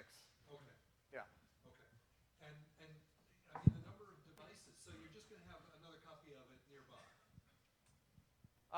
So this is a really interesting and hard question that we have not tackled in detail, right? So the way that physical addresses are mapped onto DIMMs, the way that even addresses inside a DIMM are arranged onto banks, like all of this has implications for kind of what the failure domains are. And there's going to be sort of intersecting failure domains with rows and columns and banks and all this stuff. So the way that we've been thinking about it in Nova is that it's pretty easy for us to specify kind of different pools of pages that we can draw from. And so we can ask one allocator for the kind of primary replica of a piece of metadata and another allocator for another version of that same piece of metadata. And then once we kind of figure out all these error domains, we can point those different allocators at different kind of independent regions. It could be on different DIMMs, it could be on different banks. We can figure out how exactly that should go. It'll probably vary, right, depending on the architecture of the memory and so forth. And then we should be able to separate the replicas so that we don't get kind of fate sharing between them. But you know, my impression is that this mapping is pretty complicated. I think it's solvable, but I'm not sure that we're the right people to go through and do the detailed work of solving it. I'll leave that to Andy. Hi, I'm Amit from FlexiStore. Great survey. I have two unrelated questions. The first kind of continues the erasure coding question. So the log structure and erasure coding, that kind of gets in the way of DAX. And I wanted to know if you have any plans for DAX or what. Yeah, so we support DAX. The log structuring thing is not a problem because our data doesn't live in the logs. Okay. So the data itself is not log structured, and so you just modify the data pages directly. The erasure coding thing is harder, right? So this is actually a conversation that we've been having internally, trying to work through what exactly the kind of semantics are. I think, you know, one alternative is that there'll be a mode, and maybe you turn off the erasure coding when you do DAX. Maybe you sort of scrub in the background. Maybe you do it when you do msync to guarantee that when you come back, you should find the right kind of data. There's a couple different options there. I think a really, you know, the promise of DAX, right, is that the overhead is 0. And the only way to get zero cost ECC is to do it in hardware somewhere. So that might be where we end up eventually. You know, maybe eventually, you know, Intel or someone else will provide support for doing that kind of in hardware, and then we can have a flag or something to turn on and off. Oh, cool. So the second question is unrelated. In terms of integrity checks, so when you're working with traditional, you know, block-based file systems, use block devices, and they have DM flaky and all those mechanisms to basically simulate errors. Yeah. I was just wondering how you check for those types of things. Yeah, so that's also a challenge. So we've been thinking about a couple different ways. There's some mechanisms for injecting errors inside Linux.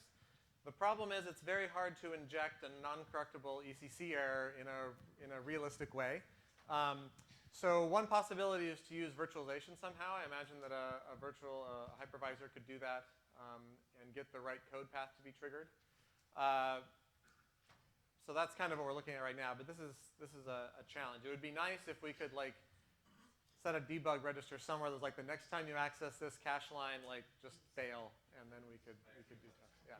Okay, one last question. So okay, it's actually two comments and one question, but they're brief.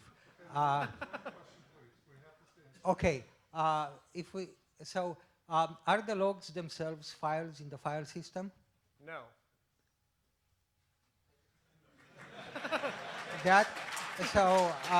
I'm going to say that is a very bad architectural decision, because that means that the policies and algorithms and code for flushing file data cannot be applied to the logs.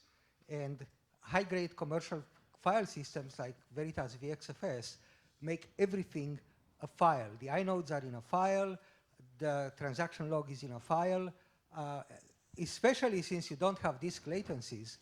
I absolutely don't see the point of having multiple log files or multiple inode files. So I think the short answer to that is that there's no value in reusing the flushing mechanism because there's no flushing mechanism necessary. Well, there are a number of file system developers in this audience, and we can take it offline. All right. I was hoping to get heckled, so that's good. So hoping for that. So Stephen, I assume if more people want to talk offline, you could meet in the back after this. That sounds fantastic. I'd love it. Okay, so there. Keep the debate going, but we.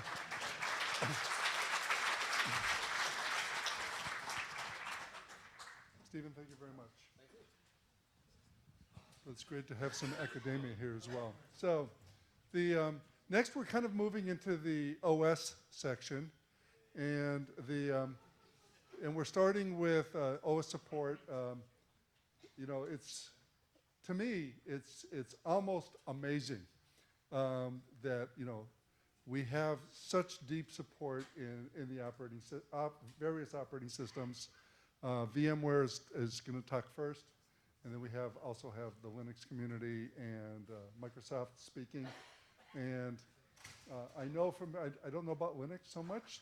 I'm sorry, VMware. I do know that the Microsoft and Linux are remarkably similar. And so as we start off this operating system section, that was one of the goals that we had. It was, I remember having this discussion with Andy a lot, that we are not going to define APIs because APIs will be implemented differently because they have to, you know, how each operating system recovers from errors or whatever. It's just, there's so much stuff that's in there that's got to be unique. But if we do the programming model, then this allows each operating system to come up with an optimized way to actually have consistency across multiple OSs. So I think of this as one of the greatest, once again, forward-looking and great just accomplishments of this team to actually develop that. So I know less about VMware, so we're going to learn. Is Rajesh? Where's Rajesh? Oh, there he is. Rajesh is here. He snuck up on me. So Rajesh is going to come in and talk a lot about work that VMware's been doing. I believe you're also going to talk about some of the emulation work and stuff that you have as well. Yeah. So, Rajesh. Thank you. I'm not going to attempt your last name. Oh, that's okay. It's too long. Hey, so today I'm going to talk about persistent memory, and we have been working for a long time, and how VMware is going to help managing this persistent memory and exposing it to the VMs. So I was asked to put this slide for a minute so that you guys can read through all this. I'm sure none of you will read this. So it just says that this is advanced development, and it's not a product roadmap or anything like that. So think of this as advanced development and how we are looking at exposing persistent memory to VMs. And we don't know when we will release this and what form it will take.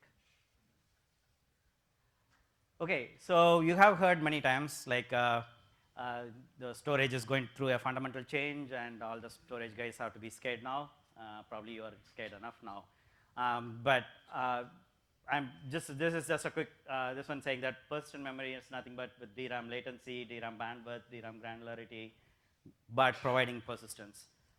So what, if I see where the persistent memory is affecting the software, is there was a huge latency gap between the persistence and the volatile, this one. So what software has done to hide the latency of this persistence is build a lot of caches. And one of my boss's old boss used to say, most of the software is nothing but building a good cache. So in some sense it is true. Many times you spend a lot of time tuning your cache and how to build a efficient cache so that you can hide the latency that is coming out of these storage devices. So we have built complex algorithms to deal with persistence, like how to write it, how to format your log, how to keep your log efficient, and all that. We have built complexity into the code base. And everywhere we have introduced asynchronous I/O to deal with this latency again. Now, persistent memory is like the hardware solution for that. Like that is a software solution we have for dealing with all these high latency storage devices. And the way I see persistent memory is it's a hardware solution for whatever complexity that we built into the software to build these caches. It's one way to see that is like you are having byte addressable access while providing complete persistence with almost zero latency with respect to if you compare volatile versus persistence. And there are many examples, and you will probably this slide I'll quickly skip through because you are going to listen from Windows and Linux and how Windows and Linux are dealing with the persistent memory and how they are providing DAX mode, direct access mode, where application can map persistent memory directly into its address space and modify using load and store instructions. You will hear more about in the next talk. But the 2 points that I want to get across in this slide is applications. If I think of applications, applications are not going to change for persistent memory immediately. So there is going to be a tons of legacy applications which are still going to use all the persistence in block address mode, block mode, which I call non-DAX mode here. So that is going to stay for quite some time. So we have to deal with it, and we have to somehow help those applications to get benefit from this persistent memory technology. And then on the other side is the applications Zora was talking about, PMM optimized applications like SAP HANA, where they are modifying the applications to take advantage of byte addressable persistent memory. They're putting the entire database and the main data into the persistent memory and updating in byte addressable manner. And similar examples exist with SQL Server, where SQL Server is is using it can do logs on persistent memory in a byte addressable way. So given all that background, what VMware, what we want to do with this, if I see VMware's this one, there are two things is the key goals of VMware. One is if a new hardware shows up, a new technology shows up, expose that to VMs, virtualize it and expose it to VMs. That is bread and butter for VMware. We have to do that. And then the other thing I see that as how to manage this lot of machines with this new technology, hundreds of machines you buy with persistent memory, how to manage it, and how to manage in a scale with hundreds of machines with thousands of VMs. How will you manage this new piece of hardware that you got? So there are, and then if I see there are multiple persistent memory technologies that are coming along, like NVDIMM is one, and then 3D Crosspoint is another. I'm sure there will be something else in the future that might come. So one of the things that VMware would like to do is somehow abstract out all this so that for the guest it looks like same persistent memory, and some of the Andy's and the SNIA's programming model work is to make the application level programming model work very similarly in all these technologies. And then I talked about legacy applications. I said legacy applications are going to be there, and how we can help legacy applications to take advantage of this. So we see it as VMs running legacy applications, and they don't want to change the guest OS or application. You have a legacy VM. How can we help that legacy VM to take advantage of that? So we want to provide a simple VM change so that you can move some of the VMs, that legacy VMs data disk to persistent memory and get some performance out of that. So that is one mode that we want to explore. And the other side of it is applications are being modified, like Zora was talking about. In that case, how to help those applications in a virtualized environment. And so for that, we want to expose to the VMs the NVDIMM abstraction, where it looks like any hardware NVDIMM that you buy. And then the applications can run, those PMM optimized applications can run unmodified inside the VM as well as on bare metal hardware. And then I was talking about one of the key features of virtualization is helping you with the management. So you have an application running and then one of the things we want to provide, and we often good at doing that, is application mobility. Like if you want to move your application from one machine to another machine for whatever reason, either for maintaining your machine or whatever load balancing reasons or whatever, we should be able to move that application transparently without shutting off the application or shutting down the VM. So for that reason, we are working on to make the vMotion work with both NVDIMM exposure as well as when the persistent memory is exposed as a disk. And then if you have hundreds of machines and then and then each machine having terabytes of persistent memory, you have 100 islands of this persistent storage. And how we are going to place VMs on this, how we are going to bin pack the VMs on these different storages, and we would like to help in those areas too. So where are we going with this? So this is a high level, this one. So this is you think of as this is a single machine. You have DRAM, you have disk, and we have virtualized the DRAM pretty well. And we have provided memory overcommit and all those things and helped customers a lot. And then on the disk side, we have built vSAN. We have taken local storage. We have taken local SSDs, and then made that as a distributed storage, it's just called vSAN. And we have done all that. So both at the disk side and on the memory side, as well as the CPU side, networking side, all that we have good solutions for helping customers. Now, this is how we are going to do for now. This a new NVDIMM is coming along that is in between DRAM and disk and behaves like both. So how we are going to deal with that? So this one is as shown here. We are going to pull together all these NVDIMMs into a single volume. You say it as a data store, and then you can create multiple persistent memory regions on that.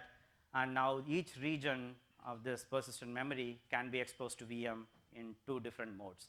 Either a region can be exposed as a virtual NVDIMM into a VM. In that case, that a virtual NVDIMM is completely NFIT compatible and all the standards that has been developed here and in the ACPI group and other places. So from the guest OS point of view, it exactly looks like a persistent NVDIMM. And in other mode, for the legacy guest, where legacy guest cannot be changed, it has old operating system. In those cases, a persistent memory region can be exposed as a virtual SCSI disk. It can be a vSCSI disk or vNVMe disk. Recently, we have worked on vNVMe. So you can use vNVMe protocol to expose that persistent memory region as a disk to that VM.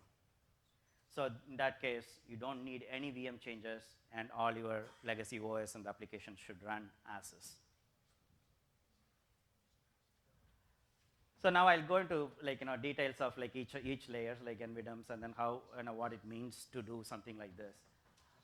Let's first talk about the physical NVDIMMs. I just wanted to say what we depend upon. As I pointed out before, our requirements for supporting any NVDIMM technology, either it is NVDIMM-N or 3D Crosspoint or any other technology that comes in the future, is we require that to be NFIT compatible, which is NFIT is a new type of tables that are being defined in the ACPI standard, so that the OS can figure out that, oh, this portion of the memory I see is persistent memory and the other portion is volatile memory. So we depend upon that, the ESXi kernel depends upon that to figure out what is persistent memory and what is volatile. And in addition, there are other specs that has been defined, namespaces. Namespace, you can think of that as kind of sort of partition. So you can have multiple NVDIMMs. Each NUMA node comes out as a separate namespace, each of them like a separate partition. You can think of a separate disk per NUMA node. And so to figure out those extents, we depend upon the namespace spec to figure out those. And then I will talk about the error handling later. This is an evolving area, and but we have to, there are specs being defined for getting the health information for the NVDIM, and then getting error reporting from the NVDIM. Some pages gone bad, or the hardware petrol scrubber found some errors, and reporting that errors into the OS. There are other specs that define like block mode access for the NVDIM and the BTT and other things, and as ESX does not use any of that. We don't use block mode, we don't use BTT or anything. We are purely like on byte addressable mode. In our case, we use in the byte addressable mode. So now we figured out, as ESX, we figured out a bunch of namespaces, bunch of extents, persistent memory extents in a system, how we are exposing that to the upper layers. What does the OS do? The OS basically like concatenates all these namespaces in all these extents into a single volume. It is a straight concatenation of the volumes, and it so that if you have a single namespace being exposed in each NUMA node, we can concatenate and expose it as a single volume. So so what you will see what you are likely to see in a ESX system is a single persistent memory data store per host. We believe that that way it simplifies our model of managing the persistent memory. So always you will have one persistent memory data store per host. We believe that that will work okay even with the different types of technologies. Tomorrow you have a machine with some NVDIMN and some 3D crosspoint, although latencies are different, still that is OS's responsibility to manage between these two different latencies and expose that as a single data store to the upper management stack. And as I said, like once in this data store, now you can create regions, like multiple regions, and then these regions can be attached to VMs. And as I talked about before, there are two ways we can expose this to VMs. One is the virtual disk model, where this region is being exposed as a disk. In that case, we are very, very aware of all the atomic guarantees that are required to be supported. So we make sure that if you have a 512 block write that is atomic, like if you do a write, either you will see the complete 512 byte data, otherwise you won't see any data if a crash happens in between. So that is our responsibility. We are making sure that happens, and then from the guest point of view, it looks like a regular NVMe device or a SCSI device. So all this, it will just issue SCSI commands, and the data will be stored on persistent memory. So there is some overhead because of this, because you are walking the guest SCSI stack as well as some virtualization virtual SCSI stack. So there is going to be some overhead because of that, but we are trying to minimize as much as possible that overhead as much as possible. But legacy applications can still take advantage of persistent memory using this mode. So in the virtual NVDIM mode, we are exposing a real NVDIM into the VM. The way we expose is exactly same as how hardware BIOS exposes virtual NVDIMs to the OS. We expose that through virtual NFIT table that we expose into the VM. And then we are also like, whenever we expose a namespace along with it. So all the standards that have been developed for NVDIMs, we are following all of them for exposing this into the VM. And then currently, we have tested with Fedora and RHEL, and all of those OSs can actually identify our NVDIM, including Windows Server 2016. And then if the OS is, as I was telling, if the OS is persistent memory aware, like Windows Server 2016 or RHEL 7.3, then they can just identify this. There is no modification required in the guest OS, or there is no new driver you need. It is out of the box. All those guest OSs can recognize this NVDIM, this virtual NVDIM that we expose into it. They automatically find these NVDIMs, and then you can format it and then mount an NTFS file system or ext4 file system or whatever you Then similar to this, if you see in a VM, generally like, with respect to volatile memory, you say, okay, you expose like 25 GB of volatile memory to this VM. That's how you configure the VM. But with respect to disk, normally you might attach multiple disks. One is like an operating system disk, one is data disk or something like that. So we wanted to follow the similar disk kind paradigm for the virtual NVDIM too. So we will allow multiple NVDIMs to be attached to a VM. So you may want to have one database NVDIM and one your OS NVDIM or whatever it is. So you can attach multiple NVDIMs into the VM.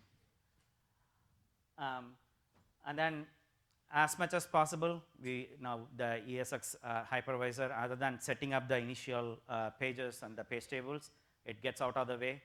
So you have almost zero cost of accessing this NVDIM. If you are running a persistent memory aware application like modified SAP HANA or something like that, then it is accessing directly all this, and it is writing directly into the persistent memory DIMMs. And there is no guest OS intervention, there is no hypervisor intervention, so you have almost zero cost to write to the persistent memory and read from persistent memory. This is a tricky topic, error handling. When you do the disk, like it is slightly at least synchronous. Like when you issue a read or issue a write, if there is an error happens, at least a bad block is returned, or that write gets aborted, or that read gets aborted.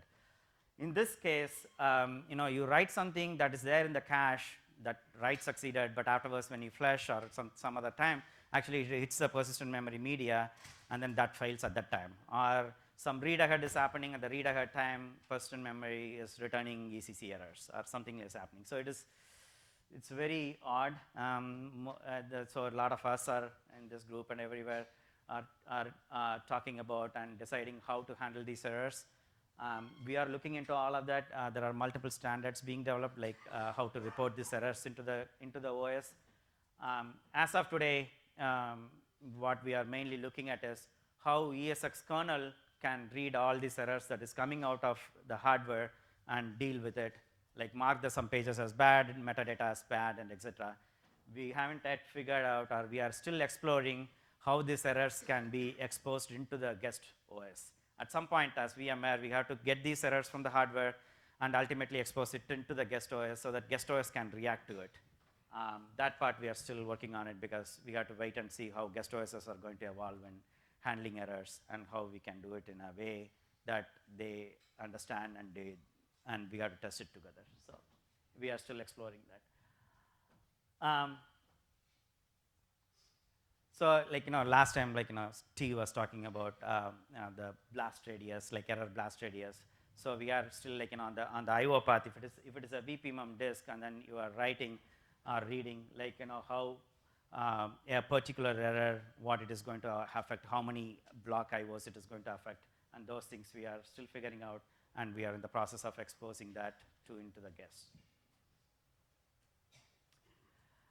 So, so till now I talked about how this persistent memory is going to be exposed to the VM. Now, one of the things, as I said, VMware provides us, the workload mobility. We should be able to migrate that VM from while the VM is running. We should be able to migrate VMs with persistent memory from one host to another host.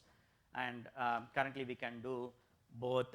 When the VM is powered off, it's called cold migration. When the VM is powered on, it's hot migration. Both cold migration and hot migration, we made it to work with both NVDIMs as well as VPMM disks. We can do migrations. And then if it is a virtual NVDIM, it has to be stored on persistent memory. You cannot store it in any regular storage, because you are doing a byte addressable exposure. There is no way to do that with the regular storage.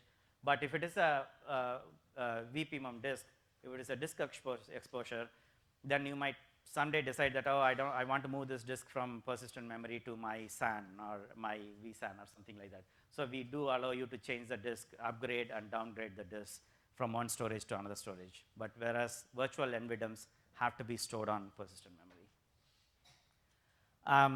Clearly, like many of us, still talking about, in the morning we were talking about how to provide high availability for persistent memory, particularly when byte addressable access. How to provide that problem is, as an industry, we have to solve it. But so we don't do any synchronous replication because that will kill the performance when we expose it as an NVDIM. So there is no HA support, so you don't have another copy anywhere. But if you want, if your application really wants some HA support, then we have another mode for the VMs, which is called FT, where we take continuous checkpoints and 100 or so checkpoints per second, and then keep sending checkpoint data to the other node, another standby node. So if this node fails, then the standby node, the VM starts running on the standby node. So that technology is already there, and we made the FT technology to work with NVDIMs too. So you can, with the NVDIMs, you can do FT, multiple vCPU FT, and that will work as is.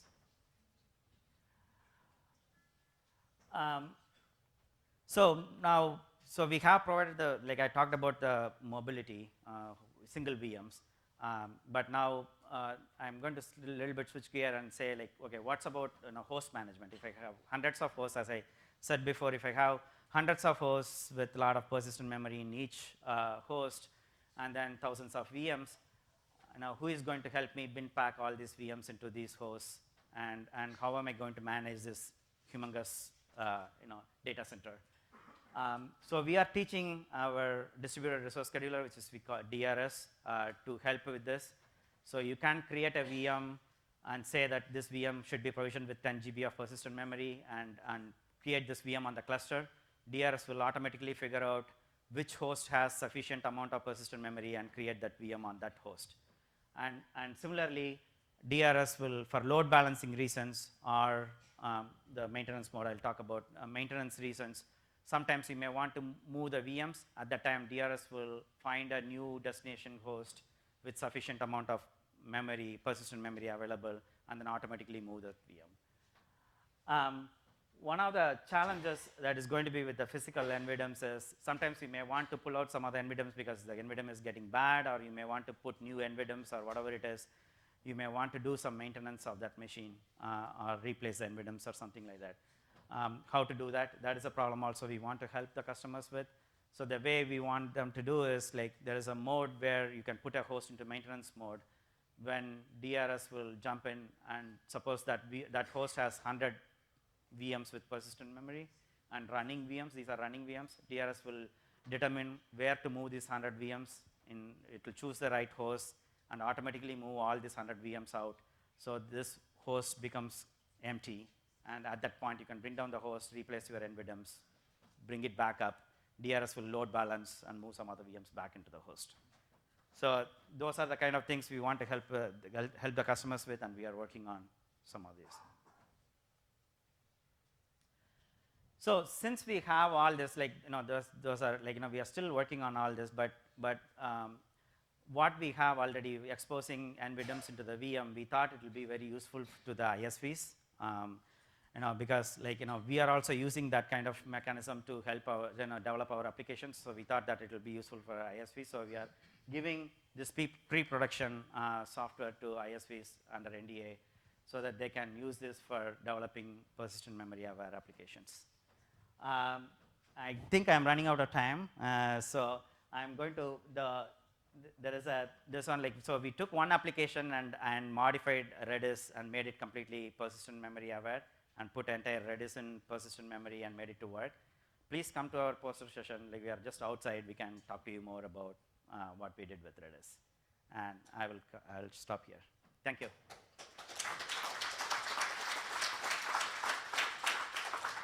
Is there any questions for Rajesh?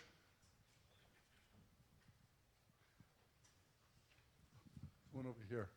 And we'll just do one this time. We want to stay on track. Hi, interesting talk. So I have a question regarding your replication for high availability support. You said that you frequently take checkpoints and then, like, transfer that information. So how is, like, what characteristic of an NVDIM is useful in that scenario? It's not NVDIM. Like, we have already that for volatile memory. Yes. And we have made that to work with persistent memory too. Okay. NVDIMs too. So even if you have a VM with NVDIM, you can do that checkpoint-based replication. Okay. Cool. Thank you. Thank you. Thank you, Rajesh. Thank you. And thank you for all the work that VMware is doing to help drive persistent memory. Fantastic work. Thank you. Okay, so our next speaker is one who shares a name of with one of our very common people here at SNIA. Tom Coughlin is, and there's Tom Coughlin. And our next speaker is Tom Coughlin. So I think I sent a urgent note to Marty one time. Your schedule is all wrong. Tom Coughlin has not joined Red Hat as far as I know. So so I was totally confused, but Marty set me straight. I think you're fixing a presentation. Are we all set? Okay, so I'd like to introduce Tom Coughlin from Red Hat, who's going to, the next speaker. We have 3 speakers in a row, really very focused on 3 operating systems. First, obviously, was VMware. Second is the Linux community with Red Hat, and then Microsoft. So, Tom, take it away. Thank you. So I am relatively new to this group. I'm the engineering manager for storage in Red Hat Enterprise Linux. And I wanted to acknowledge Jeff Moyer. He's the fellow who's given this talk in the past few years, and he's done most of the work, and in fact did most of these slides. He's the engineer in my group. So since the last time that Jeff was here, we've actually shipped support for persistent memory in Fedora, as well as in Red Hat Enterprise Linux 7.3. There's full support there for PMEM as a block device, and then we have a technology preview for support with DAX. That's there as it stabilizes and matures, and as we start to gather users for it. We don't currently have users, so we stopped short of providing full support at this point, but that's coming, and you'll see that in the next few slides here. So since we've delivered this now, sort of put it out there, this talk is a bit more like a how-to, how to do this on Linux in order to encourage people to start using it and to start developing and modifying applications. So sort of a basic block diagram of a kernel, a Linux kernel, and as you might imagine, when we add a new piece of hardware, we usually have to add a driver, and we might have to modify something in ACPI or in order to detect it. In this case, it was a dramatic amount of work to support persistent memory. 2 file systems were modified dramatically. The VFS, the virtual file system that layers on top, the block layer, and the VM system as well, paging and so on. So this is just a view of the amount of impact that this had on the kernel. Next is sort of the generic slides similar to what Andy showed. Starting right here, this is the programming model for persistent memory. Starting right here in the middle, this is pretty much the standard block stack where you go through a standard file system. So you've got unmodified applications. We've talked about this before. One thing we haven't talked about too much is the BTT is the block translation table. This is used to ensure that we have sector atomicity, that under any circumstances that the sector will either be unmodified or modified, or you'll get an error when you read it, but you won't end up with a sector that's half written. So that layer goes there, but the rest of this middle portion here is largely unchanged. Then we have the part we've seen over and over here with, in Linux, we have 2 DAX-enabled file systems and NVM library in order to allow application programmers to efficiently use the storage. This is as Andy described it. And then last, over on the left, is the tools and libraries and utilities that are there for managing the NVM hardware. And that's actually the next slide. So this shows you the primary command within Linux. NDCTL is used to manage your in this case, NVDIMMs. So the system will boot up, and you can type in this command, and you'll see the devices that were discovered. In this case, as an example, there are 4 DIMMs. In the BIOS, before you boot the system, you can combine those into interleave sets. So in this case, we've combined 2 8-gig DIMMs into a 16-gig interleave set, and there are 2 of those. So here they are. And as you bring up the system, and NDCTL will display the namespace identifier, the mode that this namespace is in, and I'll get into that on the next slide, the size, and then where it says block dev, these are the device names that you'll see in /dev. So that's the main thing that the user might be interested in, is which one of these am I going to access when I go to use mount commands and makefs commands. So, as I mentioned, there are 3 modes, 3 namespace configurations that you'll encounter with NDCTL. The first is raw mode. This is the default, and you saw that in red on the last slide. This is a legacy mode. It supports DAX, but it does not support DMA. So basically, you don't want to use that. Instead, if you wanted DAX, you would use memory mode. Oops, sorry. You would use memory mode in order to get DAX with DMA. Next, sector mode. This is the block device that you can use as a traditional block device with atomic sector updates if you enable that BTT that I described. Selectable sector size, and it includes diff-dix. This is the technique for end-to-end data integrity checking, where the application or the device driver can add a checksum, and that'll get sent out to the device, stored, and then read back on the read. And then finally, the third mode is memory mode. When we get to the point where we're going to start using this in Linux, every page of memory requires kernel page structure. And so that's mentioned here, and then the next couple of slides will get into some of the details on how you set that up on your system. So you need 64 bytes per page of page data structures. And in the case where your PMEM is relatively modest size, for example, 32 gig, then that comes out to be 512 megabytes, and you could, of page table entries. And you could put those into your standard DRAM that you're using to run the operating system without any trouble. But in the future, when we get to terabyte and larger PMEM sizes, the page data structure table gets to be quite large, in this case 16 gigabytes. So we provide an option to store that in the PMEM area instead of storing it in DRAM. So rather than use up your DRAM, you've got these terabytes of PMEM, you can put your page tables there. So the next couple of slides will show you how to do that. You have this, again, this option to select where those page tables are going to go. So you brought up the system and you type NDCTL and you see the device that we saw earlier. FDisk will allow you to see this device as well.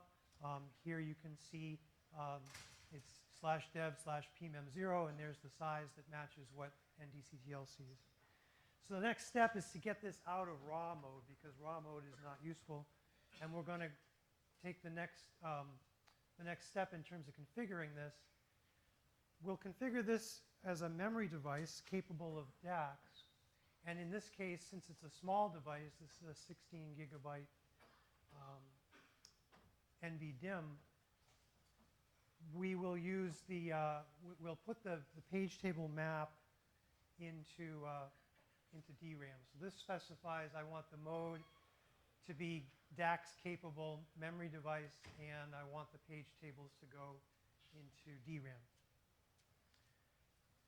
And then, as you see, FDisk will show essentially the same thing with a slightly different size, because when you format the NVDIMM device, the raw device, there's some metadata that goes on there to track these changes that have been made, basically to record the configuration that this device is in. That gets written onto the device.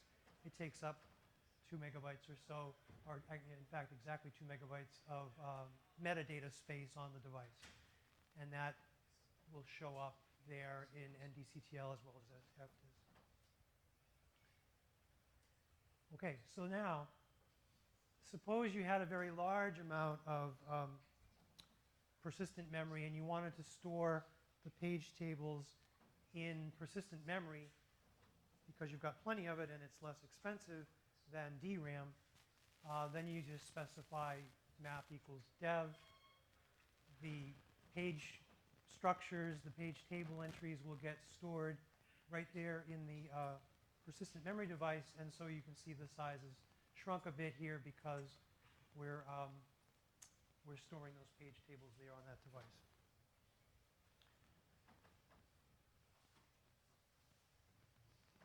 Now, the next step I'm going to show is to convert this to a block device. Instead of using it as a memory device, we'll use it as a standard block device. And I thought I'd pause here and mention that when you do these NDCTL commands and change the mode, that's a destructive operation. The data that's on this device will be lost. So anytime you make a change, for example, moving the page tables from DRAM to PMEM would erase the data. Likewise, moving from memory mode to sector mode, you'll lose the data. So there's something to be aware of there. So we're going to convert that memory device that we had earlier to a sector device. Simple enough, basically the same NDCTL style of command specifying a sector. It'll show you the default sector size 4K. And then it's PMEM0S for sector. So previously, if you're /dev/PMEM0 or 1, that indicates it's a DAX-capable device. Here, with the S, indicates it's a sector device. This is a standard block device emulating a disk. And again, FDisk on that particular device will show the sector size at 4K, logical and physical sector size right there. So then the next step, of course, here is you can MKFS, XFS, or EXT4, mount the device, and -O DAX, which is the field that specifies that you want to be able to do DAX on this device and mount it. So there are just a few comments here, things to watch out for. If you take your DAX device and put partitions on there, standard Linux partitions, they have to be aligned on page boundaries. They are by default, so you don't have to worry about this. It's just don't go and change that or you'll have a problem. XFS does require atomic sector rights for its journal. Not true for the data, but for the journal that is required. And so what you would want to do is leave XFS in the default mode where it will use CRC for the journal data, and it will be able to detect errors if they do occur in the journal area on the DAX-capable device that we're using in this case. And again, just a minor note, if the device is not capable of DAX and you ask for DAX, EXT will fail the command. XFS will just log an error and continue on. Just things to watch out for.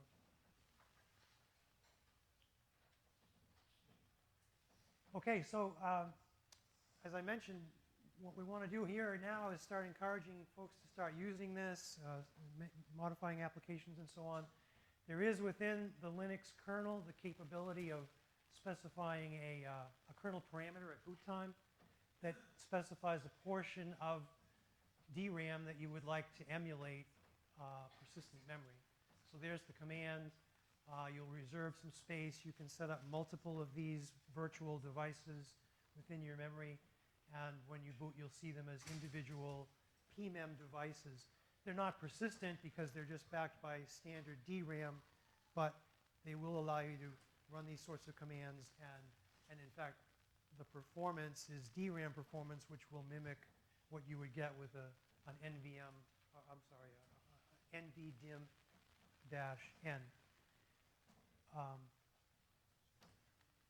And then the next sort of last bullet here is a little bit of an advertisement again. To get started on application development, use the NVML library. This is the library or suite of libraries that Andy described. That's where you want to get started. lib, pmem, lib, memobj. The second of these has the capability of transactional operations, and so that's probably the simplest way to start working with this. And then for more information, there's a pointer here to the PMEM.io blog, which was mentioned, I think, a few other times today. Future work that's coming in Linux in general and RHEL in particular. We need to follow up and make DAX fully supported on ext4 and XFS. It's there today, it works, it's testable. We're, again, allowing some time for it to stabilize and to start to develop actual users for that. We currently do not have support for installing and booting to PMEM devices. That is a fair amount of work, potentially affecting ACPI, UEFI. It'll affect Anaconda, of course. There's work there that's not currently planned for 7.4, which is currently in development. And we'd be interested in hearing and in fact, receiving code contributions for any of that kind of work. Huge pages are there, of course, supported in the operating system in general. In the upstream kernel, there's support for huge pages with DAX and PMEM. This is not yet in RHEL 7. We're taking a look at that. It's a fair amount of work to backport that from the upstream kernel to the RHEL 7 kernel, something we're looking at. Upstream Linux is working on 1 gig huge pages. That will require a substantial amount of work, potentially involving changes to file systems. That's not likely for RHEL 7, perhaps RHEL 8. But that's an upstream project that's being looked at. We're taking a look at being able to pass dev PMEM devices to the guest on a virtual machine within Linux. That's currently not there, but it's fairly close. That's something we're taking a look at, following up from the previous talk. So more refined error handling. We've heard a lot of talk today about error handling is hard. Today, for example, if there's a failure, the kernel will not allow the file system to be mounted.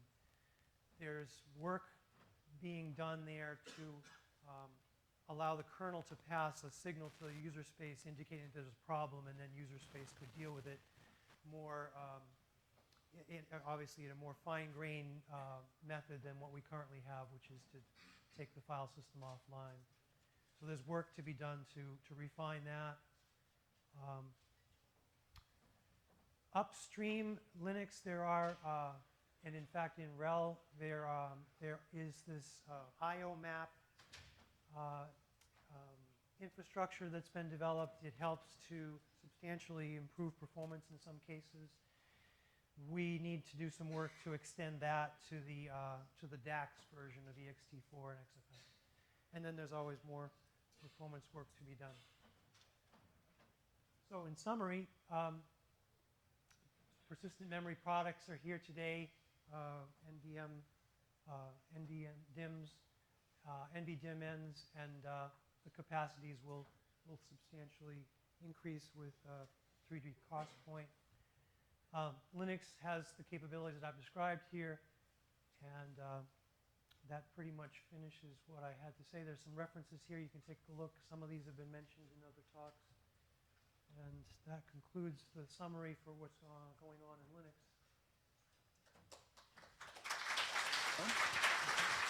If there's any questions. Any questions for Tom? Oh. Okay, you asked a question earlier. I'm going to make you wait. There's.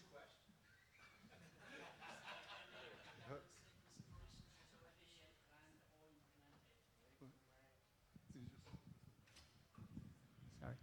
Is any redundancy consideration has already implemented or planned? Redundancy. So of course, if you use it as a block device, then you can use software RAID and so on. I'm sure you're aware of that. In terms of redundancy for DACs, there's not work that I know of. Andy may know. In the library. It is there? Yeah. Okay, go ahead. But outside the kernel. What was that? Outside the kernel. Yeah, okay, outside the kernel in the user space libraries that Andy has described in his talk, there is some capability for specifying redundancy, data redundancy.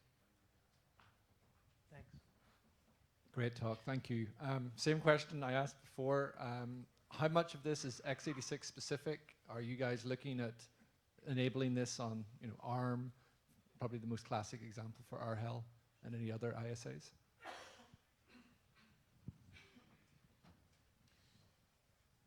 Fundamentally, I don't know of architecture-specific work that's been done here at a fundamental level. There's effort that's required around testing and so on. So we'll be selective. I think we'll pick architectures where there's a good business case, and then we'll have to do a substantial amount of testing. But I'm not aware of any fundamental architecture-specific issues. Questions for Tom? Okay, Tom, thank you very, very much.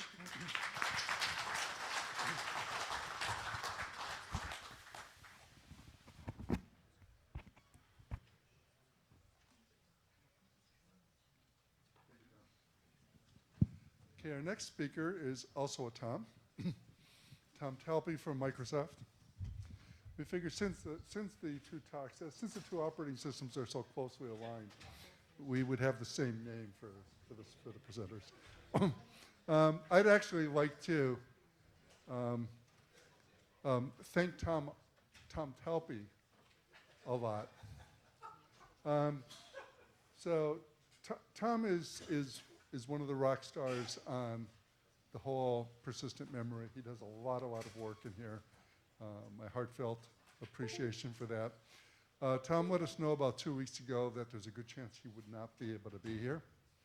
He had a family conflict or something, and he was being a good citizen and letting us know. And but he was able to evidently reprioritize things and get things straightened out, so he was able to be here. So, a testament to his dedication. So, thank you, Tom. I don't want to get too teary-eyed here, So please don't. So anyway, Tom Talpe, as I said, Microsoft, like I said, one of the rock stars. Tom, take it away. Okay. Thank you, Jim. Yeah, it was a little dicey, but I managed to push one thing earlier and one thing later and opened up the week. So here I am, and I'm glad to be here. I'm Tom Talpe. I'm an architect in the storage team with Microsoft.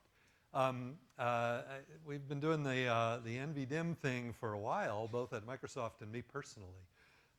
You may see me mostly talking about remote access, networked access to this type of thing. I work in the SMB3 technology. I work a lot in RDMA technology, in particular putting SMB3 on top of RDMA with some very spectacular results over the years. And NVDIM is, a new paradigm in storage, low latency, ultra low latency. Latency is really what distinguishes it for us. So I'm going to pivot a little bit. I'm not going to talk much about SMB. I do have a slide at the very end. But I'm just going to talk about the support for NVDIM itself as a storage medium in Microsoft Windows, okay? So I'm echoing the talks that were given by my colleagues Neil Christensen, who's an architect in the storage, the NTFS, the local storage team, as well as Tobias Klima, and the SQL team, Lindsay Zhu. They've given some presentations at both the Intel Developers Forum and at Microsoft's Ignite. And Neil represents NTFS and DAX. Toby and Lindsay represent SQL Server. And so I'm just going to bring these in as features in Windows which enable NVDIM, persistent memory in general, and SQL Server for a bit of a performance story. Not a very big one, but just to convince you that this is real and available today. So I'm just going to talk a little bit about Windows persistent memory support, what's there. Windows persistent memory storage access details. It'll echo Tom Coughlin's presentation in some ways, I think you'll see. And then follow it up with the SQL Server 2016. So position statement. Persistent memory is supported in Windows 10 and Windows Server 2016. And we mean that. These are delivered products. And they are there. Persistent memory support is foundational in Windows. We consider it a foundation technology, something which we can expect of platforms on which Windows runs, right? And it's SKU independent. It runs on client SKUs, the so-called workstation or Windows 10 SKU, as well as the server SKUs. It supports JEDEC-defined NVDIMN devices today, available starting from Windows Server 2016 and the Windows 10 anniversary update. That was the version of Windows 10 that we shipped back in the fall. I think it was September, October. That's different from the Creators Update, which is the next one coming out, and there will be unspecified new features then. We support several different access methods to persistent memory. And there's a very good reason for this. I'll tell you in a minute a little more detail about it. But I'll just list them for the moment. The first and probably most ubiquitous one is the Direct Access DAX file system. Now you notice that DAX is the name used by Linux. That's not an accident. We originally called this DAS, D-A-S, and we found everybody was getting confused. And we said, well, you know, it's the same goal. And so we changed the name. So we're all going by the same handle these days, okay? Direct Access DAX. You'll see it very familiar. Totally different thing in Windows, right? But the same basic principle and the same basic goal. Mapped files with a load, store, flush paradigm, as well as supporting cached and non-cached with the files with a read-write paradigm. Okay, and this is for application transparency as well as performance. Second, we support a block mode, the so-called persistent RAM disk, or I just basically made that a handle here. But the idea is that it's a raw disk paradigm, right? There's a block device which emulates a disk on memory. It just happens to be persistent. That's why it's different from an old-fashioned RAM disk. And application interfaces are the third major way to do this. The mapped and traditional file, which we inherit from DAX for the most part. The NVM programming library, which Andy mentioned earlier and which Tom just mentioned a minute ago. This is the open source library. It's supported on Windows, and it will be there in the future, not too distant future. And finally, PMEM-aware applications, which are just open-coded. Right? If they have access to a chunk of memory that they happen to know is PMEM, they can do their own flushes, they can write their own code, you know, have a ball, non-temporal, whatever, you know, party on. Windows goals for persistent memory: to support zero copy access to persistent memory, full performance, minimum latency, all right? It's the real thing, okay? Nothing in between. Most existing user mode applications will run, this is a goal, without modification, right? So there will be ways for an existing application to use PMEM without modification. That is incredibly, incredibly important.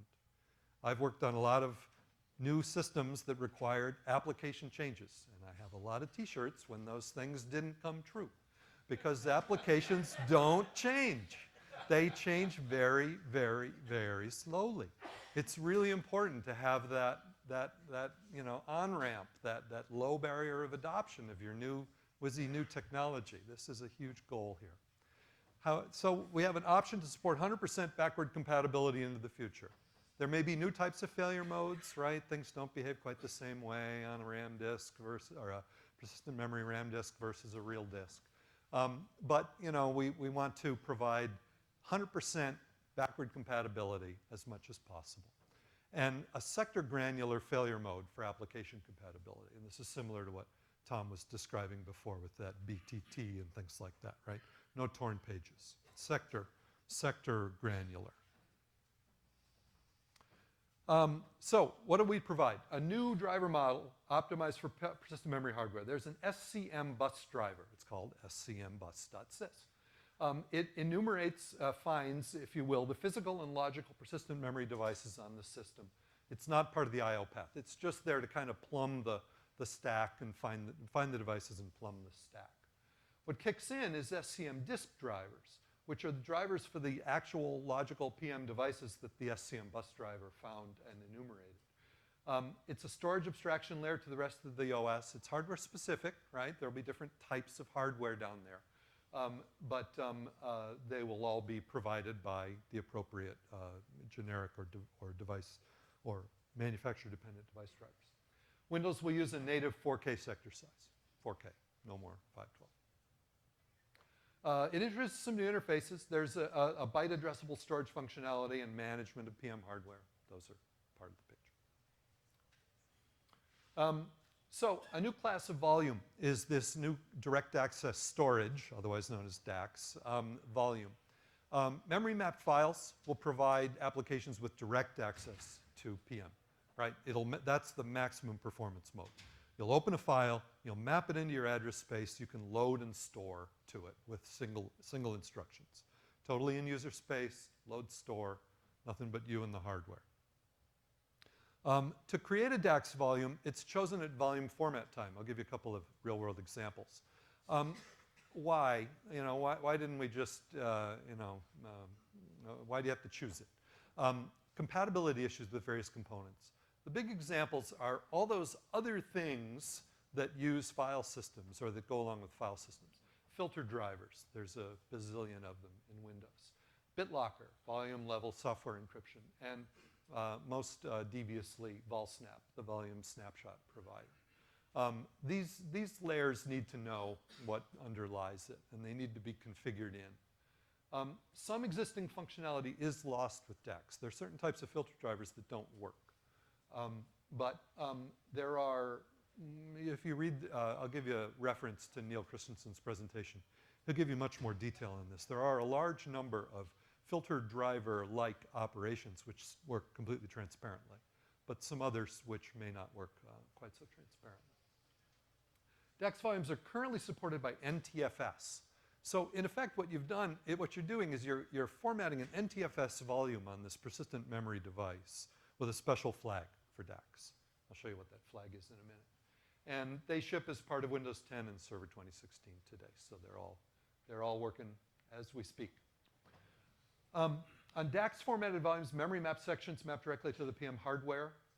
So it's a one-to-one mapping, right? No translation, nothing in the middle. When an application creates a section, memory manager asks the file system if the section is in DAX mode, and the file system returns yes. Magic things happen when that path is available.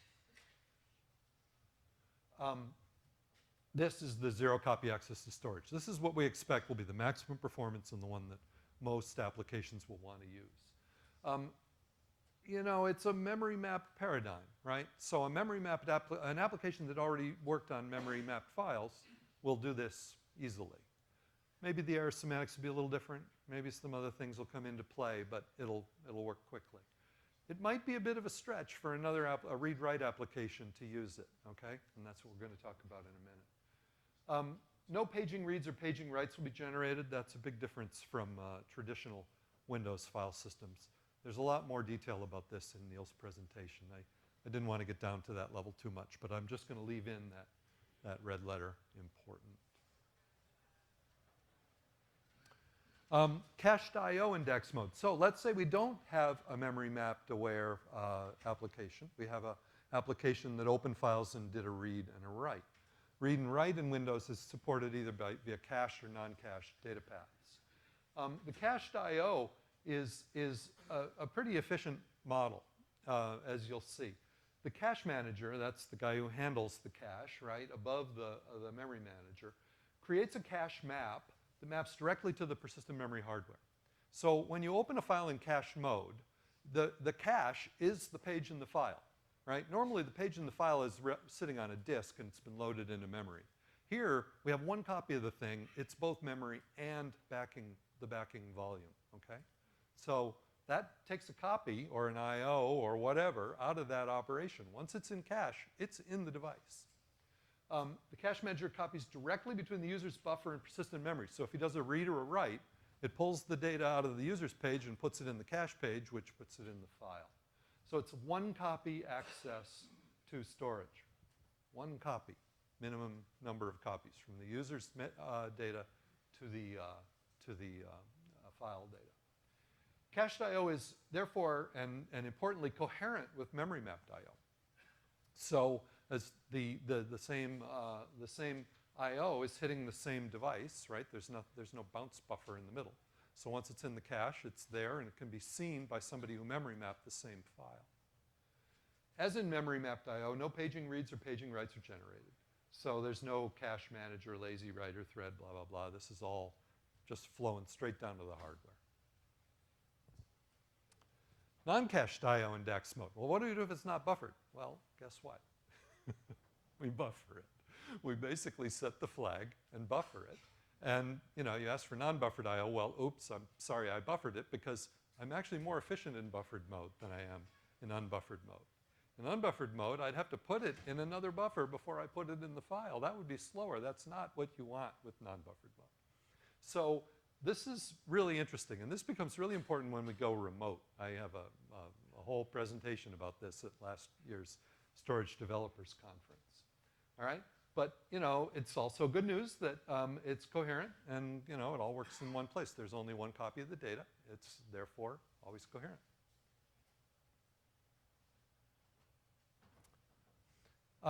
Backward application compatibility. So moving back to devices that may have wanted to open raw devices, block mode volumes.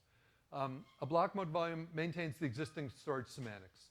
All operations traverse the entire storage stack, okay? So if you have a filter driver in the storage stack, it gets to see all this stuff. It flows down the storage stack. Just in Windows, it uses an ERP, and it just, moves along and turns into an I/O operation at the bottom of the stack that copies it to the persistent memory drive. We use this PM disk driver. Sector atomicity is guaranteed by that disk driver. And it's a shortened path length through the storage stack because we've modified, a number of things to make it aware that there's PM at the bottom of the stack. There are no store port and mini ports down there at the bottom. There's no SCSI translation, right? We don't have to take a user's write call and turn it into a SCSI write operation. We just simply copy it to the PMEM. So at the bottom of the stack, it is more efficient. You get better throughput with this type of device than you would with a traditional storage device. It's fully compatible with existing applications. It looks just like a disk. And you can create a file system on top of it, right? So, transparently, you could create any old file system on top of this. The error semantics would be a little weird because they might not be aware that it was, a persistent memory device. They might have been thinking it was a traditional sector device down there. But it looks like one to the file system, so, at some level, it'll work perfectly. It'll work with all the existing file system filters. Block mode versus DAX mode is once again chosen at format time. So this is just a picture of that I/O stack. You may have seen it before, but you can see in the left, there's a traditional thing with NTFS at the top, a volume snap layer, a volume manager, partition manager, the disk, the store port, the mini port. Those are the hardware drivers down to the SSD or HDD. Without that, with persistent memory, the middle line, we still have NTFS up there at the top and a Vault Snap driver with the volume manager. It flows directly to the PM disk. With a DAX volume, all that data flowing from NTFS down to the PM disk there's nothing in the middle there, right? It's flowing via loads and stores, mem copies. So there's no ability to throw in a Vault Snap at that point. Those writes go directly through in the hardware, in the processor, if you will. This slide might be a little bit of a redundant with what I said before, but it shows a couple of interesting pictures. It shows that both a block mode and a direct access application can share the APIs that flow through an SCM-aware file system down to SCM, all right? You get the true device performance with byte addressability for load and store. On the left, it's block mode. On the right, it's byte mode. Filter drivers may live in some parts of the stack. And for instance, Windows Defender will actually operate transparently on this thing. Windows Defender basically intercepts the create calls, not the read and write calls, right? So intercepting the create calls is simple because these applications still open that handle. So that's where they are hooked, if you will, to perform the filter driver operation. But on the individual reads and writes, they flow through very differently on the right side of this diagram than from the left side. Performance. So this was Neil's slide from the IDF, from the Intel Developer Forum. But it shows some really interesting things. This was a rather simple benchmark run on fairly current hardware. You can see the reference someplace else. But it's 4K random writes, pure write workload. One thread, okay, single threaded. No cheating here with deep parallelism. In fact, what we want to see is the latency. So we're running single threaded. We're running also on a single core, all right? And so we ran this disk speed benchmark with 3 different types of backing store. An NVMe solid state device. I should mention that NVMe is fully supported in all this too, right? That's probably pretty obvious. Second, a block mode NVDIMM. That was the NVDIMM with that block mode driver on it, emulating a disk. And third, a DAX mode NVDIMM. Okay, that's one with a DAX file system and memory mapped access. Okay, so IOPS, 4K IOPS, single threaded 4K IOPS on an NVMe SSD with an average latency of 66,000 nanoseconds. On a block mode DIMM, that came down by, the latency rather, came down by a factor of 10. Pretty interesting. And the megabytes per second up by a factor of 10, right? It's just walking the curve here on a single threaded workload. DAX mode NVDIMM, that same backing store as the block mode NVDIMM, over 1 million IOPS, right? With 800 nanoseconds of latency for that write. Pretty cool. Megabytes per second, 4 gigabytes, a little over 4 gigabytes per second. So, that's real. Practically, how to use DAX in Windows. There are 2 ways to format it. The old-fashioned format command, /DAX is the keyword. And format-volume is the newer PowerShell mode. I'm sorry, blocked out for a minute. DAX volume identification. There's a quick API to see it. You get volume information, the API, and then it checks the return LP file system flags. There's basically a bit in the volume flags that says I'm DAX. You can also see it for a file. You basically get the volume information by file handle and check for that same flag. So the application can tell whether it's opened a DAX file or not, if it chooses to. Memory mapping, this is basically how you might do it. At the top, the memory map, you create a file mapping. First you open a file. H-file is actually a file handle. You create a file mapping so you get a mapping handle. And then you use that mapping handle to map a view into your address space. And off you go, memcopy, loads and stores. And then when you're done with your loads and stores and you want to commit the data, you call flush view of file. And so all these calls basically trap into DAX, create file mapping, map view of file, and flush view of file. All trap into DAX to do that magic work. But memcopy is purely a user-space byte-oriented operation. Or you can use non-temporal instructions for better performance. And you basically create the same thing, but you do RTL copy memory non-temporal. And this uses the CPU intrinsics to provide the non-cached instructions, and poof, it winds up in your NVDIMM. In the future, you could also use an open source NVM programming library. So these are just a few examples of ways to use a DAX file system in Windows today. So the final stage of this talk is just to wrap up a little motivation about a major application that happens to run on Windows that happens to get a benefit from persistent memory, and that application would be SQL Server 2016.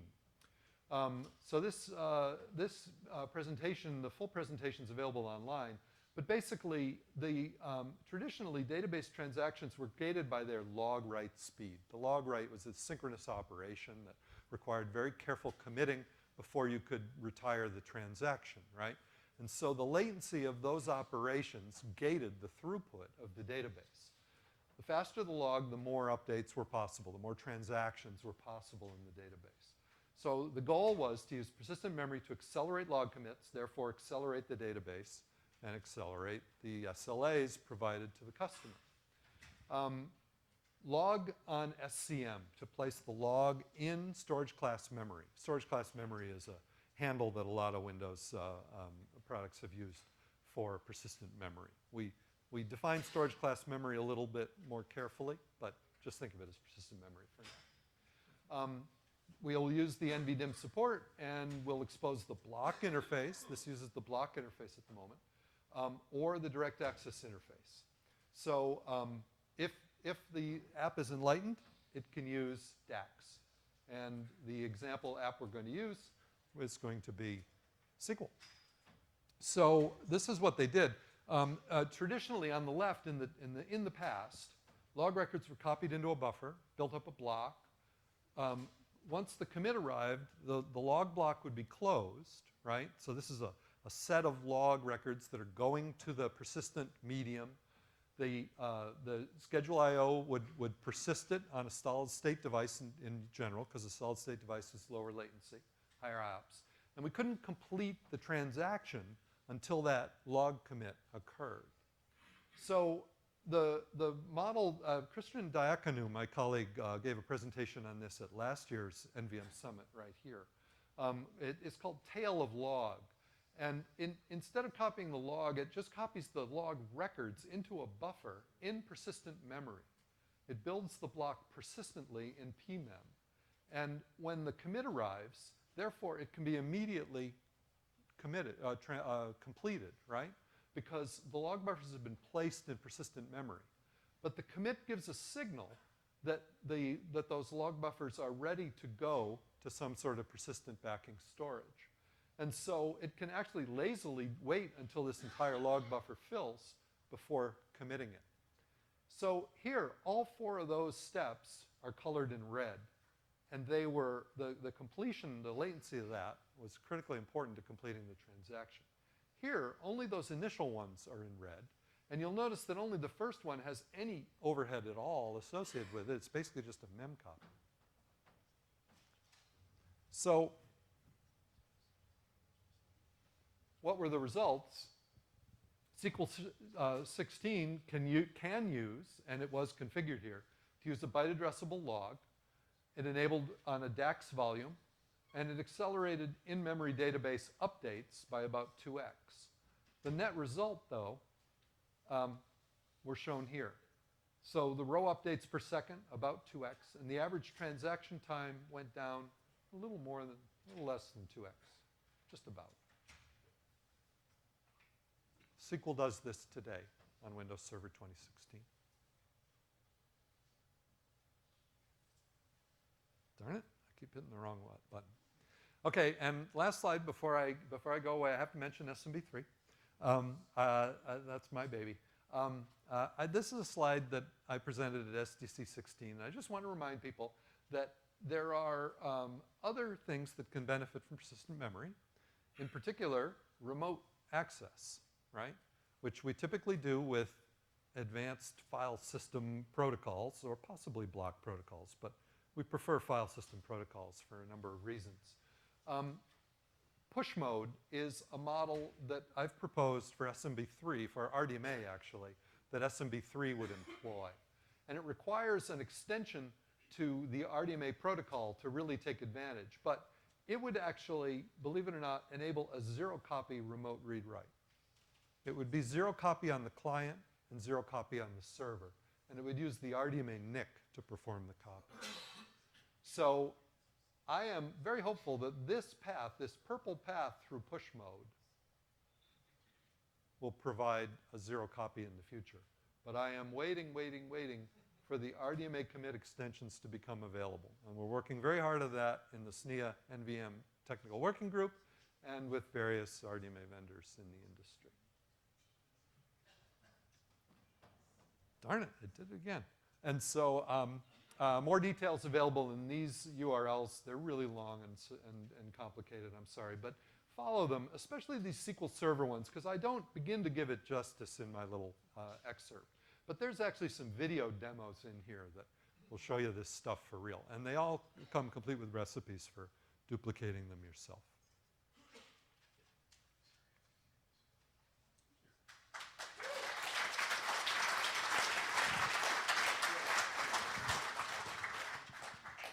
So, any questions? No question. It's the same question. That's it. Ignore that, man. Steve wants to know whether this is supported on ARM. I can't give any product statement, probably. I'm sorry. Hi, Tom. I'm trying to understand why you have to do a copy at all on the cached I/O still. Because you're creating a user buffer, but eventually, even if you modify it, aren't you going to move it back to the original location? Maybe I misunderstood. I thought the user buffer is the argument to the write file call. Right. Right. He said write file handle buffer. Right. And that was a bunch of memory in his address space, in the user address space. Right. That was not on the volume. If he was doing that, he'd do memory mapped. He could do that with memory mapped. Then it's zero copy. Right. But the read-write API doesn't lend itself to that. Okay, so it doesn't actually know where the real thing is on the MVDIM. It has to move it into the... By design, it doesn't know where that is. It has a handle on which it's writing at an offset. Right, so it requires a copy. If he was PMM aware or memory map aware, and he used the map view of file API, then he'd know the address and the offset, and he could do his own write using a CPU store instruction. No, because you'd have to take a fault. That's a common question. I'll repeat the question. Couldn't the memory management unit fake it out? The answer is, well, yes, but no, because you'd have to take a fault on every operation to know when to fake it out. And then you'd have to fix up the fault, perform the operation, and it would perform very, very, very poorly. Yes, Tom, some questions on the performance. It sounds like you're using the same NV asset for the 3 different tests of... No. Oh. No, the first one was an NVMe device, which was basically a PCIe attached solid-state drive. The second 2 used the same asset. And so the compression from DAX, from block to DAX, that was the same hardware, same offered load? It was definitely the same offered load. And it was not it was the same hardware but a different software stack to get to it. Yes. So most of the compression or the improvement in response time or reduction of latency was all coming from an improved or shorter software stack sitting on top of that hardware? Yes, relative to the 2 second numbers. The first number was very different. It was preparing a block I/O and launching it down the I/O stack, sending it over the NVMe protocol to a PCIe device, getting an interrupt, blah, blah, blah. Lots of stuff. Now focusing on block and DAX. The second one, the block mode NVDIM, it was creating a sector write. It was writing it down the I/O stack that was copying it to a DIM at the bottom of the stack.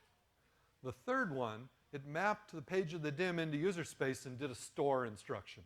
It went through no software at all.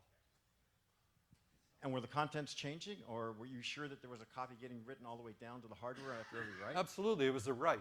We were performing the write in all 3 cases. Well, some hardware gets smart, and when it's the same contents, they don't write it again. No, this hardware, DIMMs are not that smart.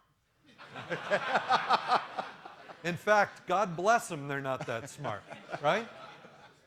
Okay, thank you. I'm going to win the award for the most pointless question of the day. Please. On your slide, on your slide in your flowchart diagrams, you used a disk for a disk and used the disk image for NVRAM as well. My question, I guess, to SNIA is: are you going to standardize a new flowchart symbol for non-volatile memory? You could pass that up to either to Mark or. Yeah, would that be SSSI? What working group would that be? I don't know. Well, there was the disk icon working group. Hi, Tom. The question I have is for the SCM to recognize the NVDIMMs and everything, what kind of hardware requirements we should have, like BIOS, and what kind of platforms are there that Windows Server 16 has been tested with PMM? Yeah, so that's a really good question and a really complicated answer.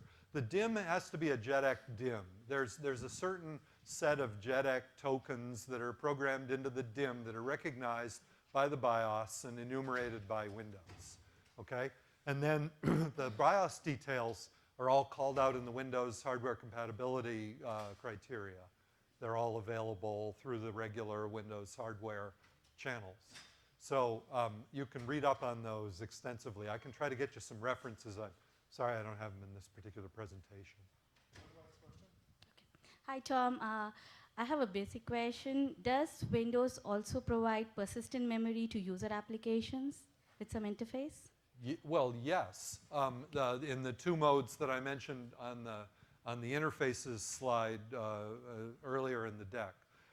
The first is DAX mode, where you open a file and memory map it, right? And that's direct access to persistent memory by the user's application. It requires a file system to be formatted on a DAX file system to be formatted on the DIMM. And the second is the NVM programming library, which is a user space API via various means on the platform, which may include DAX, which may include direct access to the device, but it becomes an NVML question. NVML is not yet shipping with Windows. There are some early versions available for Windows, and we have an intention to ship it as a component of Windows in the future. Thank you very much, Tom. Thank you.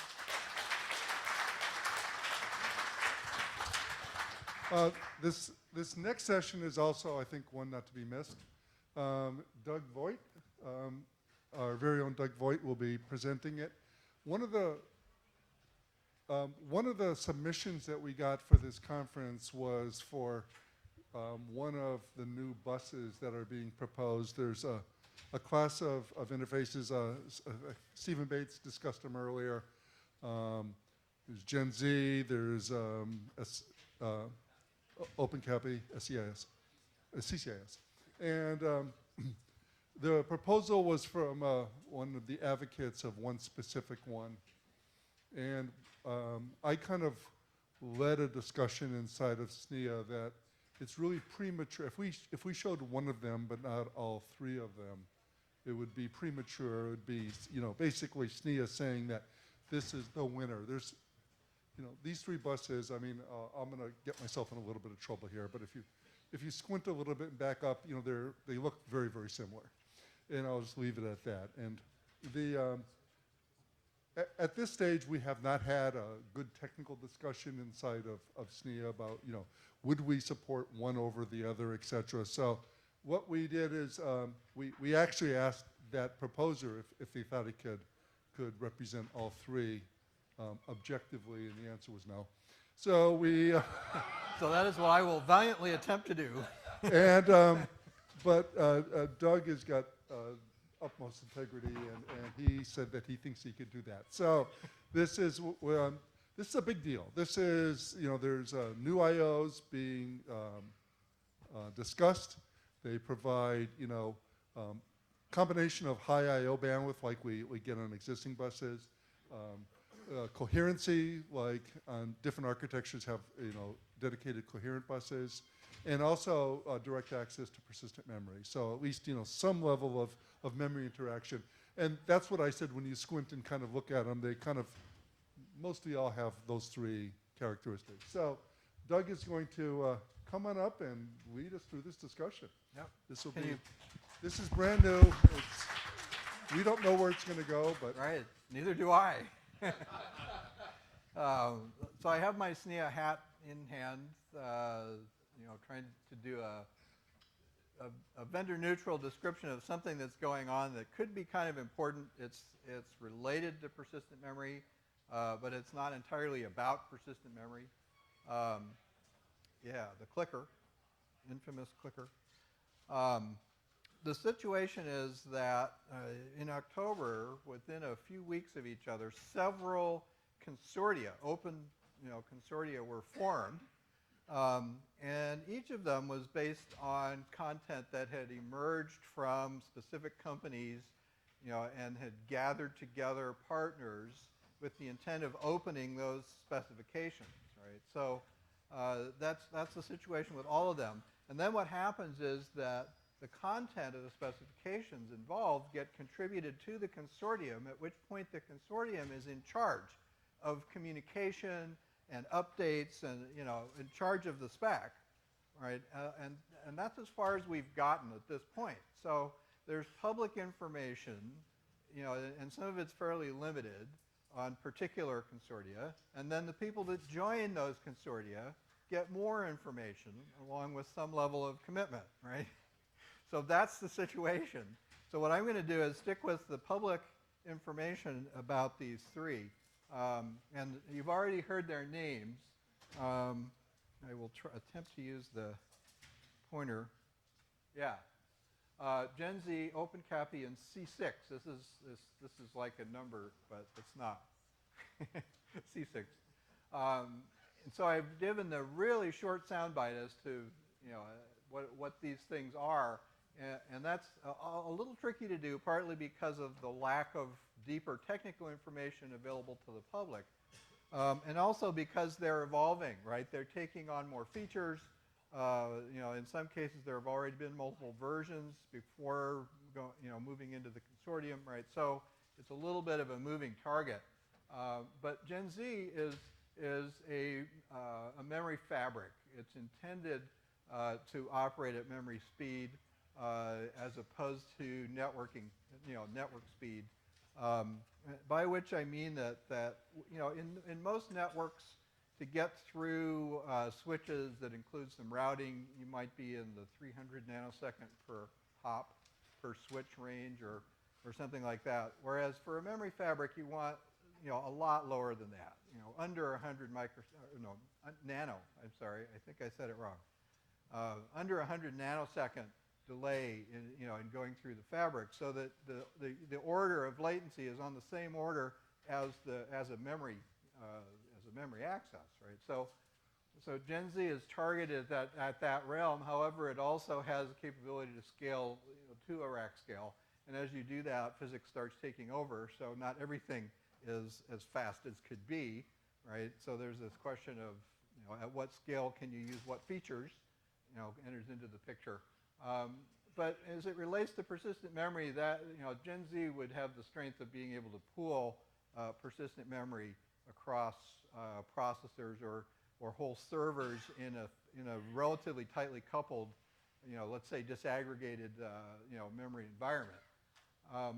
OpenCAPI, okay, Gen Z is not inherently cache coherent.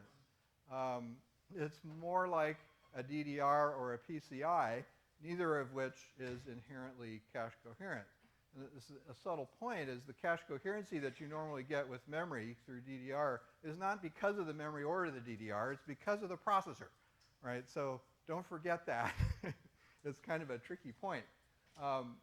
But OpenCAPI, on the other hand, is all about cache coherency, and in particular, at the same time that we're seeing the persistent memory emerge, we're also seeing progress on analytics and the ability to do, you know, GPUs, accelerators, outside of the processor and apply them to analytics, right?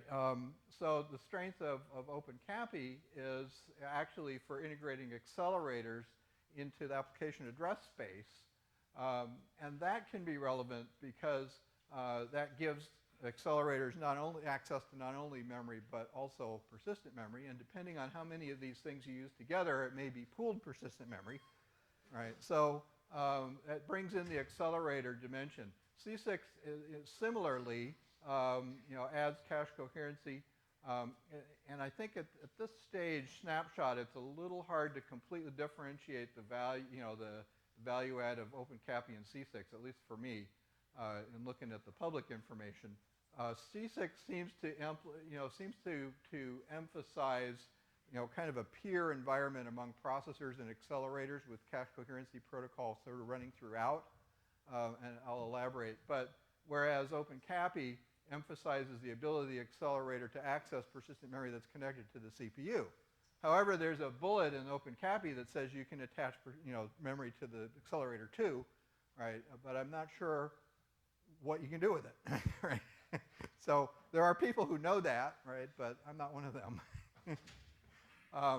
So I've put it, to simplify this a little bit, I put here a reference model that everybody should recognize with 3 different kinds of interfaces, right? The PCI that is used today to talk to accelerator, storage, networking, whether it's NVMe or a host bus adapter, right? That's all here. DDR is used to talk to memory. And then there's generally, if you're in a multi-socket system, there's some kind of architecture-specific inter-socket interface, that's involved as well. So this is just kind of a reference model so that we can see what these things, how these things affect it. So specifically regarding Gen Z, here we see so it's here. What's happened here is I've added memory to this, to what used to be PCI here, and I relabeled it Gen Z. I stopped short of replacing DDR with Gen Z, but that, Gen Z is theoretically capable of doing that. It's designed to be able to do that. All right, so one of the questions in play then is, if I have a memory fabric that can scale down and up effectively, then how will I use it? Which interfaces over time in my system, might it replace, if any, right? Now, we shouldn't get ahead ourselves in terms of imagining that one of these, that a new interface like Gen Z can quickly replace something like DDR or PCI. That's a very long-term thing, right? There's being pragmatic, that's not something that would happen quickly. The point is, though, that with things like storage class memory, persistent memory emerging, the desire for rack scale, the disaggregation agenda, and the asymmetric behavior, the less synchronous behavior of storage class memory when, in a memory system. Those are the kinds of things that motivated Gen Z. So Gen Z views everything as memory. It's got load store, it's got put and get. Those are larger bulk, move operations or copy operations, and it's got atomics. It's got sub-microsecond. In fact, on the order of 100 nanosecond latencies. And it's not block-based, right? It's designed to operate essentially as memory cache line accesses. So that's the way Gen Z is described. Now, the public picture, which is in some ways the same picture as my little architecture picture, shows it this way. It shows there's still memory inside the SoC. This system on chip, that's what the SoC stands for. It's your server. And then you've got Gen Z, which is capable of being the unified interface for everything else. But as I said, just be pragmatic about that, right? It's kind of a design goal, right? But it's not something that I would think would happen overnight. Here's where the 100 nanosecond, it was somewhere in here. Yeah. Here, the sub-100 nanosecond load-to-use latency is the goal. It's expected that this would be really good for our analytics. scalable memory pools, and areas where you get special advantage from being able to access memory directly from these other elements, right? So one of the advantages of this style of architecture is that, whether it's your storage or network or accelerators, they can access the memory directly. However, it may not be in a cache coherent manner, although you can layer a cache coherent protocol on top of Gen Z. So you may see multiple of these consortia operating in the same systems, right? They may be, used interoperably.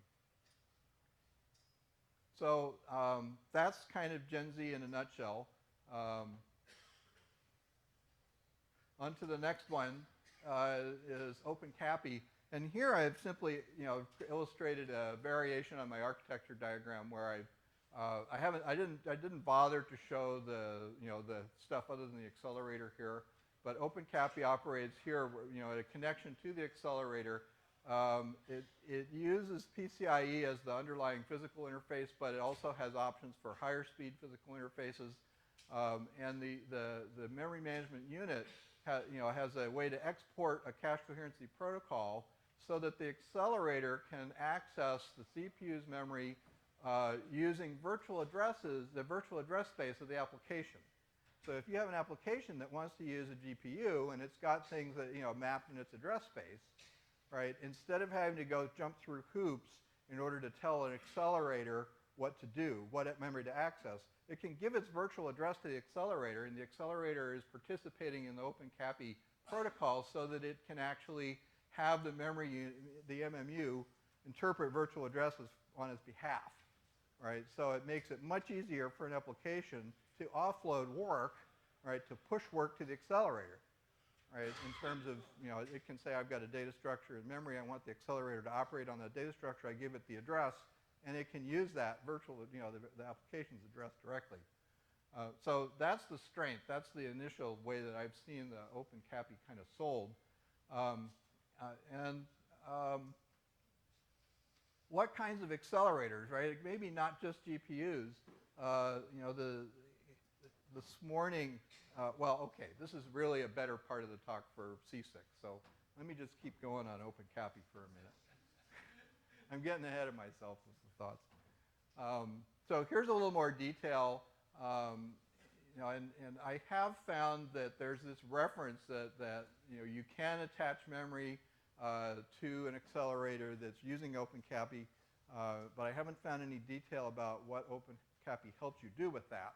On the other hand, this whole description is really about ways to get an advantage from enabling your accelerator to access memory or persistent memory that's elsewhere in the system, right? So this is something that you could use in today's systems and layer in, or you could use it in a system that was also using Gen Z, perhaps as a cache coherency protocol that was riding on top of Gen Z.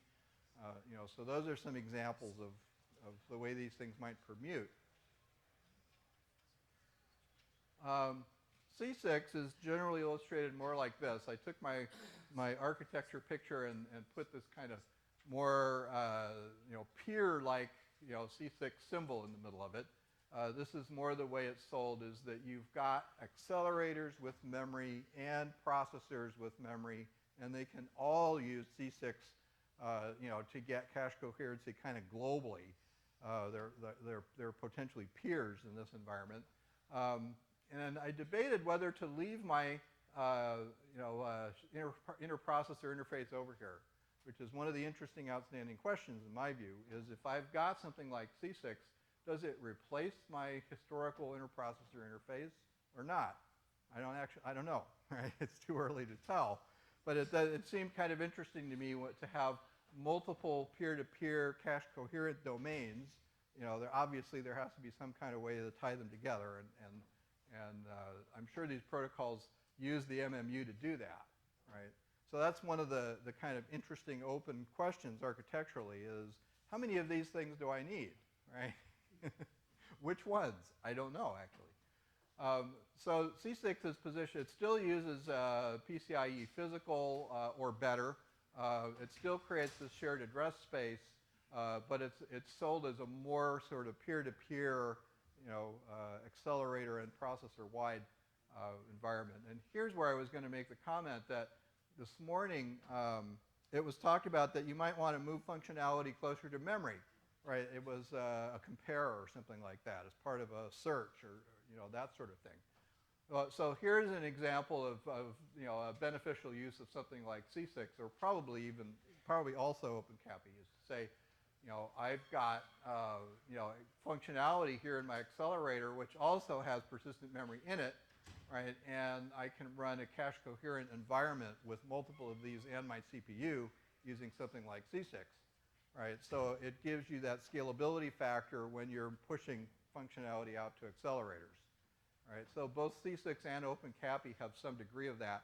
OpenCAPI is sold right now, at least in the collateral I've seen, as emphasizing an accelerator accessing the CPU's memory, right? Whereas C6 is sold more peer-to-peer, right, with a bunch of processors and accelerators all together, right, in a cache coherent environment.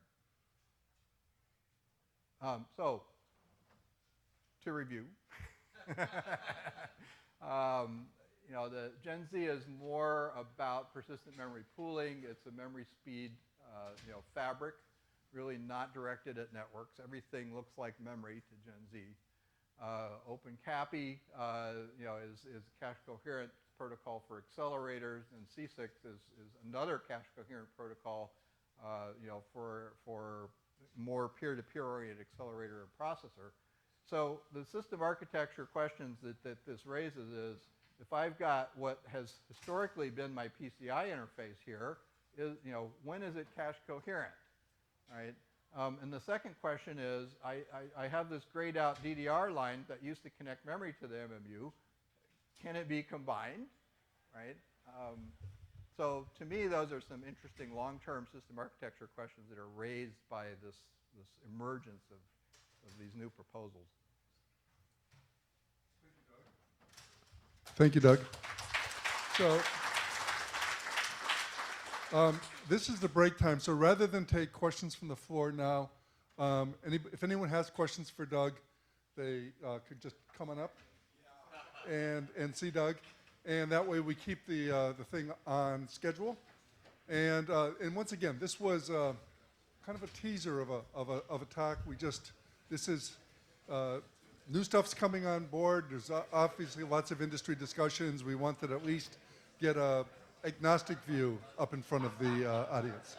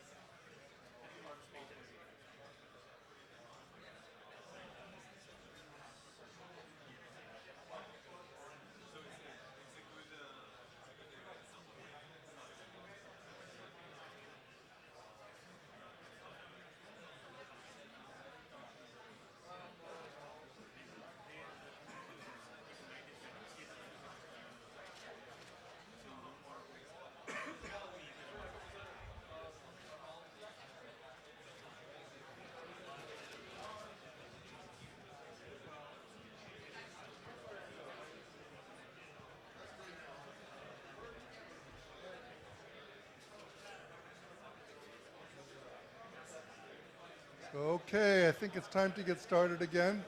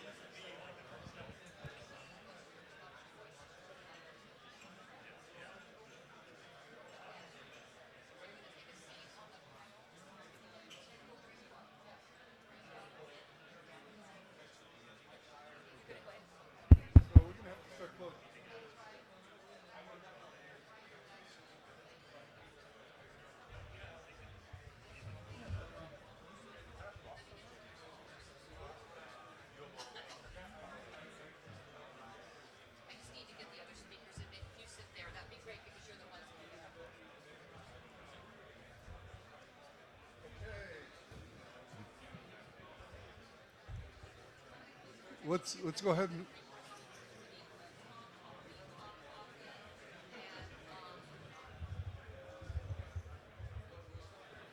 check. Working? The top. Very good. Sorry, top. Excuse me, my apologies. So, Jeff's going to introduce you. Just go ahead and sit. Okay. If anyone's seen these spaces, can you have them come up front? Oh, there's two of them.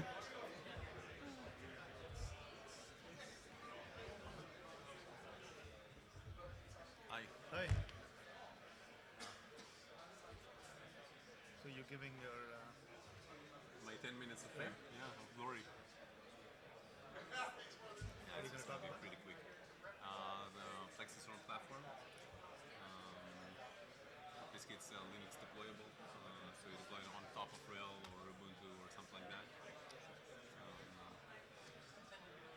It's just going to be very brief. I mean, it's not a half hour talk. It's like a couple of So you minutes. guys are how old are you in startup place? 2 years? 3. Okay, it's time to get started. No, we've been out in public beta for over a year now. I see We're GA. another one of our panelists halfway up the, there he comes. Empty. No one wants to come back. Over there. Cookies are great. Okay, I want to get started so that we can. This is the last selection of classes. We have a few more that we're going to end between 5:30 or so, and want to keep this on track. We have a reception immediately following out in the lobby, so people are welcome to stay for the reception as well.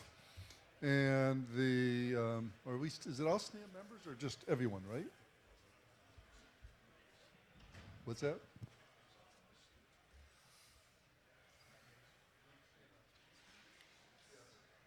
So actually the reception tonight's for SNIA members, so all of you who are SNIA members are welcome to stay for the reception. So, okay, the doors are closed, we could hear ourselves in here now. So Jeff Chang is one of the chairs of the NVDIM SIG. And one of my hats at SNIA is to run the solid state storage initiative. Unlike vice chair of SNIA, where I only have to do anything if David doesn't show up, this one I need to work all the time, except that Marty saves me and does a lot of the work. So and in this initiative is where the NVDIM SIG sits, and it's a remarkable. This is like a shining star of SSSI. This is an organization that got formed a few years ago. At the time, NVDIMS, I'll be kind and just call it a mess. And it was, there was a number of companies. They were all basically the same. Once again, you squint and you look at them, they were all mostly doing the same thing, but from the way they were discussed and talked and represented, you wouldn't even know they came from the same planet. And we pulled together really every NVDIM company into one room. We had a discussion. That was at IDF a few years back. And out of that, what's now the NVDIM SIG was formed. And NVDIMs have come a remarkable distance. And this is another one of those examples where SNIA and another organization, JEDEC, are working just hand in hand, extremely cooperatively. JEDEC does most of the detailed, engineering work surrounding the DIMs themselves. SNIA has been working on the NVDIM SIG, has been educating the world about them, has been working with the programming model to get the support. It's getting them installed into support in operating systems, working on applications. Those are areas that the JEDEC would never be able to reach. And so a fantastic working opportunity between those two. I'm really, really proud of what these people have done. So Jeff, take it away with you and your panel. I think today's talk is going to be, you can introduce what your day. Yeah, so now we come to the informal portion of the session. And we're going to have a panel on operating system adoption of persistent memory. I put operating system-ish because actually one of our panel members is not quite an operating system. And Tom joined us. I was afraid he didn't want to sit next to the Microsoft guy. So we have a great panel. You saw the two Toms talk about their plans and what they're doing around supporting persistent memory in the OS for Microsoft and Red Hat. Rajesh, I believe, presented the VMware portion, but Pratap Subramaniam, I get that right? Yep. We'll be talking about VMware. And then Amit, who's the CTO of Plexistore, he's got a little bit of a different twist on this. His layer resides somewhere in between the application and the OS, so we'll give him a few minutes to talk about what Plexistore is doing. So it's not exactly an OS, and that's why I called it ish. But I've got to say, I'm very excited. If you asked me a year ago today that I would get to host a panel that had VMware, Microsoft, Red Hat, Plexistore on the same stage to talk about PM or NVDIM adoption, I would have said, you're crazy. But yet, here we are today, so this is great. I'm not even going to try to be as smart as these guys, so I'm just going to dumb down the presentation, at least my opening remarks here. So an NVDIM, for those of you that don't know what it is, hopefully all of you know by the end of today what an NVDIM is and the different types. If you go open the SNIA dictionary from last year, it's this big, do we have any here, Marty? Yes, we do. Hey, so go to Marty. They're about this big. She doesn't want to carry them home with her. Page 90, or 190, is a non-volatile dual inline memory module, a piece of hardware that operates as standard RAM while also having persistence across power cycle. So it truly allows you to have persistent DRAM in a system or persistent memory. So let's start with the three-legged stool, right? We've seen the three-legged stool analogy in all sorts of different things, finance, health, education, whatever. You can apply it to technology as well. So the idea with the three-legged stool is you have three main pillars of some concept, and that concept is only as strong as each of those legs to prop it up and keep it strong, or in our case, we've got this new technology in its infancy called NVDIM, or phonetically, let's call this a little baby NVDIM. Okay? So you have the baby sitting on the stool with three legs. Let's forget that he's freakishly balanced in order to do that. But on one of the legs, you have the hardware building blocks. And hopefully, you've seen a lot today about what's in place in terms of NVDIMs. I think I live streamed. I didn't get to sit through them because I'm at a booth in the back. I think I saw 12 different presentations. Only one, if I recall correctly, didn't reference NVDIMs. That wasn't the case a year ago or even 2 years ago, right? So NVDIMs has started to find its way in our common vernacular as a real technology category. But by itself, just having the hardware, meaning the vendors supporting NVDIMs, you have server platforms that are enabled with NVDIMs, you need a software ecosystem or an infrastructure. That's the second leg. So infrastructure in this case, I mean all the way from the bottom, from the BIOS to the driver to the OS, and thirdly then to the application layer. So if you can have all three of those legs in place, then you have yourself a technology. And then to tie it all together, if you can have standards in place to ensure that everyone looks, feels, touches, smells the same, then you have yourself something real. So I think over the past 3 or 4 years, we spent a lot of time on the standards and the hardware building blocks. And what you're now seeing at this particular forum or summit is some of the new software infrastructure and applications that are being deployed to support NVDIMs. Then, of course, if you can put in place a validation program, then your new little baby will be safe and secure on the stool. This is something that we are going to try to look at doing as a SIG, special interest group, this year moving forward to ensure that there's a real good user experience with this new technology as it's getting deployed. But the real topic for today's panel is software infrastructure and what's been put in place. So you saw presentations from VMware, Microsoft, Red Hat about what they're doing. I wanted to give a few minutes to Amit so he can also talk about what PlexaStore is doing in terms of NVDIM and persistent memory support. And then we'll get to sort of the panel portion of the discussion where we can open it up to Q&A. We'll start with a few opening remarks from each of the panel members. But I have one first question for the panel, and that's to Amit. What does PlexaStore do? So. Thank you, Jeff. Yep. Do you have a... So I'm going to continue a trend that Andy started this morning. I'm going to walk with a device in my hand. It's not really cross-point, but it's a watch, so I can monitor the time. OK, so there's a vast ecosystem around persistent memory, right? We have a persistent memory at the bottom, then the servers and the BIOS and the ADR, and then the OS. In our case, it's Linux. On top of that, well, actually at the top is the application. We want to serve any application. And PlexaStore kind of sits there in the middle. And our basic goal is to have an enterprise-grade software solution.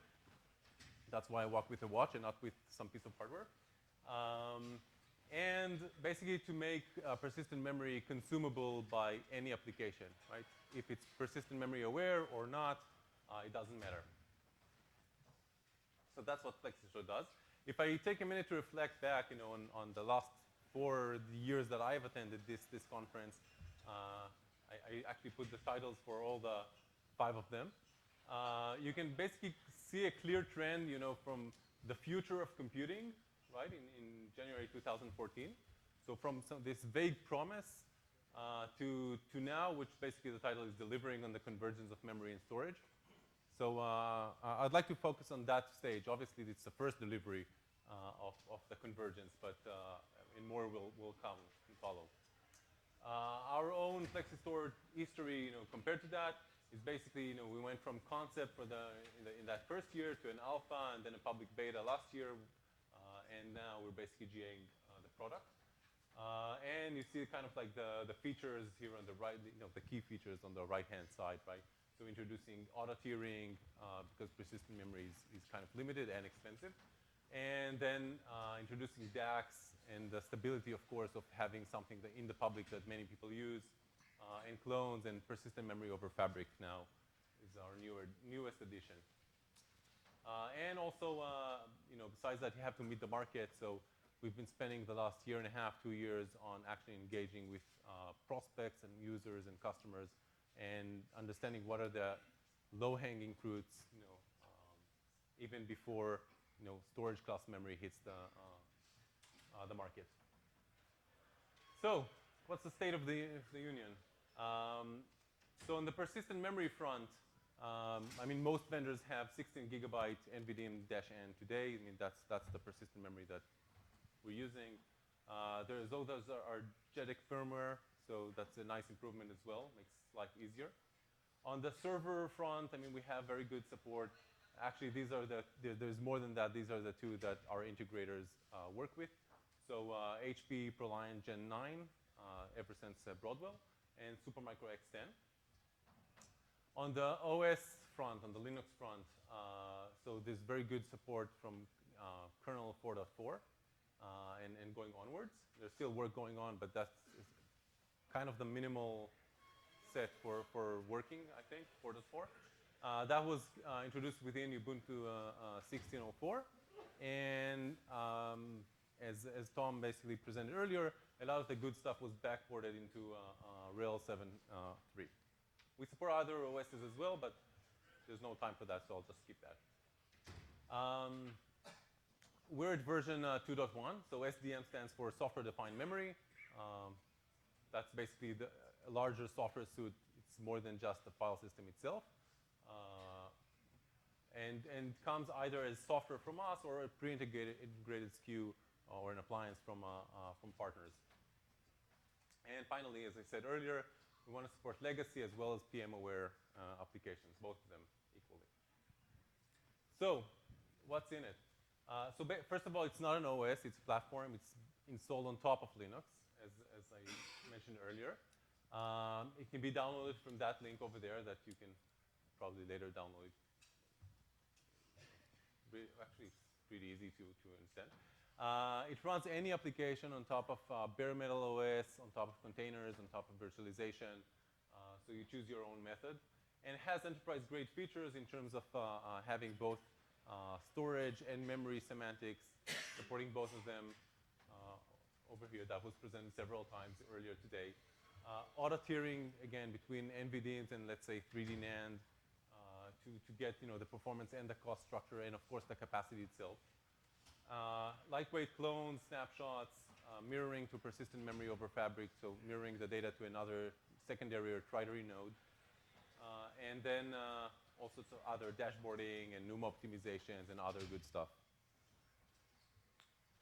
Some performance numbers. I'm not going to talk too much about that.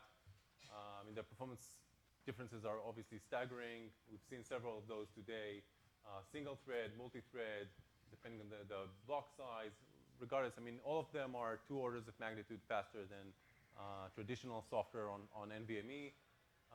The 2 orders of magnitude faster in terms of throughput, and at the same time, single-digit microseconds. So 1 microsecond, 2 microseconds, 3 microseconds, depending on the load on the server itself in terms of latency, right? So this is also 2 orders of magnitude faster than traditional flash under load, right? Not a single I/O when the system is idle. In terms of databases, SQL, NoSQL, you see obviously the performance different drops, but still significant multiplier, both in terms of transactions per second and in terms of latency for those transactions. Another example, a sneak peek into our 3.0 version. This version is actually the one that supports high availability between multiple nodes and the persistent memory over fabric appliance. So you can see here for 1.6 million file level operations, random file level operations per second. You can see here the latency for a single application server. And then you can see here while the entire data is being mirrored to another brick over 100 gig Ethernet using RDMA. There's some penalty for that, but the latency is still very good. I mean, it's 5.5 microseconds. Again, under that load, right? It's lower latency if you don't stress out the system and the hardware to that degree. There's actually a nice, nice demo of that on YouTube if you want to look at that. So the link is over there as well. And I want to wrap up with one example, but pretty important one. So it's Oracle database, OLTP workload. And that was actually done by the Swiss federal government. So you see the baseline on the left-hand side. I think it's on the left-hand side for you. It's basically a full Oracle rack. Right? You see the numbers for the IOPS, for the throughput, for the latency, and the number of cores required and the least price license that Oracle charges for that. So $2 million, right, for that setting, only for the software part. And then they basically replaced that with a single server, right, a high-end dual socket server, but the same type of server that is used in Oracle databases as well, on the Oracle AgigA data, sorry.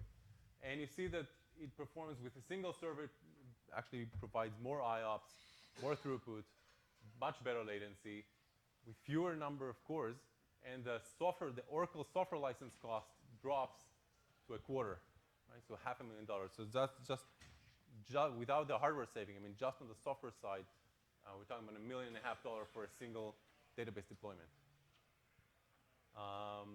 And I think the important part is that it runs the exact same application. So users don't want to migrate from Oracle to something else. I mean, not to MySQL and not to NoSQL deployments. They want to use the exact same thing, just pay less for that and have better performance and more predictability. Okay. So that's kind of one example. There are others on our website. You're welcome to view that. And with that, I'll turn it over to Jeff. Thanks.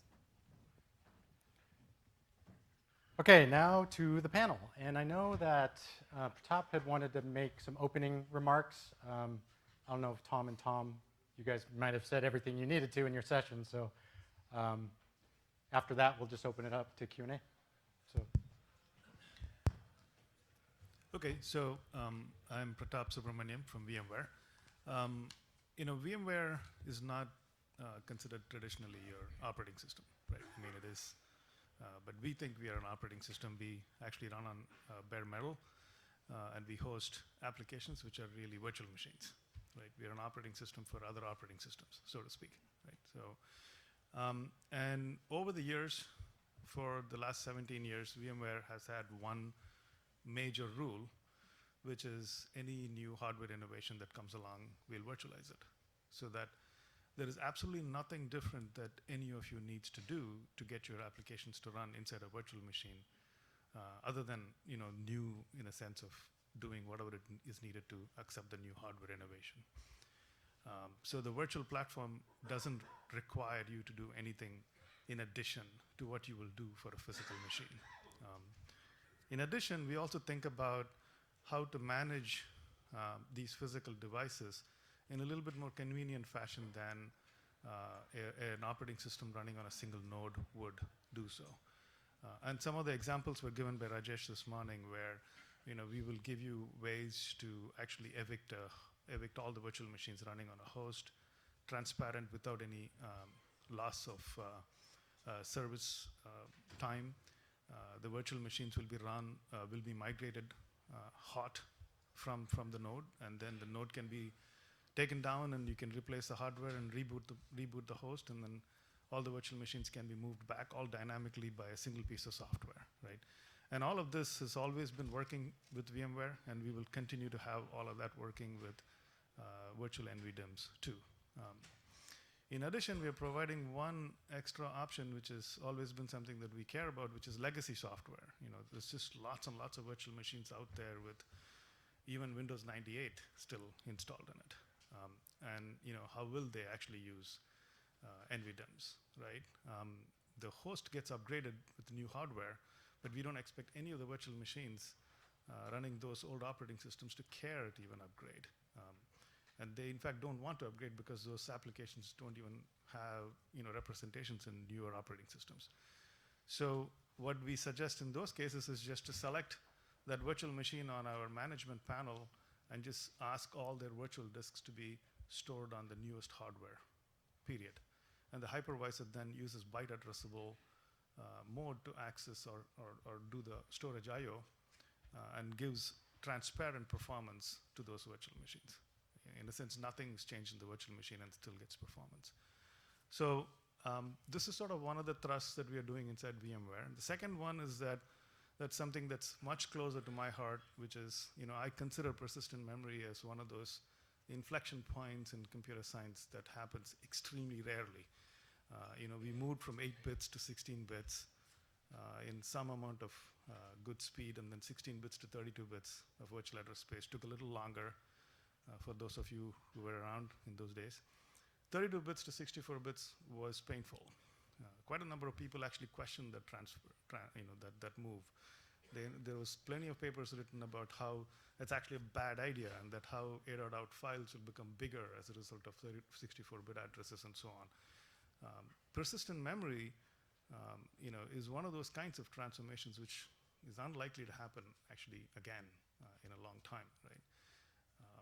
So, I looked at a lot of performance data that was showed today. I see 60% improvement, 2x improvement in performance in applications, and I have to wonder, when a device gets 100 times faster, 1,000 times faster, why is it only we getting 2x? Why aren't we getting more? Where is the rest of the cycles going, right? So, my request to the audience here is that don't stop at 2x. I think there's more there hiding, in a sense. Look for those data structures that you should be moving to persistent memory and move them, and find ways to do journaling better, find ways to do, use the shadow persistent memory better, and so on, so that you get the best performance out of it. Right? So that's just my initial pitch. So if I can comment on that last sentence for a second, and without mentioning the move to 73 bits that was mentioned earlier. So part of the reason, we spend a lot of time looking into applications, and the thing that basically happens is that once you remove the storage bottleneck, because it's 100 times faster now, you just move the bottleneck to interlocking within the application. It has nothing to do with storage typically. So basically the application developers, their next attention, as far as I'm concerned, is actually to improve their own applications, and then the bottleneck will move somewhere else, right? But it's no longer a storage bottleneck for most of the applications I've seen. Right, and that's exactly what I meant. I think, we're sort of, operating systems guys here, and then, we weren't here 2 years ago, but now we are here, and now operating systems are accepting persistent memory. But what we need here on the same table, perhaps next year, is application developers. Application developers sitting here and saying, how did they organize their data structures differently? How did they re-architect their applications so that it's truly in memory, as opposed to thinking of memory as some sort of a transient phenomena where they put their data for a little bit of a time, right? And I think that's what is missing here. So. I have something to say on this too. So I completely agree. If you take storage out of the top of the bottleneck stack, you're going to find something else there, right? Nothing is 100% a storage issue. It's always going to be peeling the onion and finding a new boundary that you have to cross as you penetrate each layer.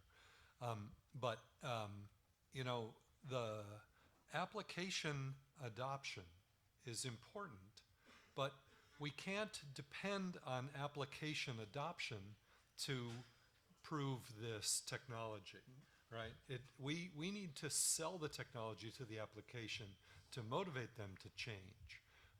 We've had this discussion at the last NVM Summit, or it was called the NVM Summit. Last year it's the PMEM Summit. This year, because we're trying to standardize technology, I think that's part of the effort, right? What problem are we solving? Just how good is it? What results does it have? And when you said 2x, like for instance, I put up a SQL 2016 result that had a 2x transactional improvement. It's not purely a storage problem, right? We got, I forget what the number was, a very large number on a pure storage benchmark, a much smaller delta on a higher level application benchmark. And that's because there are many other overheads. We aren't solving the one key problem.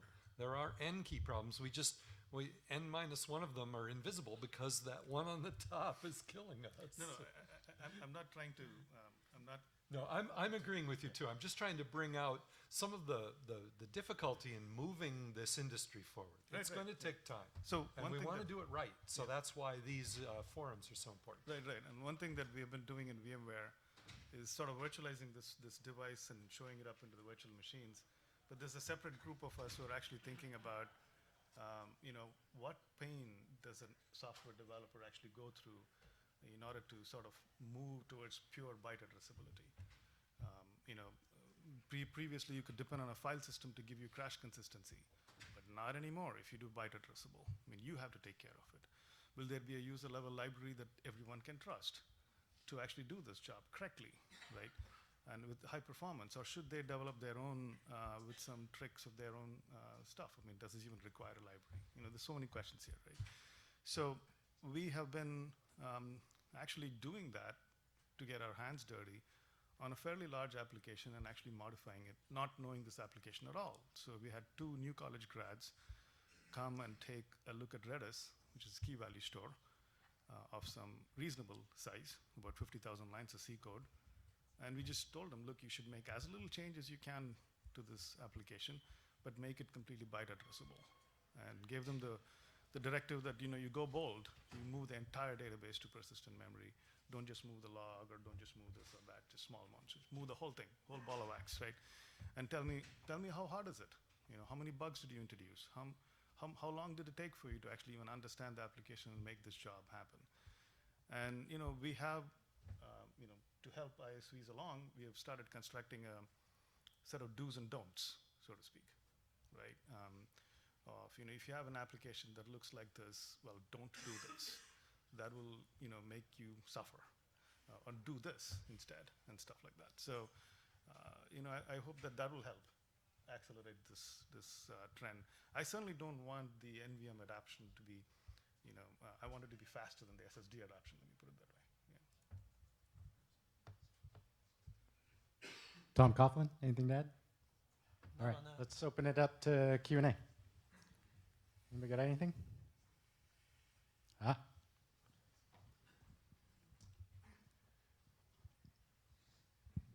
I'll break the ice. Okay, the performance improvements for the whole NVDIMS is great, but I think there's about 3 different features that I think are needed in order for this to be a truly successful feature. And that is when we go to this non-volatile memory, we go straight from the instruction set in the CPU down to main memory. In traditional storage solutions, we add additional features, specifically HA, and then compression, and encryption for security. And when it strikes me that one of the things that's missing for this to be a complete success probably is some kind of hardware connection or intercept point where when an I/O goes from the CPU down to the memory, we could add the features that we formerly added in software where we no longer have the hooks. And I thought I'd see what you guys think about that idea. So I think 2 out of 3 are kind of covered. So HA is covered. Encryption is possible, depends on the hardware itself, right? I mean, so just like you have self-encrypting drives, you kind of expect the NVDIMs to self-encrypt themselves. For NVDIMM-N, that's fairly easy because once you pull that out of the system, you can just encrypt the flash part of it. Compression is kind of different. I have a different perspective on that. I know a lot of people disagree with me. Part of that is because you want to allow direct access to the device, right? So you can encrypt the data on a write system call, right? That's not a problem, and then decompress it on the read system call. But if you want to allow the application to actually access that, that becomes trickier because you want the data to be, well, decrypted and decompressed, right? So it's readily accessible by the application. So I think on that front, you have to look at this from an holistic point of view. I mean, for the compression feature specifically, and think, what are the benefits and what are you trying to optimize here? And maybe, our solution to this is basically auto tiering, right? Each tier costs an order of magnitude less than the previous one. So maybe I can do without compressing, the persistent memory tier itself, and just focus on the other tiers in terms of compression, because I already get the cost reduction from auto tiering. So that's kind of my belief. Obviously, if you employ compression, that will cost you in CPU cycles, well, both in latency, which is the primary objective of persistent memory, and then will also cost you in CPU resources, which you may want and may not want, and also gets in the way of the DAX feature. So that's kind of my 2 cents on that. Would you want the contents in the cache lines to be compressed and encrypted too?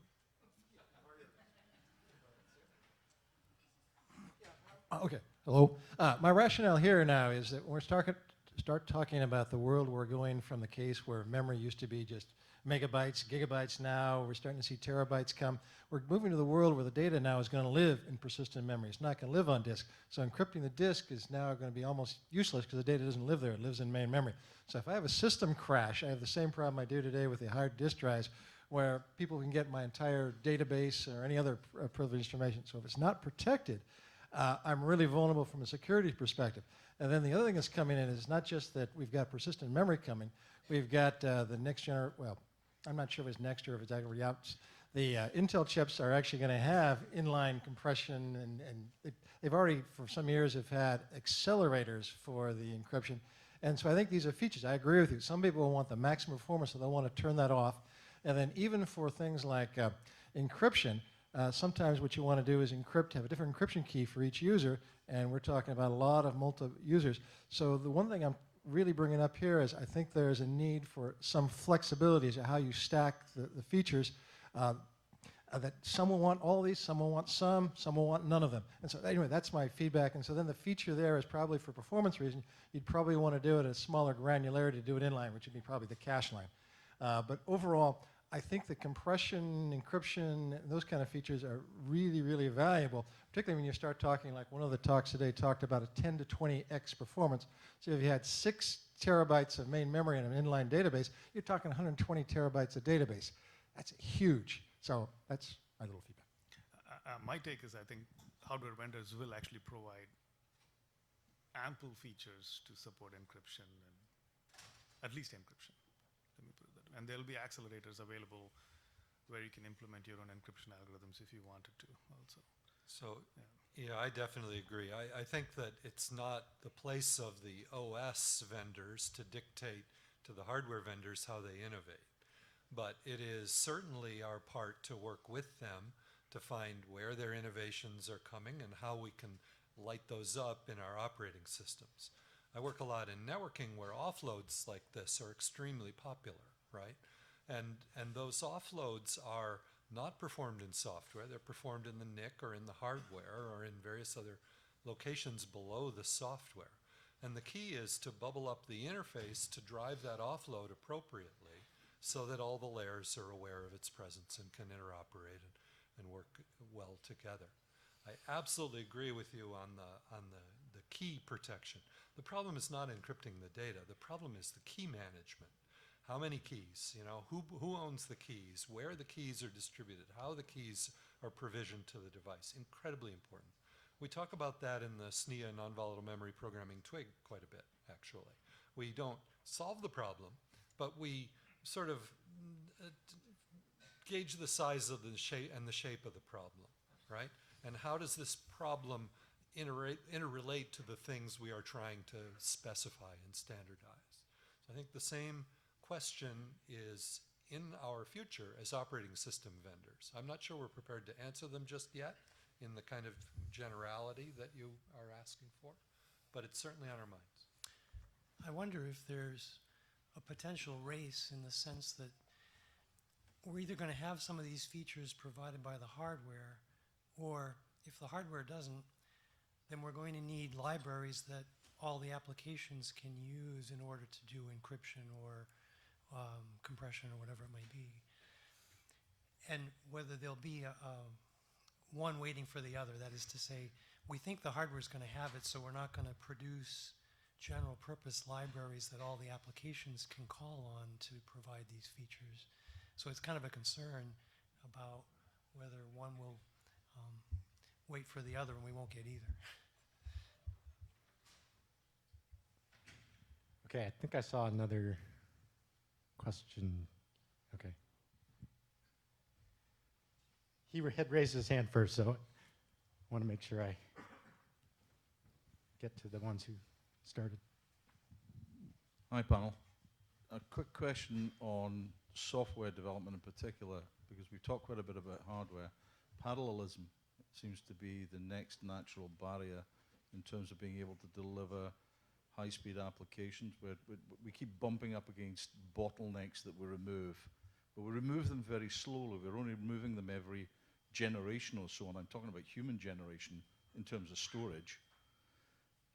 How do we get around this issue of providing or building applications that really aren't parallelizable or parallelizable enough?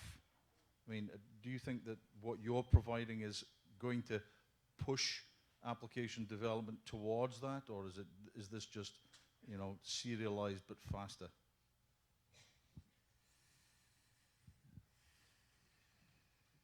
Do we have to translate from Scottish?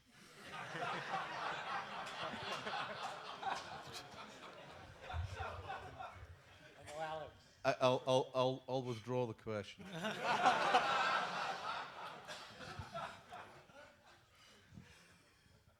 I think the question was just too brilliant for the panel. No, it's about parallelization. Yeah.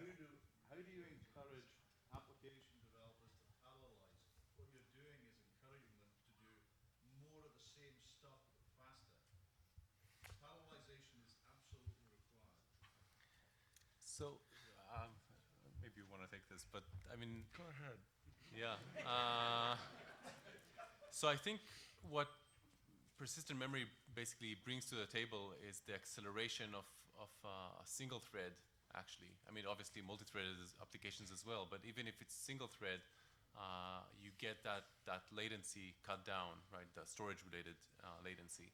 So in a sense, I'm not sure I follow the question why.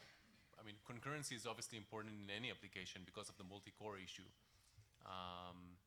But in effect, I mean, this is kind of like, in my view, I mean, this is kind of like the biggest single thread acceleration in years that we've seen in years, just because of the NVDIMMs. I do think that there will be some innovation in parallel applications such as Hadoop and Spark to utilize this lower latency phenomena. I'm not so sure persistent memory itself generates more opportunity for parallelism, right? I mean, that's more like a multi-core phenomena, like you said. Or so it seems to me. Parallelism can be seen in multiple different ways as well. I mean, certainly we have massively multi-core processors available to us today. The count is not going down. So parallelism is very important to make best use of these new processor, dies, basically. But another example of parallelism is asynchronous I/O paradigms, right? Being able to issue multiple work requests and have them be outstanding in large amounts. It used to be that asynchronous I/O was needed in order to make full use of a device. You had to give the device lots of I/Os so its elevator algorithm would work, or the device's interface would be able to do something while the slow medium was still trying to read bits, that kind of thing. Those problems are perhaps behind us if persistent memory becomes the standard, right? I view persistent memory as an example of an ultra-low latency storage medium, right? And ultra-low latency means I don't need parallelism to keep it busy, right? Because it's done as soon as I ask the question, right? A few nanoseconds later, it gives me the answer. So I view parallelism as solving a very different and newer, higher level problem than it used to. It used to be necessary to make use and get the throughput. Now it's not so necessary. Maybe there are other ways to be clever today. In fact, we see that asynchronous I/O is actually slower than synchronous I/O. I mean, they're both very fast. There are millions of IOPS, so it doesn't really matter, but they're like 10% difference or so. I don't think that's asynchronous I/O's fault as much as the implementation. Just the context Right. switching. Yeah. The excessive context switching. Exactly. Fortunately, we're out of time. Sorry. Poor time planning on my part for the panel, but I want to thank all the panelists for their input and their insight. Really appreciate it. I think next we have the other Tom Coughlin. Actually, we're starting. For the panel, our first panelist is going to be the analyst, Jeff Janukowicz. I was just rehearsing that too. The Jeff Janukowicz is coming up. So it's shown as a panel. What we're going to do is Jeff has a fairly brief 10-minute presentation. Then I think Jim and Tom will come up and do a slightly longer presentation. And then after the three of them will be available for questions together. And so, Jeff Jeff is from IDC. Jeff has been a friend of SNIA's for a long time. I don't want to say it that way. I mean, he's independent. So, but he's been involved. He's come to our events. He's followed us, and a really strong analyst, to really go through and, give the IDC position on where things are. So, over to you, Tom. I mean, Jeff. Thank you. It's a pleasure to be here. Thank you, obviously, for having me, and thank you for inviting me back. So it's a pleasure to come back here. I think Jim kind of set up the stage a little bit.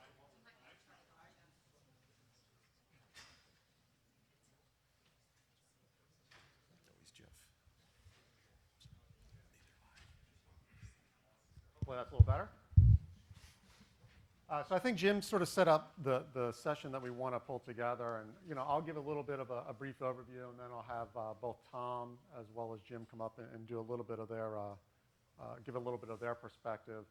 But what I wanted to do is maybe take about 10 minutes or so of your time and provide a little bit of our perspective on not only the market but persistent memory and how those things start to evolve and how they start to emerge over the course of time. And being an analyst, obviously one of the things we have to do is forecast, predict the future. Abraham Lincoln said, the best way to predict the future is to create it. So let me repeat that. The best way to create the future is to create it. Sorry. I think you get the idea, but the point of it is I think that is really the great challenge for every one of you out in the audience here today. When we talk about persistent memory, the future of persistent memory is really up to each one of you, your companies, to go out there and create it. So while I don't have really any forecast data, I think Jim will have some stabs at where we see the forecast going. What I wanted to do is provide a little bit of perspective in terms of how big we see this opportunity, and clearly we see a lot of opportunities out there for persistent memory, but also then kind of put that in perspective of how we see the markets evolving. And to do that, I wanted to kind of bring it back a little bit to this idea of the digital universe. And I think we saw earlier maybe some snippets or some conversations around the digital universe. And this is a study that IDC has done now for a number of years where we go out and we look at the amount of digital data that we create, capture, and replicate over the course of time. And we measure that each year. And as you suspect, it was a very, very small number. And as we've kind of moved through the course of time, it's gotten to be a much, much bigger number. And what's exciting about this number is even as we sit here in 2017, by the time we look out to 2020, our digital universe is going to more than double. So there's still a lot of growth that we're seeing in the amount of digital information out there. And that's in part due to the fact that data is becoming more rich. And we're now in the process of seeing new applications emerge. We're seeing the Internet of Things. We're seeing machine-to-machine communications. We're seeing intelligent systems driving new workloads, driving new ways that we capture that data. And what's interesting, if you actually go and you look at how we've modeled that, a lot of the data that's actually being created isn't being created and stored for a long time. In fact, it's only being created and used for a very, very short period of time. And that's one of the misconceptions from our perspective is when people go out and reference the digital universe study. People think that that's the amount of data that's being stored that's out there. That's not really the case. And in fact, when we look at the amount of information that's being stored, it's clearly a much, much smaller number. So if you look at the installed base of storage, you kind of get a sense for where that is. Now, when we think about it, clearly this is a device perspective. Not all the capacity is actually being filled. So if we just take a look at it and we say, well, 50% of the utilization rate of our storage media is actually being used for actually storing that data long term, you see this big gap that's being created when we overlay it with our digital universe data. And that resulting gap is really what we call as sort of transient data.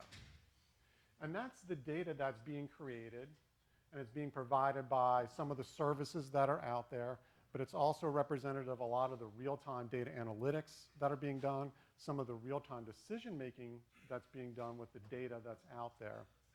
And really, when we step back and we take a look at this data, it's actually interesting because it's actually moving from the background of just storing data and having it sit on a disk or tape or whatever. And it's actually being moved more to the forefront. And what I mean by that is we're actually now doing a lot more stuff with our data. And that's really one of the key reasons why we're seeing our digital universe continue to expand. And that sort of will bring me back to this idea and the concept of the storage memory hierarchy. And I think when Jim kind of started off and kicked off the presentation, you know, he talked about how the storage hierarchy really hasn't changed for decades.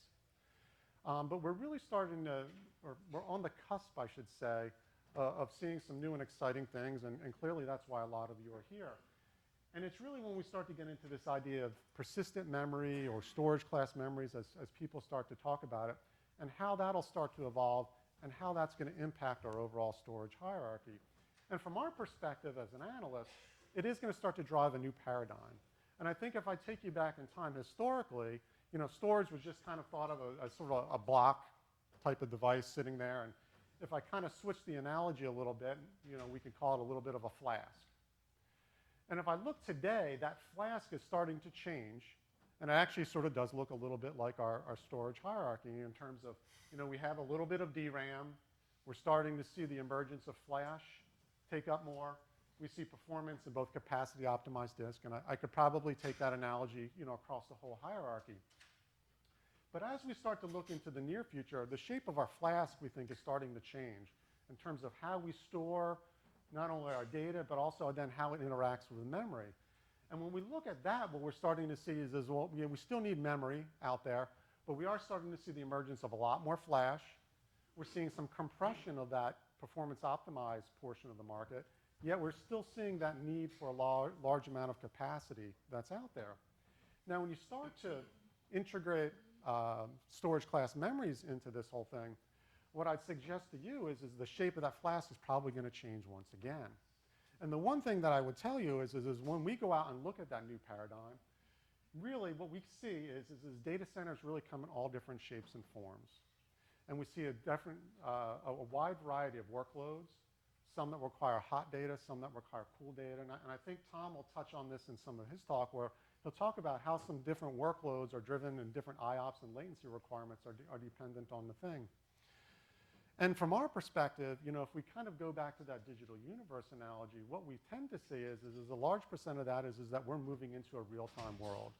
And to do that, we really need to find a way to intersect our data with, you know, at the speed of light here.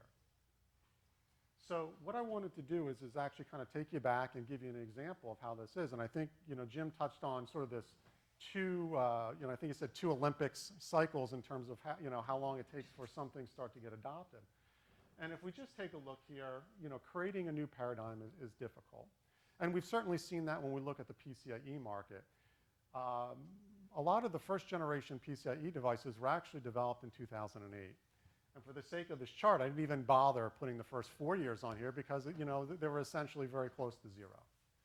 But if you just look over the last 4-year period, you really see how it's taken time for that ecosystem to mature. And we're really just starting to be at the point where we're starting to see devices starting to actually ship that are PCIe really in the market. But I think it's very analogous to a lot of the things that we talked about through the course of this conference. And even in the previous session where we talked about the 3-legged stool, a lot of the lessons I think that we've seen from the PCIe market will translate over very, very well to what happens in persistent memory, meaning that things care. You know, there's a lot of things that people have to care about, meaning the details. For example, what form factors?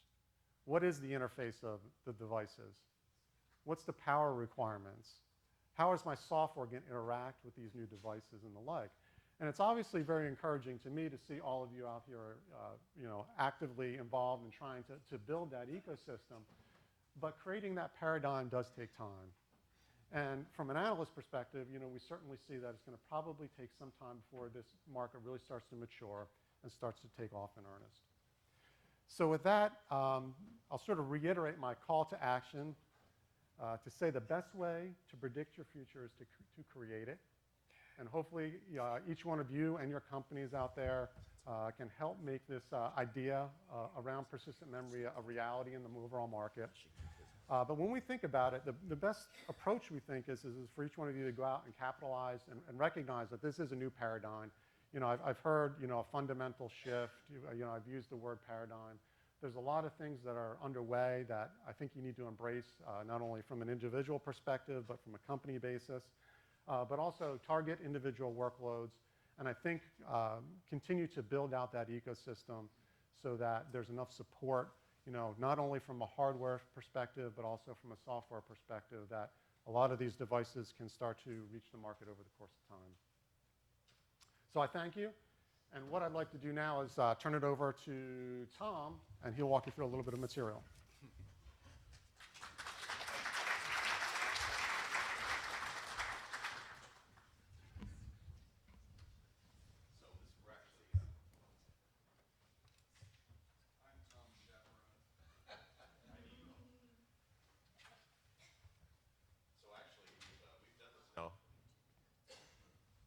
We'll get two microphones going here. So we've done this for a few years now. We've done this sort of click and clack presentation style. Some of you have seen that. I don't know if you folks remember click and clack. I think clack died, but I think click is still going. So thank you very much, Jeff, for setting the tone. So Jeff gave a big picture of what's going on in terms of data. We're going to talk about a lot of smaller pictures. And particularly, we're going to discuss persistent memory, IOPS, and latency. And there's a couple of reports we've done that relate to things I'm going to show here. One was an ongoing survey we've had on how many IOPS, capacity, latency, things like that people need that we've been running for a few years. We'll show some results from that. And then also got some stuff from some of Jim's reports where he's doing projections, and also my media and entertainment storage report related to flash memory. So with that, here's the things we'll talk about, IOPS and latency requirements by applications. Again, that gets into the survey and asking end users from a lot of different applications, what their use was. We'll talk about different types of persistent memory that are out there, and then outlooks for memories, including the new memories where we bring out the hydrazine, as Jim referred to this morning. And then finally open for Q&A or discussion between us if you folks don't have any questions. So first, let's look at IOPS and latency requirements by application. So we've had this survey going, actually, I think it was the end of 2011 that we started it. And then in 2012, we wrote a report where we were asking end users, IT manager end users, what their applications were, their primary application. Then we asked them about, it was a very short survey because we wanted to encourage people to do it. How many IOPS do you need for your that primary application? What is the capacity requirements for that primary application? What is your latency for that primary application? And then also, what system bottlenecks would you run into that would prevent you from getting any better latency with that application? So the original data, what we wrote into a report in 2012.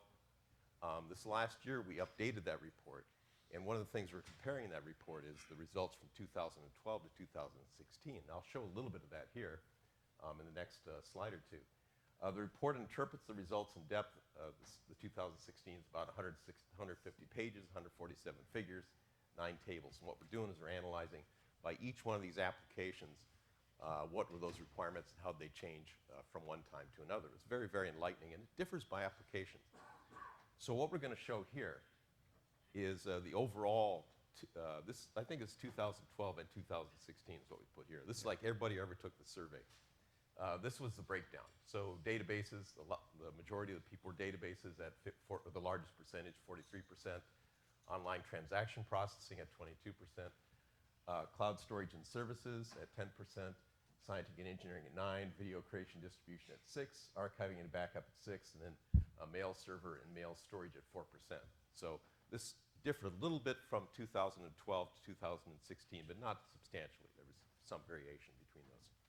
So again, we're going to show the overall, for all these applications, some results in the report. It goes into a breakdown for each one of these applications. Next one's mine. This one is yours. Yeah. So with that, we move to clack. Let me just make sure that, oh, I don't know what that is. Uh-oh. Ooh. Yay, that worked. Okay, I was trying to figure out where the laser pointer was. Maybe it's that. Nope. Okay. Anyway, this is just a very basic chart for all of the applications combined, how many IOPS they required. We had one of these for each one of the applications categories, and we just broke down how many responses we got for each one. You notice that there's not a lot of granularity on the bottom part of this, and that was part of the reason, it partly caused because we were trying to get people through this questionnaire very quickly, so we gave them orders of magnitude for the most part of how much storage they needed, what latency they needed, how many IOPS they needed, and what the IOPS, the bottleneck IOPS number would be for their system. But what we had was a very clear peak at 100,000 IOPS. 76%, sorry, were between the 10,000 and 1 million IOPS level. And we saw a 54% higher average IOPS in 2016 than we saw with the original report. So everything seems to be moving in the right direction, the way that you'd expect it to. Just to kind of give you an idea about what the IOPS levels are that different formats of storage give you. You've got over on the far left-hand side your standard hard drive, which has got somewhere in the order of 100 IOPS. On memory channel storage, you've got somewhere in the order of 10 million IOPS that is in there. And so we looked at that. We also looked at the latency of the things and said, okay, where would all of these things fit together? And we produced scatter plots for a number of the applications, like this one, where the scatter plot shows on the bottom how many IOPS people needed in those orders of magnitude, and then what kind of latency requirements that they had. And then for the latency thing, we put kind of what the latency of standard types of storage are. So the SAN is up there in the tens of milliseconds range. Hard drive is below that. Solid state drives, DRAM, which also would be storage class memory, and then cache memory there. Tom Talpe and also Amit from Plexustore gave some numbers for some of these things, and it's just kind of interesting to look at those. That Tom was saying that you had tens of thousands of IOPS with NVMe SSDs, and it was something like 4K IOPS, which is the same. Yeah. We weren't too specific about that, though. We weren't asking these people to measure their systems. Yeah, but going from the 14,000 to 1.1 million IOPS, you can see that the 1.1 million would be over here, and the 14,000 would be somewhere in this area. That would be for NVMe, and he had similar kinds of things for what their latency was. And so you could take this same diagram and draw little circles and say where your particular applications fit onto that. But what's interesting is that we had a really broad scattering in the scatter chart of what people needed. You had these people who are in the upper right-hand corner who say that they don't need very good latency, but they need high IOPS. And we're not too sure what to think about that, but there is kind of a trend going this way that seems to fit with that. So before I embarrass myself anymore, I think I'll turn it back over to Tom. So I can embarrass myself. So in addition to the latency numbers that changed from 2012 to 2016, we also saw increases in requirements for capacity and also for IOPS. So from 2012 to 2016, the expectations and the desire of these IT managers for these various applications seems overall to have increased significantly. So that's good news for those people who want to sell them stuff. Now let's talk about some alternative types of PM. And this again is where we get into the hydrazine. What's the stuff, the rocket fuel that's going to drive us into the future? So flash memory, of course, does have a long future ahead of it, going from 2D to 3D. And of course, now we're getting the interfaces, the NVM DIMMs, also the NVM DIMMs and the NVE, all these things that are being able to use it and talk about trying to bring the memory closer to the processing. But what are some of these new memory technologies beyond flash that are out there? And it's been talked about several times as what was called 3D Crosspoint, and now Intel's calling it Optane, and Micron's calling it Quantex. And they're both saying by the second quarter of this year they're going to be shipping some products, M.2 products. So it'll be interesting to see how that works out and what the results are going to be. We wish that the best and hope you have lots of hydrazine and nitrogen trioxide. Nitrous oxide? I think it's trioxide. Okay. 3. So also there's companies readying resistive RAM products out there, and actually saw something recently about Fujitsu now working to make carbon nanotube memories as well. So there's an awful lot of things that are out there right now that seem to be boiling away at the bottom here. There are other technologies here. Then this the spin tunnel torque MRAM. In fact, there's one company out there, Spin Transfer, that's doing a demonstration. If you haven't visited them already. But this appears to be something that potentially could be threatening conventional DRAM, perhaps SRAM, and both for a standalone chip application, which whatever Spin has been doing, but also with their partnership with Global Foundries. I don't know if Dave Eggleston is still here or not. They're looking at embedded applications, and not just those two, but there's an awful lot of companies out there that have been talking, from Qualcomm to Samsung to Toshiba, that have been looking at products in this space. So it appears to be something that could be on the verge of making a real difference in terms of a new persistent memory device that could go into very close to the processing units. So there are also, this low power requirements also could be an advantage, as many of these persistent memory technologies are talking about. If I don't have to refresh my memory, it's non-volatile, I can save an awful lot of energy. So there's an enormous amount of potential there, which could benefit both industrial server applications, but also consumer applications as well, because all these things we have running on batteries are very, I always run out of battery before my day is done, so I would love something that saved energy. And this is yours. Yes. So give a little bit of an outlook for memories. We're expecting at Objective Analysis, my company, for NAND flash cycles to continue. And so this is kind of like a best case, worst case for what's going to happen with NAND flash, because we've got it going up to almost $50 billion in 2017. This is the reason why it's going up so much is because of the fact that 3D NAND is proving to still be very, very difficult to make for most manufacturers. And until a real breakthrough is made and the real point of 3D NAND is achieved, where it becomes cheaper to manufacture than planar NAND, then it's likely to create a shortage, just because the 3D NAND capacity is not going to be used very effectively and planar NAND capacity is not being built out. So if we have as big of a shortage as we're anticipating, then by 2017, the market should grow to be very large dollar-wise, and there should be an enormous constraint on supply. Well, eventually, that's going to break. And so we say, what's the worst that could happen after that? And we've got the market going down by less than 50% of its 2017 size by 2019. That's very likely to happen. What's interesting is that the markets, the buyers, don't respond to price differences by buying more. It ends up that you have pretty steady growth of the number of gigabytes. It's just that the prices collapse. And so that's what we see going on for the market. And if anybody wants more information on how we work up a forecast like this, I can talk to you about it.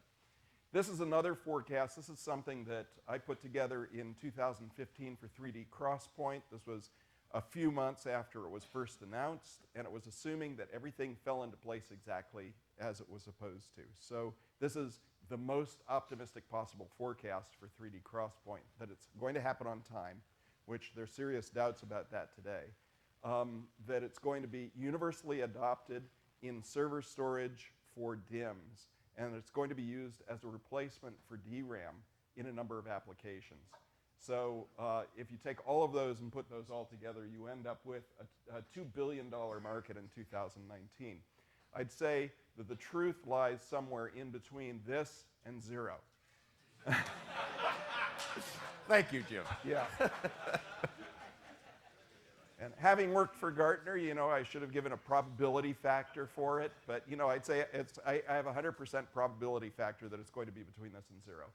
I do not believe that it's going negative, nor do I think that it's possible for it to go any higher than this, because the real market for 3D XPoint is servers, and the place that it's likely to get adopted first is as enhancement for the DRAM in the systems.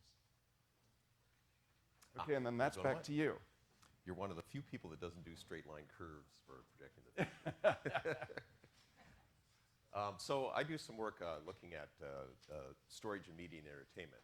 And I think there's a strong potential, I'll show you some of the reasons why, for flash memory and other non-volatile memories eventually in the media and entertainment business.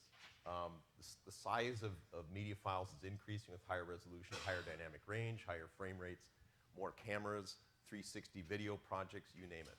They want to do it. It all chews up storage. So they're going to need it. And also, because some of these files are really large, they're pushing a lot of bits at a time. So performance matters. And I think that's what's going to be helping to drive this demands we're showing going from 2015 to 2021 in terms of what we see the revenue percentage might be going into flash memory. So it's not used for everything, right? But it's used. Storage is used where it's appropriate, and I get the most bang for the buck. Okay, but because of the demands of these like 8K workloads and VR projects, that sort of thing, we think that there's going to be a lot of potential there. Gee, I thought we had more.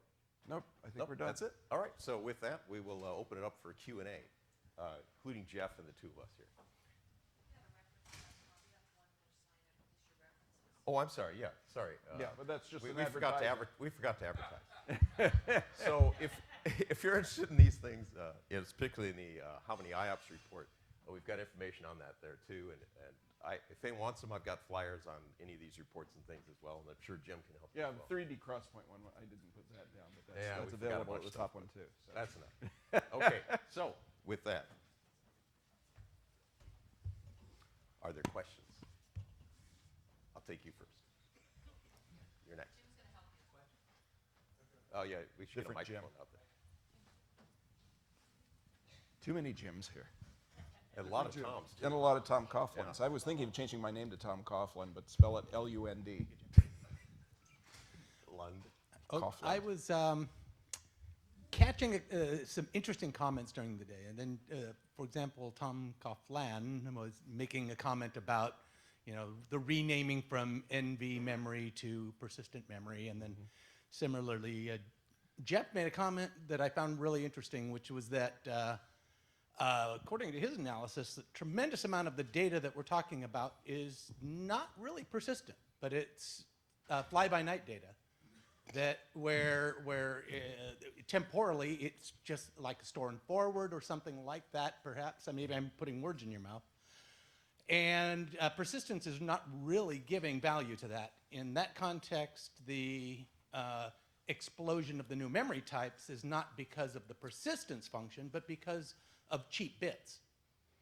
So wondering if you guys have split the market or the application space by that. And this would have been a great question for the previous panel as well, which is, from the application perspective, are we putting all the eggs in one basket of persistence, or is there a home for non-persistent cheap bits that just happen to use a persistent memory?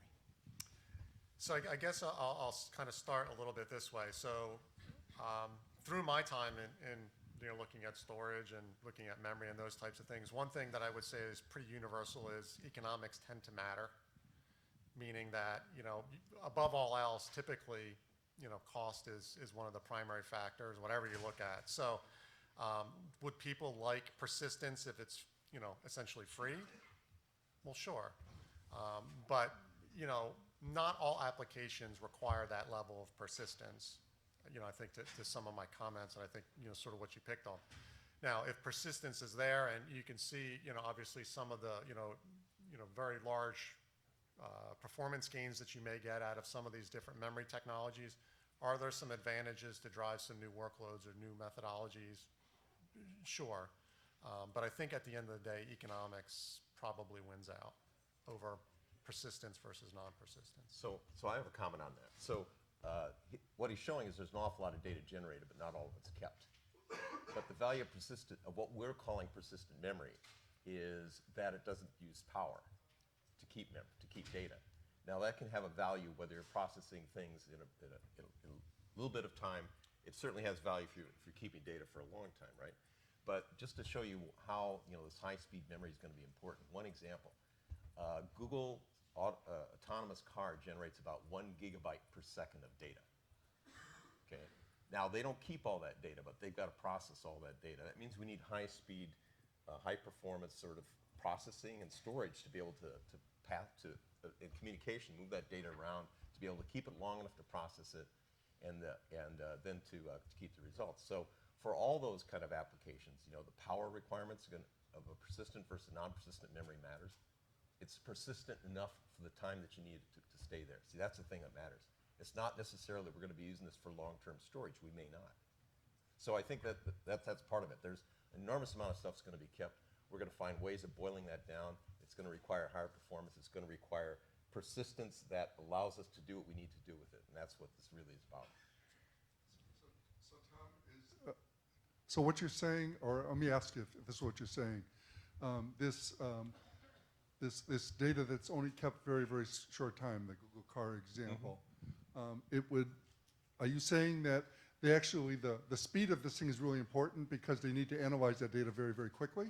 And then it becomes insignificant data. After you've gone through the intersection, you don't need that intersection data. You keep the results, you don't keep the initial stuff. Yeah, that's right. So you have your data set, your sensors, whatever. You analyze your data. You do what you need to do with it. You maybe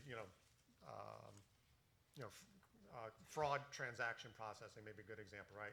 I analyze data, make sure that you're legitimately who you are, but I don't keep that data forever. Most likely, I approve that transition and move on. And, it's probably not completely analogous as to Tom's, but there is a lot of applications that sort of fall into that thing. Is once I do my data analysis on, I don't need to keep the large working data set, so to speak. But for the car example, you were talking about going through the intersection, and you don't need to carry the data in the car as long if the car is in the intersection for a shorter time. So you're probably going to find smaller, cheaper cars going through the intersections faster because they don't have the data storage capability. Data inertia? Yes. You on the next question now? Let's go. Well, there was a fellow over here too who had a question. Well, I think he's got the Well, the mic's already. Okay, all right. You'll be next. Actually, I don't know your name, but the presentation that you did, the best way to predict the future is to create it, and I totally agree with what you're saying. So he's Jeff. Jeff. Well, that's good. At least you I'm got sorry. the quote right the first time. I had to No, two but times. this is, I really 100% heartily agree with what you're saying. So perhaps, okay, right now we're looking at persistent memory. Perhaps this is only a small picture of the bigger things that we haven't stumbled across. Perhaps one should probably introducing a term like persistent computing, in which that, given that the bits are cheap and everything we do could be probably economically be stored. And just to answer the question about the bits in flight, I work in the analytic industry and hardware industry, pretty much everything. And I have to say, there's so many times when I've done a piece of computation, I wish that I had a chance to keep all the intermediate result. And as a matter of fact, this is the things I would like to do, because if I went back and been questioned at it, I can go back to check my calculation and everything. So, I did not able to do that just because economically I was not, allowing me to do that. But right now, given the technology is going through that directions, perhaps this can be pretty realistic. So maybe a persistent computing will be the one that actually drive all the technology, because this is the way we see things, so how we use it. And then just a comment. I'm not sure if I have an answer for it. Okay, there's another fellow there.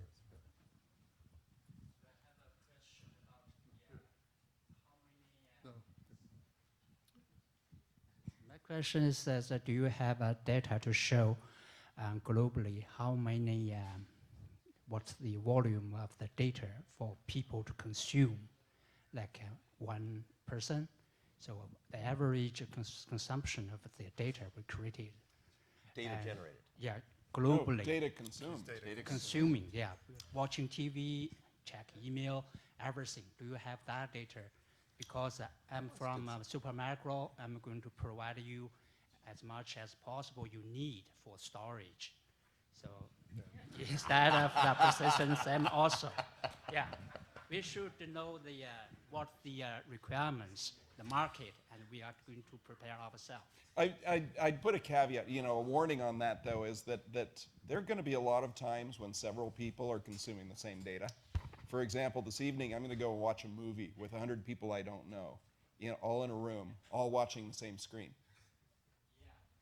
Well, yeah, I mean, I'll just add, I mean, that consumption number is actually much, much greater. And Jim sort of hit on it, but you think about streaming something, right? That data is, created essentially once, so to speak, and then it's streamed out multitudes of times. And I don't know if we have IDC, quantified it in total, but and I don't know the numbers off the top of my head, but I know we have looked at certain examples where you think about something like pictures on Facebook, you think about streaming on Netflix, you think about Twitter and some of those types of things where the actual data footprint in terms of storage is very, very low, but that consumption is very, very high, right? So in the professional media and entertainment space, the delivery of content is a big user of storage, right? So.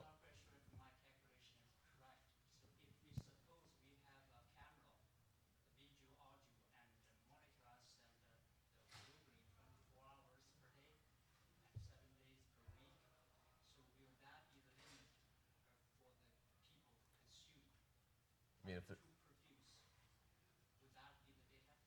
in other words, if everything they did was something that was delivered to them from somebody else, I mean, if that's all they did, that would chew up a lot of storage, yeah. Okay, we're getting to the end of the day. We need to keep this on track because we need to be able to move out of here before the next session starts. So we're gonna go. Stefan is gonna start off the. So thank you guys. Thank you.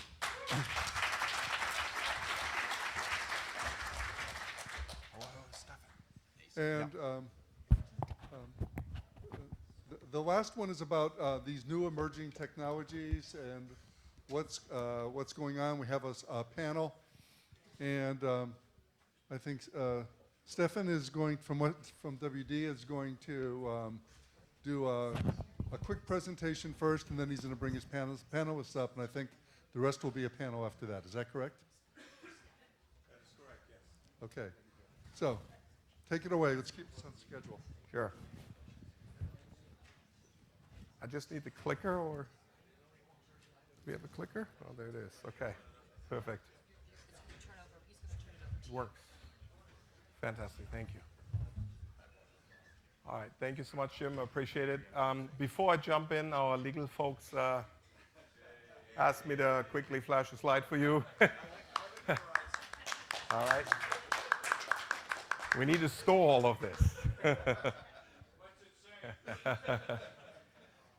I intentionally chose the title of nanosecond class storage because some people are still getting used to persistent memory, and storage class memory also was something that was difficult for some.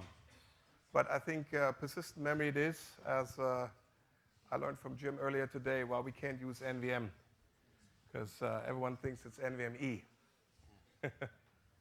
So I want to talk about two major themes, right? One is what can nanosecond class storage enable? And with regards to the capabilities and products, as well as what does it take to enable it. And as we have learned earlier from Jim today, we are at a transition in this industry of once in a lifetime change, disruption. And it is truly amazing for the storage industry to be called upon to help at a significant scale to advance compute, right? So that's really what we're looking here when you are looking at, we certainly agree with Intel on the slogan of data wants to be close to the CPU. With the advent of big data, we now have to think about, and we have the capability with nanosecond class storage, do we bring the data to the CPU? Or do we bring computation to the storage? And maybe we do both to best service the needs, right? So clearly, there is the rise of the data-centric compute architectures ahead of us, and that is a major development. The next thing we're facing is as we're getting overrun with data. Several speakers mentioned it, right? Big data requires new approaches to compute architectures to be able to process all the data within a given period of time that we like to. For that, we have graphical processors as well as FPGAs accelerating and augmenting the CPU. But that is further complemented, as you recall, with nanosecond class storage, yet again, right? That is allowing us to have very fast memories to allow that computation at high speed. Lastly, with the advent of high-speed fabrics, we can disaggregate our resources into compute as well as memory, as well as storage, and we can, at least theoretically, virtually, on the fly, assemble those resources for any task that may be coming our way. That is the vision of the disaggregated system. When you look one step further into giving you a couple examples on the data-centric compute, you have rack-scale architectures envisioned, where you have a separation of the resources, and you have the ability to combine them basically over the fabric into the task at hand. There's also the vision of a number of cheap CPUs, around petabytes of using historically the name storage class memory at Western Digital, which will allow us to further advance compute to a data-centric compute. It doesn't stop in the enterprise, although that's probably where it will find its first deployment for the immediate value that it obviously will bring to the application. But you can think of it as reaching client compute as well as mobile compute as we look into the future. The ultimate vision in client and mobile compute, of course, when you think about nanosecond class storage, is the true instant-on. So I can have maximum power as well as battery runtime. Let's take a quick check, and I wanted to also quickly dive into what we have accomplished so far. You'll remember we divided mass storage at some point when we had NAND-based SSDs into two tiers, right? We had the NAND-based SSDs as well as hard disk drives. They brought us, as Jim was referring to, from milliseconds to microseconds. With the advent of nanosecond class storage, we have two possibilities of deployment. The easy, obvious one is you connect it through the storage bus. The challenge with that is that the storage buses, at least traditionally, have been, at best, in the microsecond class range. So you get, and we gave the benefit even beyond the specs that have been so far published, we gave it a 5 microsecond upper boundary. I think that we've seen 10 or 20 microseconds as claims for storage, basically using persistent memory.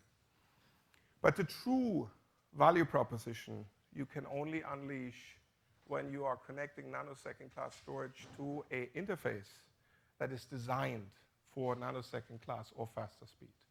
So that's why I think you should look at the SSDs based on nanosecond class storage as a stepping stone that will help us to further progress. Once we connect it to the memory bus, we can take it into the couple hundred nanosecond domain, as far as technologies that so far have been discussed in the, call it, resistive RAM or phase change memory space. I also want to quickly comment on Jim's additional comment. I like that when you said storage class memory will or does entail DRAM as well, or DRAM-alike storage technologies, and that is correct. So it will not stop here, right? When you look at persistent memory or nanosecond class storage, it will ultimately go all the way into a future vision of where even the core register in a processor will be persistent. Now, this has great opportunity. It, of course, causes a lot of thought and headache for some of the architects, because they say, anything I store, I must secure, right, and I must protect.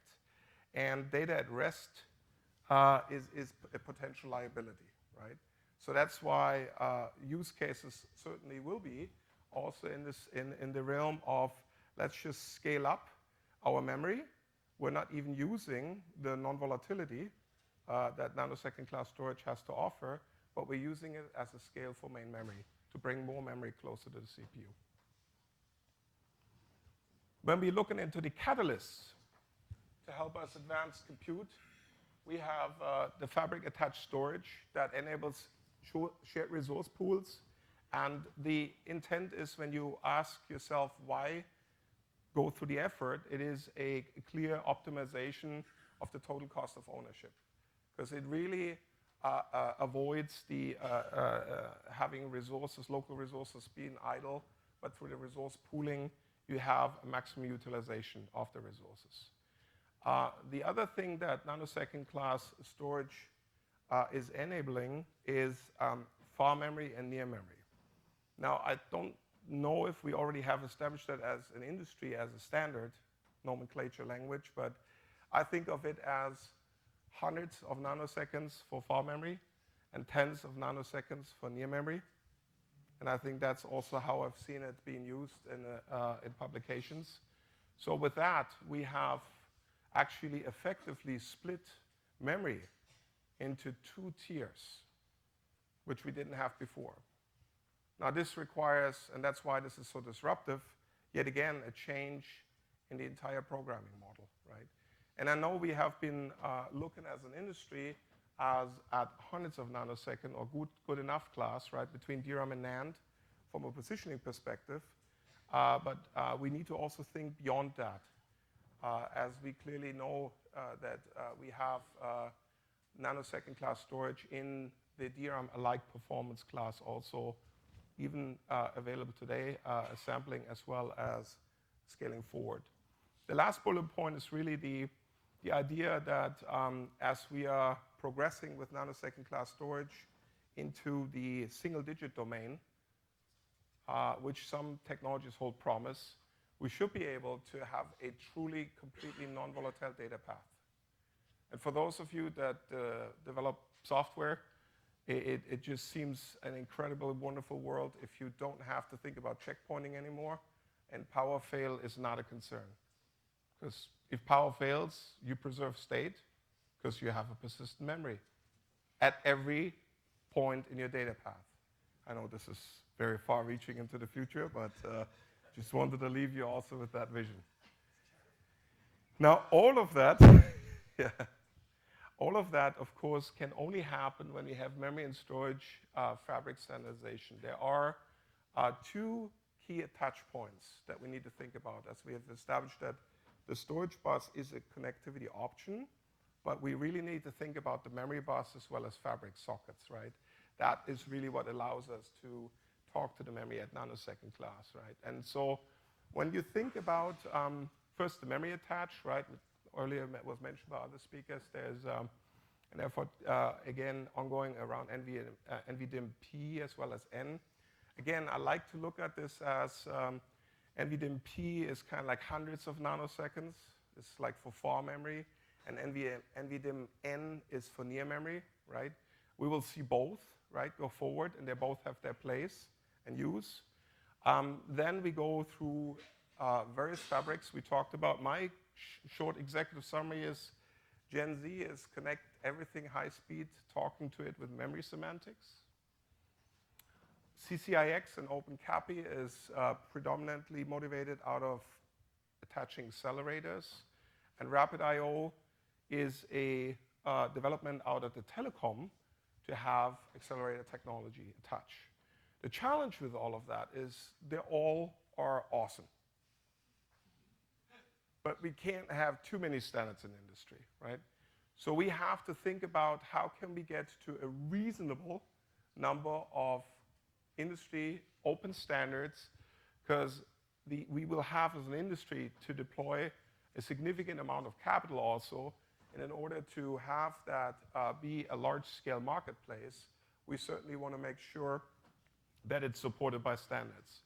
To give you a quick commentary on the graphics that you see here, in 2018, as we expect to see the hundreds of nanoseconds class memory being attached to the memory bus in product form shipping, enabled by platform, you get the first architecture advancement where you can make a compute-centric architecture faster by bringing more storage closer to the CPU with a low latency.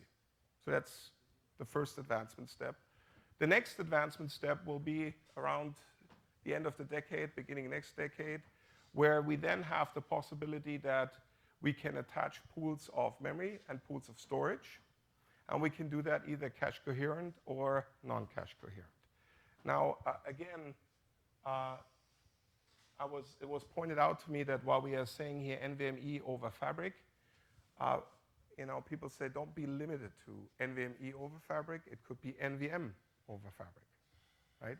So it is something where you can think of it broadly, that you have various protocols that allow you to talk to storage over network at speeds that are comparable with the local attach. And that's, of course, what is very, very compelling. So if I summarize all of that, what we can do around nanoseconds class storage, we certainly have an opportunity to help scale compute. And clearly, that is what's required when we look at the previous discussions around the scalability of von Neumann compute. We have two new tiers of storage within the memory domain. One you can call low nanosecond, the other high nanosecond, to introduce another perspective here as well. And we will have high-speed fabrics to enable NVM and storage pools. Now, the interesting question is, and I asked Jim that earlier today, where's the boundary?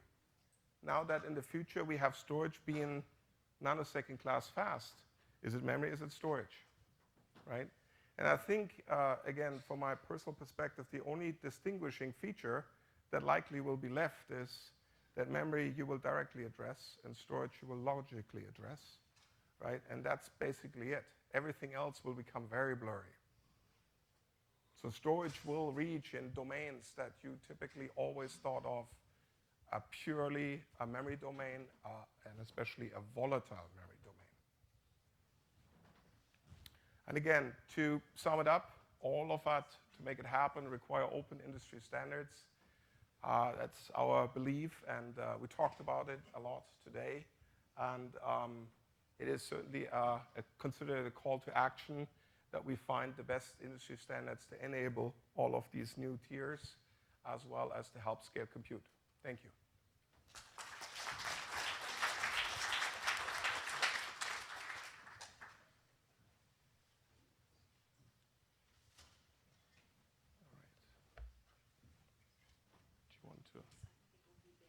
Okay, sure, yes. All right, with that, we're going to introduce Barry.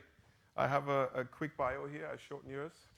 Barry Hoberman has over 35 years of management and engineering expertise in the semiconductor industry. He has served as CEO and chairman of Spin Transfer Technologies since 2012. Prior to that, he served as chief marketing officer at Crocus Technology. Earlier, Hoberman was the founder and CEO of InSilicon and CEO of Virtual Silicon and T0 Technologies. Hoberman also held management positions at AMD and Monolithic Memories.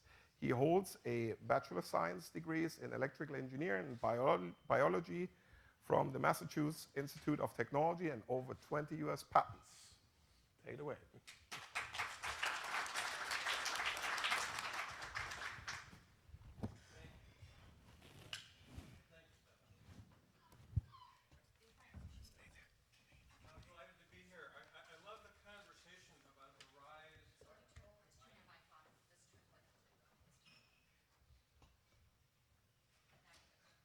Rise of nanosecond class persistent memory.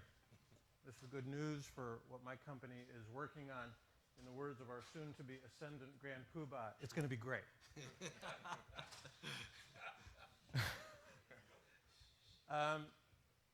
Spin Transfer Technologies is a startup company in one of the emerging memory classes, STMRAM. This is the first time we've been here at this event, although we've been tracking what's been going on for a while. And as I understand the audience here, the folks here spend a lot more time thinking about the application of memory in the kind of systems that you think about, networking and compute and storage. Me and my team spend a lot of time thinking about the development and manufacturing of this new class of memory, and a fair chunk of time thinking about how to connect and map what we're doing into your space. So, we're here to help form this nexus and think about how we get there. But my main ambition today is to introduce our company to you, and to tell you a little bit about where we're at, get you thinking about how this technology ultimately will play into your space, some timing and some implications for where you're going, and have an opportunity to have some conversation and questions about that. Spin Transfer Technologies, again, as I mentioned, is working on ST Spin Transfer MRAM, and we have a unique version of that technology that's different from the form that other players in the industry are working on. There are a couple other startups. There are more than half a dozen large laboratories and major semiconductor and similar companies that are working on it. And the benefit of what we do, this orthogonal spin transfer OST, makes our stuff better. And I'm going to tell you a little bit about how it makes it better. But first, let me introduce the company a little bit. The company was formed in 2007. It took its real commercial launch in 2012. Since 2012, we've raised just shy of $110 million. We have a team of over 60. We're based here in Fremont. We've bucked conventional wisdom. We've actually built a relevant semiconductor facility, clean room, and relevant equipment in the magnetic space that's different from the CMOS world in order to allow us to do the kind of development and the kind of pace of development that is important for us to move forward.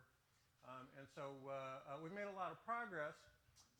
The thing that differentiates where our technology stands out, how orthogonal spin transfer allows our technology to behave differently than the other classes in this space, we like to tell you that it's the fastest high endurance ST-MRAM that you're going to find in this space. Speed and endurance are two of the important parameters, obviously, in this technology, and the inclusion of things that simplify some of the constraints in the way spin transfer memory cells work makes it faster, makes it higher endurance. Thank you. And so we've made a lot of progress over the last 4 years. If you've been around through the demo room during the day, hopefully you noted that we have a sample kit demoing several of our units. There's in our space, the technology, which is borrowed from the disk drive industry. It's the technology they use in the heads. It's called a magnetic tunnel junction, or MTJ. We, as are our peers in the industry, are in the third generation of technology called PMTJ, or perpendicular MTJ. And we're delighted to be here today to demo to you completely reliable, perfectly functioning, full addressable memories that are working out here. I hope you took a look at them and counted the errors, which was stuck on 0 all day while it was here operating. So we're pretty happy about that. The company is developing technology to serve a number of spots in the market. Not to drive you too deeply into the technology, here's a little bit about how these devices look. And we're working in technologies that are contemporary with the industry, as small as sub-20 nanometer type feature sizes with great performance characteristics and small size. So we're working equally with, in terms of the pace of technology development, with the other leaders in the industry. Now, you heard about high-speed, nanosecond class persistent memory. The benefit of MRAM is its promise. The tagline that goes with it always is that it provides high-speed, random access, non-volatile memory with infinite endurance. Well, the story actually, when you dig into the technology, is a little bit more complicated than that. There's some challenges in the space. One of the performance and technology challenges is a tug-of-war of specifications. And one of the challenges that has to be solved first in this space, and one that we've made a lot of progress in, and where this OST technology really brings benefit, follows from the following story. If you go into a DRAM chip, for example, and you pluck a memory cell, a good qualified memory cell out of that bit, if you write data into that bit 1 trillion times, either way, 1 or 0, whatever you want, data will go into that bit precisely 1 trillion times. In this new technology, in STMRAM, if you write data into that good memory bit 1 trillion times, you might miss. You might miss 100 times, you might miss 1,000 times, you might miss 10,000 times. This problem, we call it the write error rate. The things you do, obviously it's a memory. You want the write error rate to be as small as you possibly can. Nobody likes errors in their memory. The things you do to make that error rate low in this technology are the usual things in semiconductors. You raise the voltage, you raise the time. But the problem with that is those are bad for the device technology in the criteria that you want to use. You want high endurance and high performance. Both of these characteristics, when you're trying to improve the error rate, tend to defeat the value proposition that you in the high-speed nanosecond class persistent memory space want to use. And so the use of this technique that spin transfer adds to STMRAM, the orthogonal spin transfer physics inside the memory cell, substantially improves this three-way trade-off between the error rate and the voltage and the width, which each tend to pull in different directions of power, endurance, performance, stability, and cost. And so that new degree of freedom builds for a better performance, cost, and endurance characteristic in the devices. So that's one of the big challenges, and that's where the heart of STT's value proposition plays in this technology. One of the other big technologies, I get this question a lot, says, well, people have been talking about MRAM for a long time, 10 years, 15 years.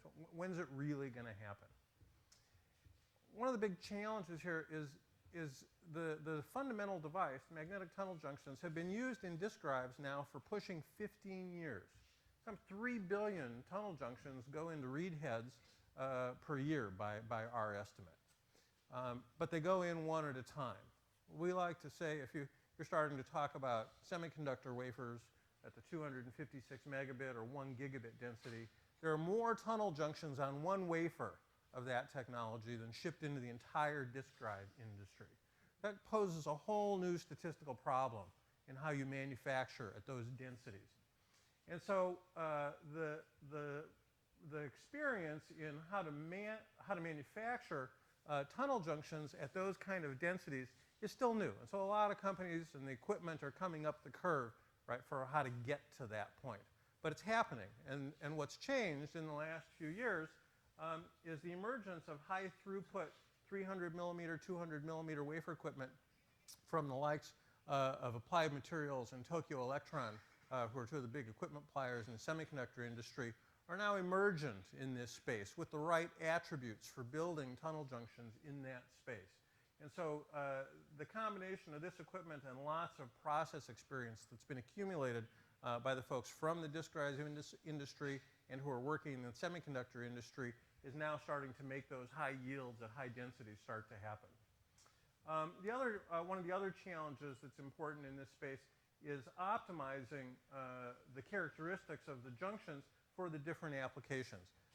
In traditional non-volatile applications, I think you heard in one of the earlier presentations, people like to use this for embedded. Well, you know, when we talk to the car guys, they want to plug this technology in embedded NVM systems where they'll run at 150 degrees and store data with 0 data faults for 10 years, sometimes 20 years, which is very different than what you might hear in a DRAM type application in a storage system or a solid state drive. So there's plenty of challenges, but we are overcoming them. And the place where spin transfer applies those shows up here. Now, Brand X, everybody else in this space, has a fundamental device that looks like this. You've got a magnet and an insulator and a magnet. Call this the reference layer, right? And we do something, we take that same traditional structure and we add another layer to it. Then we don't raise our costs or difficulty of manufacture of that. And we add in that other layer a second proprietary spin polarizer. Important to note, in the usual structure, the reference layer, right, when you're writing data in this, operates as a spin polarizer.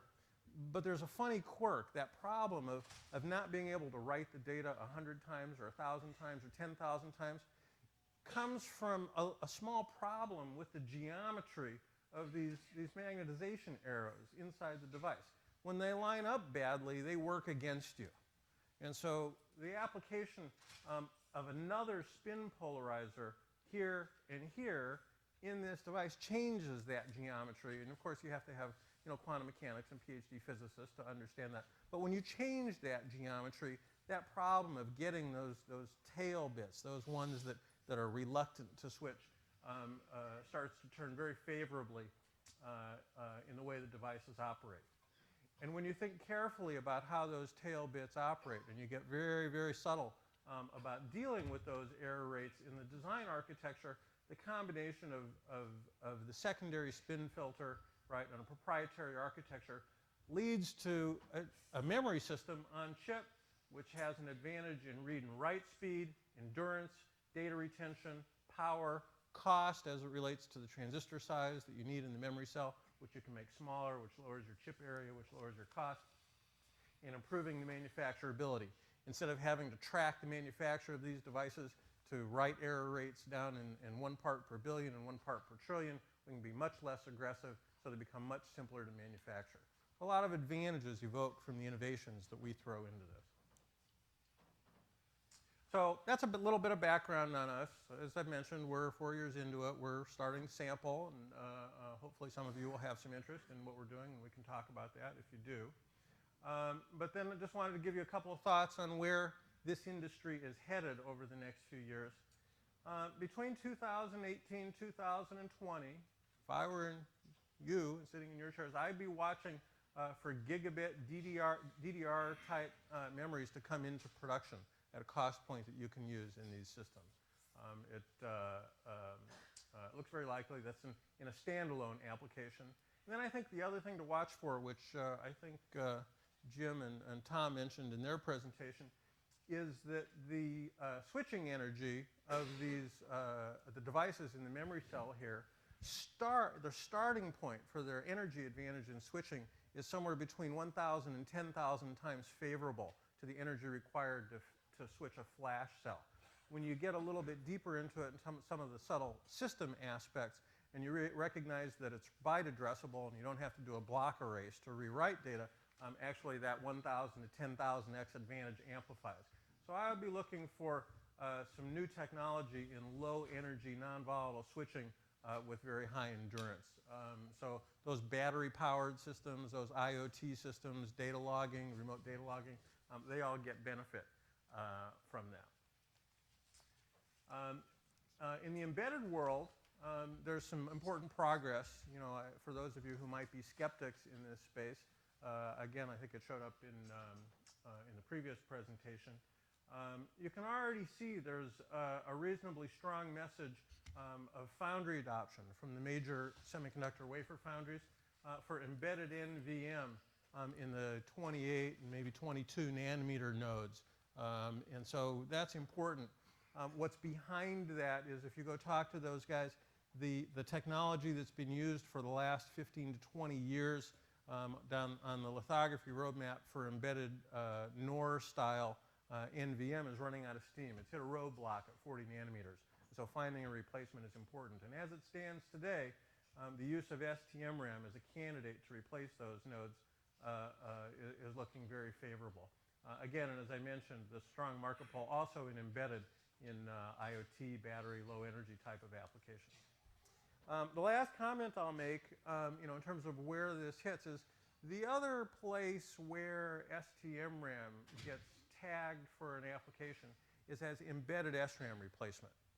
The incumbent technology has been in the semiconductor industry, around the semiconductor industry, for I think very near 50 years. They call it a 6 transistor RAM cell. Those memories operate at very high speed. The way this third generation PMTJ, I said, technology is emerging, the ability to get high speed and high endurance and high retention all in one instantiation of the technology is looking pretty remote if you look at the other technologies in this space. The benefit that this orthogonal spin transfer mechanism brings to this technology space is the simultaneous achievement of high retention, high endurance, and high speed. And I believe that positions spin transfer to be the only company in the industry who can actually achieve that all in one in well under sub-20 nanosecond cycle times. Conventional STM-RAM, in our opinion, has no workaround. I would love to have that conversation and challenge with the other folks in the industry, but we think that's where we stand at. So just to finish up, the advent of this technology and how it penetrates in sub-65 nanometer CMOS is upon the industry. It's moving forward. You can see lots of evidence of it, a lot of demos, there's a lot of announcements, a lot of stuff coming. I think the timeline that everyone should be watching for is mass production, right, in the next 2 to 3 years. And so for those of you who are thinking about how to put this to work in storage systems, that's the time to watch for. Thank you. Thank you, Barry.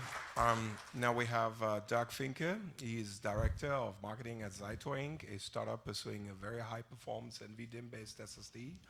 Doug started his career at IBM, working on cache memory designs for mainframe computers and subsequently for Intel as a DRAM marketing manager. Later on, he worked in senior marketing and general management roles at several startups and established companies, including Chipson Technologies, Standard Microsystems, and others. More recent, Doug served as the Senior Director of Product Marketing at STEC, respectively HGST. Doug holds 7 patents related to NVDIMM design and has a Bachelor of Science degree in Computer Engineering from the University of Illinois and an MBA from MIT. Please take it away. Okay, thank you, Stefan. So let me first start and show you a slide that you all have seen 1,000 times before, which is basically the fact that there was a big gap between NAND and DRAM, and new media will fit that gap. But no one can do the ideal media, which is something that has the cost of NAND, but with the speed of DRAM. But there's one thing missing from this slide that I wanted to point out, which is this. If you come up with a good design, you can basically synthesize something in a cache memory type of hierarchy on a DIMM module that combines DRAM as a cache and NAND as the backing store inside the module, and you can come up with very competitive cost and performance characteristics versus what you might be able to achieve with the new media. And that'll be competition with the new media over the next several years. Now, let's dig into that a little bit deeper. This is sort of a very simple block diagram of what that would look like. You would have a controller, a very sophisticated controller. It'd be like a combination of a controller that's in an SSD as well as some of the register logic that's in a DIMM. The DRAM would be the cache. The NAND would be the backing store. And these would be pretty large memories. The DRAM could be as large as 8 gigabyte on one module, and the NAND, if you use very high-density NAND, could be 2 to 4 terabytes on that module. And it acts as a cache. You'd go over the standard DDR4 or maybe in the future DDR5 interface. You would get the reads and write requests. If it was in the cache, then you would respond immediately as fast as the DIMM would. If not, then you would have a cache miss, and you'd have to fetch the data from the NAND to the DRAM. So the thing about this type of product is that all the stuff we've seen earlier today with the software and the infrastructure that's been designed around the NVDIMM will be extensible to the NVDIMM-P, so that the software would not have to change to be able to use this. But it is a hierarchical type of memory. But the thing that's very nice about it, in contrast with the NVDIMM, is that the cost is much, much lower, because the cost is going to be predominant with the NAND, which is a very low-cost memory, and from what I just saw a few minutes ago, going to be even cheaper over the next couple of years. But the performance is going to be sort of dominated by the DRAM, assuming you have a good enough cache hit rate. So this, I think, will be very powerful. Plus the fact that this bus in red is what I call a private on-DIMM memory bus. So while you're transferring data, if you do have a cache miss or you want to do a cast out, you can transfer data inside the module, but at the same time, the microprocessor can still use the main DRAM bus to do its reads and writes to other DIMMs in the system. Now, there is a little challenge here, and the challenge, and the reason this hasn't been done before, is the fact that the DRAM bus is a 40-year-old bus. It was originally designed about 40 years ago, and it's a deterministic bus. So today's DRAM systems would have a difficult time of handling some type of memory that would have variable access times. One of the things that I think is very important that is changing and is very active working right now in JEDEC and other places is ways of enhancing the DRAM bus to be able to handle this. And there's a lot of work there. I show a little very simplified diagram there. And let me explain the diagram. You see three axes that are coming from the microprocessor, and I'll call them the red, the blue, and the green axis. The blue axis is in the cache, so you get it immediately. But the red and the green axes are going to be delayed because you had to pull them out of the NAND. With the enhancements to the DDR4 bus that we're looking at, there will be two additional signals that will allow you to handle this. There'll be some additional commands. That's all in the protocol. But it will allow you to handle this, and it does something else that is very interesting that I know all the hard disk guys here know about, which is called execution out of order or command queuing. DRAM guys have never seen that before. And you can see in this diagram that even though the requests came in red, blue, green, the responses came out blue, green, red.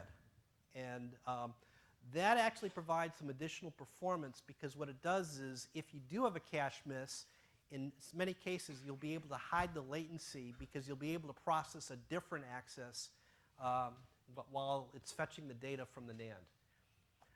There are other ways of doing that. The challenge we have today is that will require a change in the microprocessor, will require a change in the motherboard, but I believe that those will become standard over the next few years.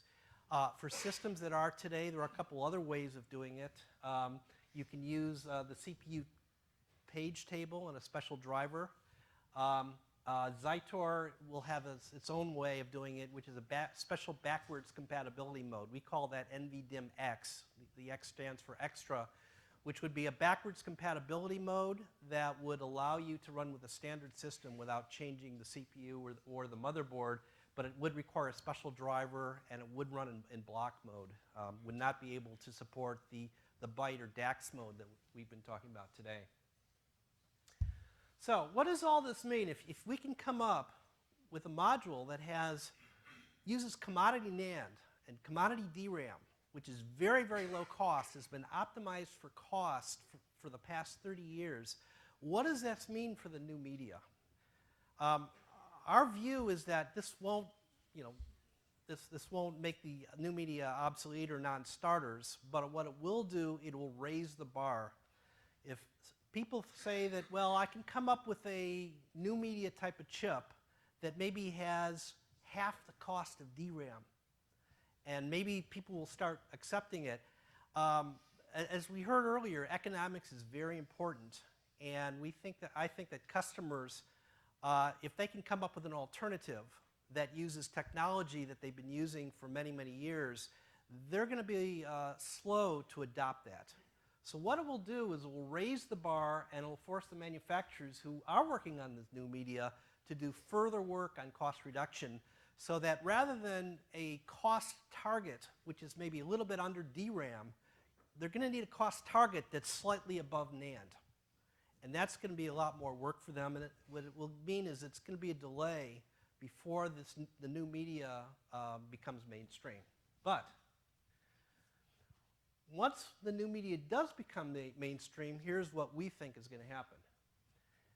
The same concepts that I was just talking about with on the NVDIMM that we used with NAND and DRAM, the execution out of order, the command queuing, the private memory buses, you'll be able to use those same concepts in a new type of NVDIMM and just substitute the new media. New media is a lot more cost effective. You can see I've shifted the cost curves. I will also point out that just like Barry was saying earlier, there is some type of new media, I'll call it the smaller green block there, that does have the speed of DRAM. And we would be able to develop a NVDIMM-P product that also uses that, as well as, let's say, some of the slower new media like PCM or resistive RAM. So just to summarize the conclusion for what we believe is going to be persistent memory in the 2020s. And by the way, this slide pertains to enterprise storage and local memory. The laptops would be a little bit different. But one of the things we've seen is that in the SSD world, it is always migrated to the fastest bus. You know, you have SAS SATA today. One big thing that's happening in the SSD world right now is it's moving to NVMe, because that's much, much faster than SAS and SATA. And in fact, the market reports I've seen says within the next couple of years, the largest share of interfaces will actually be NVMe instead of SATA. But I think that's going to continue, and it will move from NVMe to some form of the DRAM bus. DDR4 moving to DDR5, and then maybe after DDR5 it could be a Gen Z or OpenCAPI. The next thing I think that's going to become very prevalent, again, it's going to take a while, but it'll be in the 2020s, is the DAX mode that we've been talking about. That has very provable, substantial performance improvements, and that'll be enabled by the NVDIMM-P as well as all the other things, and that will become pretty much a standard over the next 5 to 10 years. But I think the NVDIMM-P architecture, which is basically a fast memory and a slow memory in the same module with a private memory bus that ties the two together, I think that will also become a standard. And the reason is, I don't think anyone is going to be able to develop a new media technology that is both fast and cheap at the same time. You'll have fast and expensive or cheap and slow, and I don't think anyone will be able to do both at the same time, which is why a hierarchical or a tiered memory is going to make a lot of sense. Command queuing, of course, will be used, and my belief is that, again, within 5 to 10 years, in an enterprise system, a NVDIMM-P-like architecture will have the highest share. There will be room for NVMe. I think NVMe may actually be more used in remote. NVMe over Fabric, I think, will be very, very popular. And the two will work together. These are characters from the movie Cars who are best of friends. So you got Lightning McDim there on the left and Mater the tow truck on the right. Both of them will work very well together. Thank you. Thank you, Doug.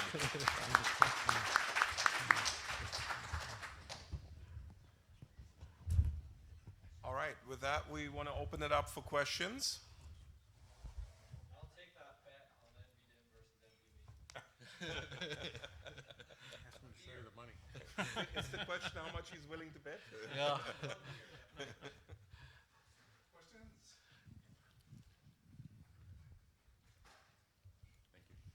So the question is for Doug. So you mentioned NVDIMM-X as a backward compatibility mode, and I was wondering how is that different from NVDIMM-F that we've seen in the past from SanDisk? You can elaborate on that. So the backwards compatibility mode that we call NVDIMM-X does have a couple other things. There's one other thing I didn't mention that is also very important, and that is currently the DDR4 DRAM bus has an address limitation. I think it's like 512 gigabytes.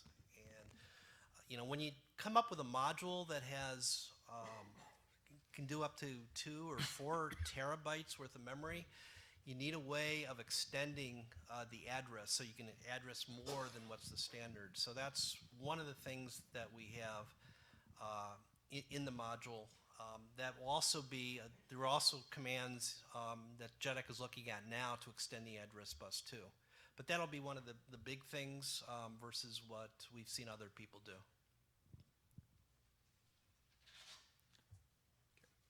Gil Russell. This is directed at Doug. One, have you run simulations? Oh yeah. Yeah, we're a startup company, so we have some very, very good engineers who've been through this many, many times, and we do have lots of simulations. Okay. Two is, I guess it's a comment. Intel used to have out of order when they were still making external memory controllers. So it's been around, and they did make out of order. I guess the third is, can you explain how you're going to get around the flash translation layer and its indeterminacy? Well, yeah, that's also part of the variable latency. You will get variable latencies due to the fact that you may do wear leveling and stuff like that. We will be doing very similar things to what we do when you just have where it's a cache miss. There will be a delay. We will have the protocol, of course, that will either insert wait states or polling or something like that until that is done. And then when the various activities like the wear leveling or whatever is completed, it'll then complete the transaction and return the data back to the CPU.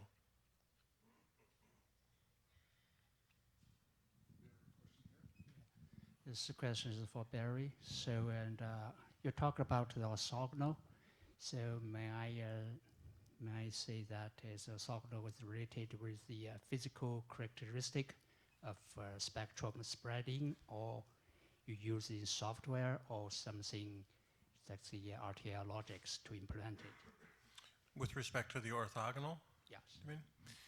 So the orthogonal refers to a magnetization vector. It goes back to basic physics inside the magnetic device.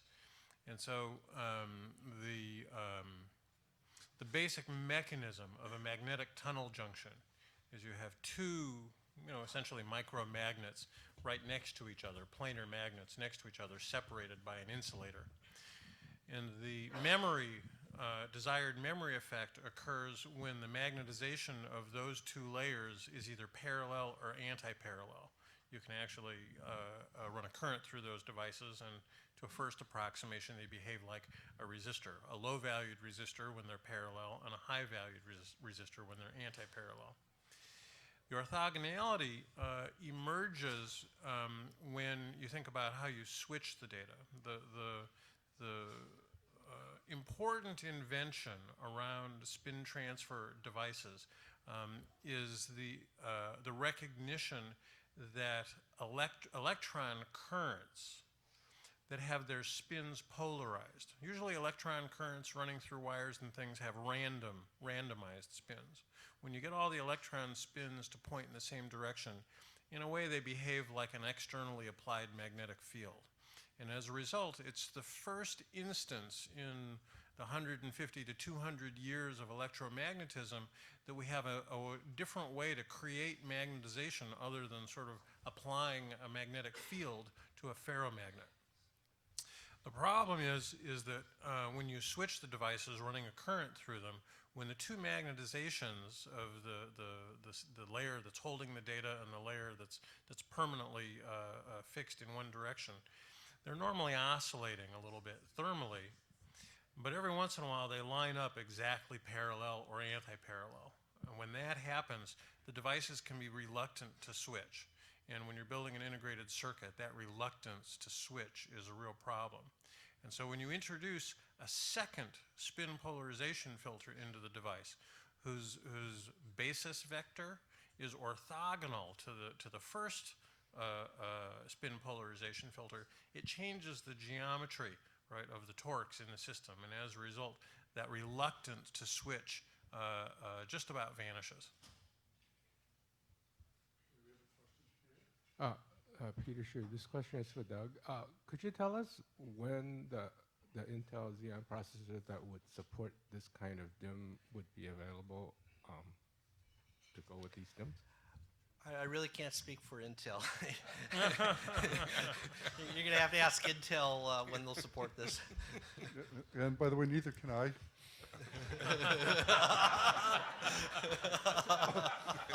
There's lots of things I could speak on behalf of Intel for, but unannounced products is not one of them. We have to stop this now. I need to go. I'm going to do the final summary right now, so thank you very much.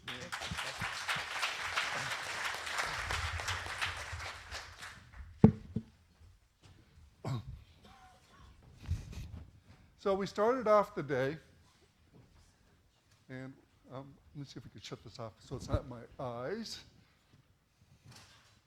Power.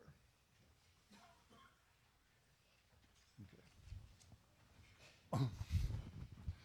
Okay, so we started off the day. I started off the day, and I said that there was only one thing that I wanted you guys to remember at the end of the day, and that was that, you know, that there is this thing called persistent memory coming, and when that comes, it's nearly guaranteed that it will change computer architecture, and I wanted you to personalize that and, you know, lead your companies and your own individuals and as selves, your own careers, and the viability of your company to make this happen. We made some pretty outrageous comments, and we said that we had a curriculum today that was going to prove these points. I hope that that came through where you saw all of the different things that we're doing in order to make this thing happen, from you know, basic architecture to operating system support to persistent memory over fabrics to well, operating system, new media and analyst reports and stuff. So a quick kind of overview, as quick as I can do it. This is the conference at a glance. So Steve, so I started it off, that was what I talked about. I threw in a little bit of rocket fuel. Steve Pawlowski, by the way, a lot of people talked about astronauts and rocket fuels and other things during the day. Hydrazine and nitrogen tetroxide, wasn't tetroxide, I think, no, or whatever it was, yes. No, I forget now, Christ. Okay, I'm confused, it's late. Steve Pawlowski came on and he talked about, it wasn't just storage, convergence of storage and memory. He said it was storage, memory, and compute. He talked about the importance of NVDIMMs. He said that, you know, that was very, very exciting for him, the NVDIMM community. And then he later went on and says the emergence of NVM type Ps were also very, very exciting. One of his comments was power ultimately will drive scale. So he threw that out as another thing. And then after he talked about, you know, also in addition to bringing memory close to the CPU, he talked about in-memory computing 1,000 times more power efficient than what we see today. So 3 orders of magnitude of power improvement potential. Andy Rudolph, our chief architect of the MVM programming model, came up. And the key points are points I think we all know, but you know, the key aspect is we access persistent memory as memory. It's not using a storage stack. It's no software really involved for the normal read-write operations. It's a load store instruction. Then he talked about the instruction set architecture changes that are necessary. Most of those have to do with cache flushes. They're still required. He envisions a day when they will not be required anymore. Persistent memory is currently available in both Linux and Microsoft. Huge thing, and of course we'll talk about that again when we get to the operating system. And then active work going on is flushing to persistence and RDMA to remote systems. Those are the big areas. Stephen Bateson came on. Stephen said that, you know, that throughput is easy and latency is hard. Throughput is an engineering challenge. Latency is a physics challenge. So new buses, he talked about the 3 new buses that we talked about later, OpenCAPI, Gen Z, C6, and et cetera. That to keep an eye on those, those will probably change how persistent memory is attached to systems in the future. 2 focus areas he talked about. One was the media, and the second was the interconnect. Then he threw in a third one, which was convergence. I'm sorry, concurrence. No, coherence. It has been a long day for me. I don't mess these things up. It's an exhausting day. That persistent memory will provide near instantaneous recovery. Okay, Paul Gruen came up, yes. Oh, another thing that we discussed, major things that we're looking at is now how do we do persistent memory over fabrics, and now that we're working cooperatively between SNIA and OFA. A big deal here. This is not a minor thing. This is a big deal. It will make a difference. He defined the role of OFA. He basically turned architecture definition inside out. Upside down. Okay, upside down? Fine. Where historically, the hardware defines the APIs which drive the applications, and he's looking at this thing. You take what the applications need, those drive APIs, and then the hardware grows organically underneath those APIs to deliver what the applications need. This does not surprise me at all, knowing Doug, Paul for all these many years. Then we had Paul and Doug come out. A number of people really liked this. They sat in a couple chairs and they discussed the same problem from 2 very different viewpoints. It's a front and a back view of the same object. They don't necessarily look the same, and yet they tremendous amount of agreement and consistency. I think that's just a number of people told me, wow, that was great. So the genesis of that was Jim Ryan, who used to run this. He worked for me, and he chose to retire. Told me that someday I need to get the 2 of them on stage together. So I had given him the AR to do it, and he retired before he got him on stage. So, but it still happened here. So, what else was it? Need to hide the latency of remote access into the flush, on flush calls. Building a stack that allows remote persistent memory at near memory speeds was another objective. And the use case, couple of use cases was a remote access for high availability and remote access for distributed file access. That's new ground that hasn't started yet. Then we had Zora from SAP come on up, and we had someone who's actually developing applications using persistent memory. She was using 3D Crosspoint. We talked mostly about 3D Crosspoint. She turned to both Doug and Paul and said, SAP is ready, the demand is here. They were saying they're working on new architectures, looking for the demand for it, and I think she gave you guys a challenge. She talked about 3D Crosspoint and the MVM programming model are aligned. So that's what she's using, and the model's aligned. And SAP is focused on basically the persistent memory mode, the direct access between the application and the memory. Recovery time is critical. She had if they could achieve 97% reliability, the downtime will be 11 days. If they could read basically 4 nines, it's actually 6 nines. 32 seconds. Startup time was improved by over 5x by moving to persistent memory. Significant memory capacity at lower cost was a driving factor, and that there will be a ratio between new media, 3D Crosspoint, and DRAM. It was still indeterminate what that ratio would be, but they're evaluating that at this point. Both will coexist, was a comment. Finally, we had Professor Stephen Swanson with the Nova file system. The claims are it's the fastest in the universe. It dispenses, what's that? Oh, I had to throw the universe in because we're talking about space, you know. It dispenses of disk-centric baggage. They wipe that out clean.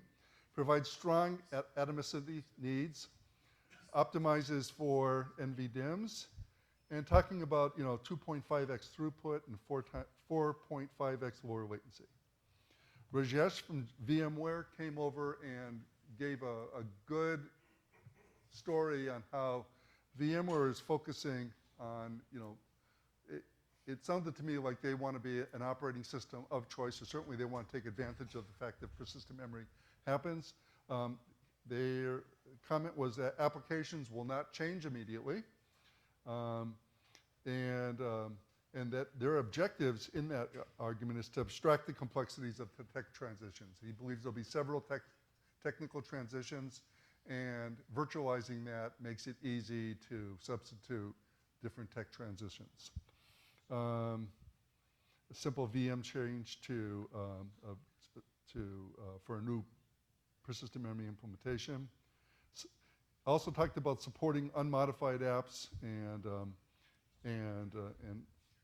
also to support ones that are modified as well. The virtualizing persistent memory disk and virtual NVDIMMs as well. So physical media will then be virtualized and offered to the various applications.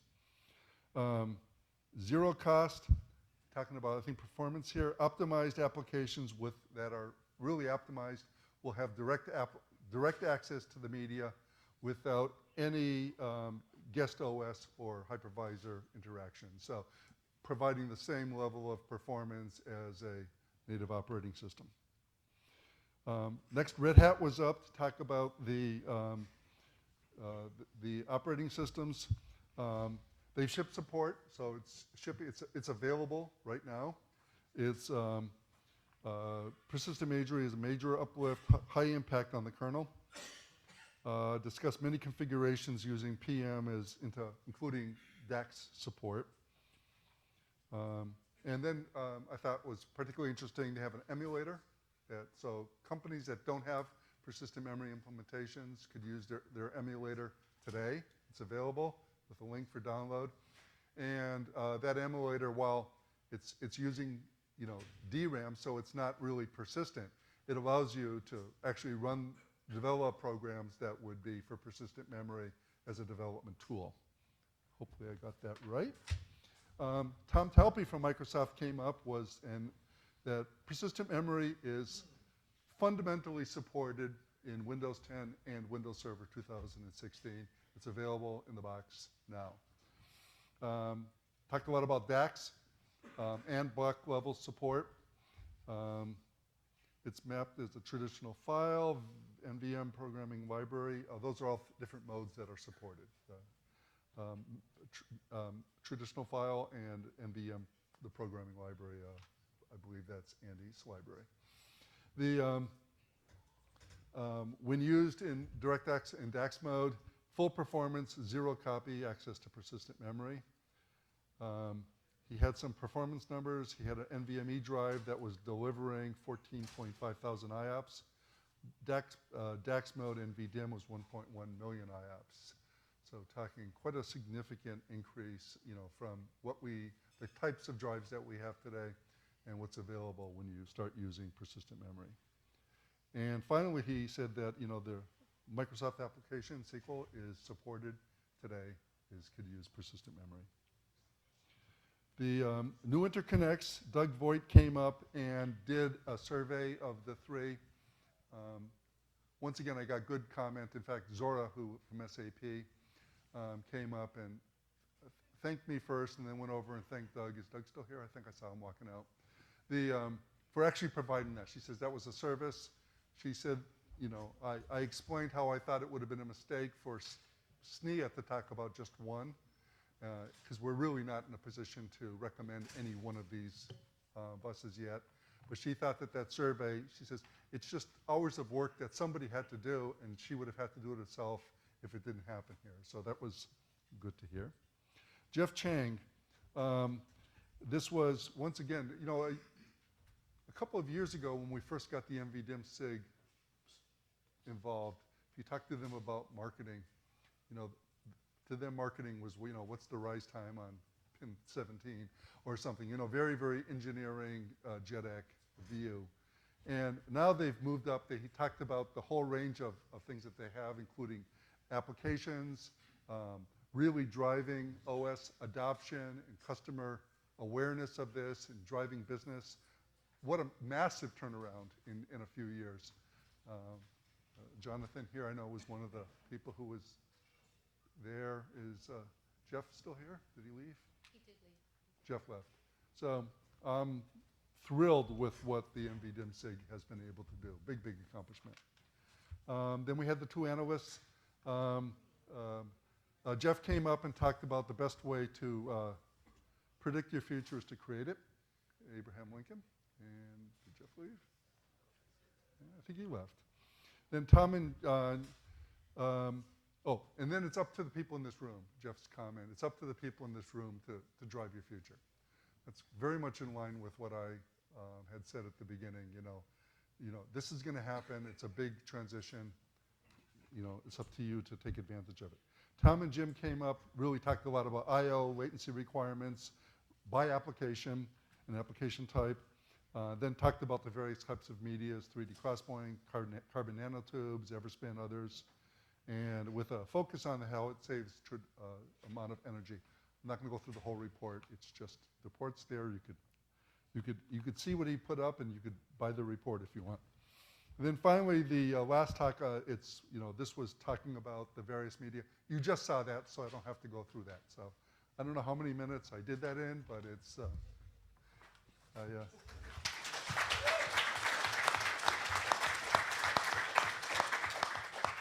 hopefully I captured the essence of what we did today. So saved us a whole lot of time. That's right. Hey, Jim, last year there was a request for you to make your list available because people can use that for their church reports. Yeah. You can transcribe it off the live feed. So I could barely read my handwriting. I'm not sure that you could. No, in all seriousness, I hope that this was a great day for you. It was a great day for me. You're the last survivors of a very, very long day. You know, I am going to go, at some point tonight, I'm going up to my room and I'm literally going to go into a coma. I'm just totally exhausted. But it was a lot of fun. You know, this venue, we hold, between here and the upstairs overflow room, we could hold 390 people, I think it was. And we had registered, well, they shut off the registration just before it got to 800. And then we had some sign-in. So we usually get about a 50% drop-off for a conference that people don't pay for, because it's easy to register with no financial penalty, right? So all in all, I think that we had a great audience. It was a very, very full room. You know, we used to have all the rounds around. This year we just couldn't do it. You know, we went to the theater seating. I know it's an inconvenience, but you know, we got a lot of people in here. I'm going to mention one last thing. One of the things that we're contemplating is to actually do more than one Persistent Memory Summit a year. If you have interest in this, or if you think it's a good idea, I see a bunch of bobbing cubie head dolls out here now. So the activity in this area is going to increase. I think once a year has been the right thing. This isn't a firm decision yet. One of the options that we're looking at doing is at Flash Memory Summit, which I'm sure a lot of you participate in, taking a full day. Tom Coughlin, Lynn, not Lamb, he basically runs the show for Lance. It's Lance's show, but Tom runs all the tracks and all that stuff. And he tries to influence. He's my buffer. I put him up, and whenever I'm going to get into an argument with Lance, I let Tom soften him up first. So raise of hands if in fact we did another day like this, like a track at Flash Memory Summit? Is this something that you would like? You know, yes, no? So I think it's at least about 50% probably. Yeah, and that's one of the, and I'll tell you my personal feelings on this. Tom and I talked about this as well. We could put, this is, you know, people come here because it's a single topic and it's very, very focused. And it's free. The, we even feed you. The, and the, at Flash Memory Summit, you know, people come and they really stay for it. Maybe they might only come for part that they want to see, but for the most part, they come and they stay for the day, and it's single topic. You know, at Flash Memory Summit, there's a lot of other shiny objects around you, and you know, it may be people are in and out, much more transient than would be here. That's the downside. The plus side is there's, you know, 4,000 people there, and we could actually get this message out to a lot more people. So I think that that's the yin and yang of at least what's going on in my brain on whether we should do that. But just for sure, we plan to have, oh, now Doug came back after I said good things about him. That's what's going on in my brain. Whether or not this is the year to go to more than one or not, like I said, we haven't made a decision. Just testing with the last few brave souls here before we leave. So with that, I'd like to... And Jim, if everyone enjoyed and learned something today, and if your company's not a member of SNIA, come join us. We have fun like this all the time. There you go. I did. I had an absolute blast today. This is one of my favorite days of the year. So even though I'm very, very tired, it was a fun day. So thank you very much for coming. I hope this was worthwhile for you.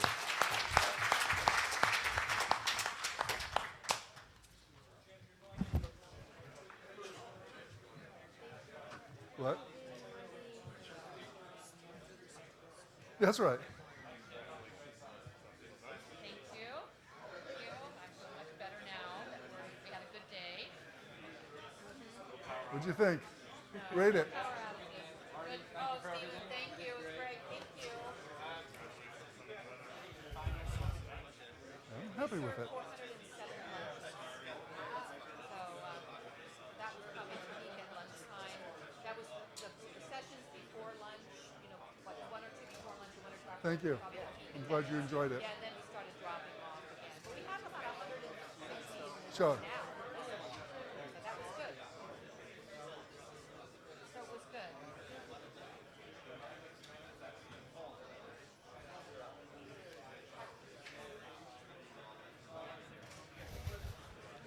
That was my summary.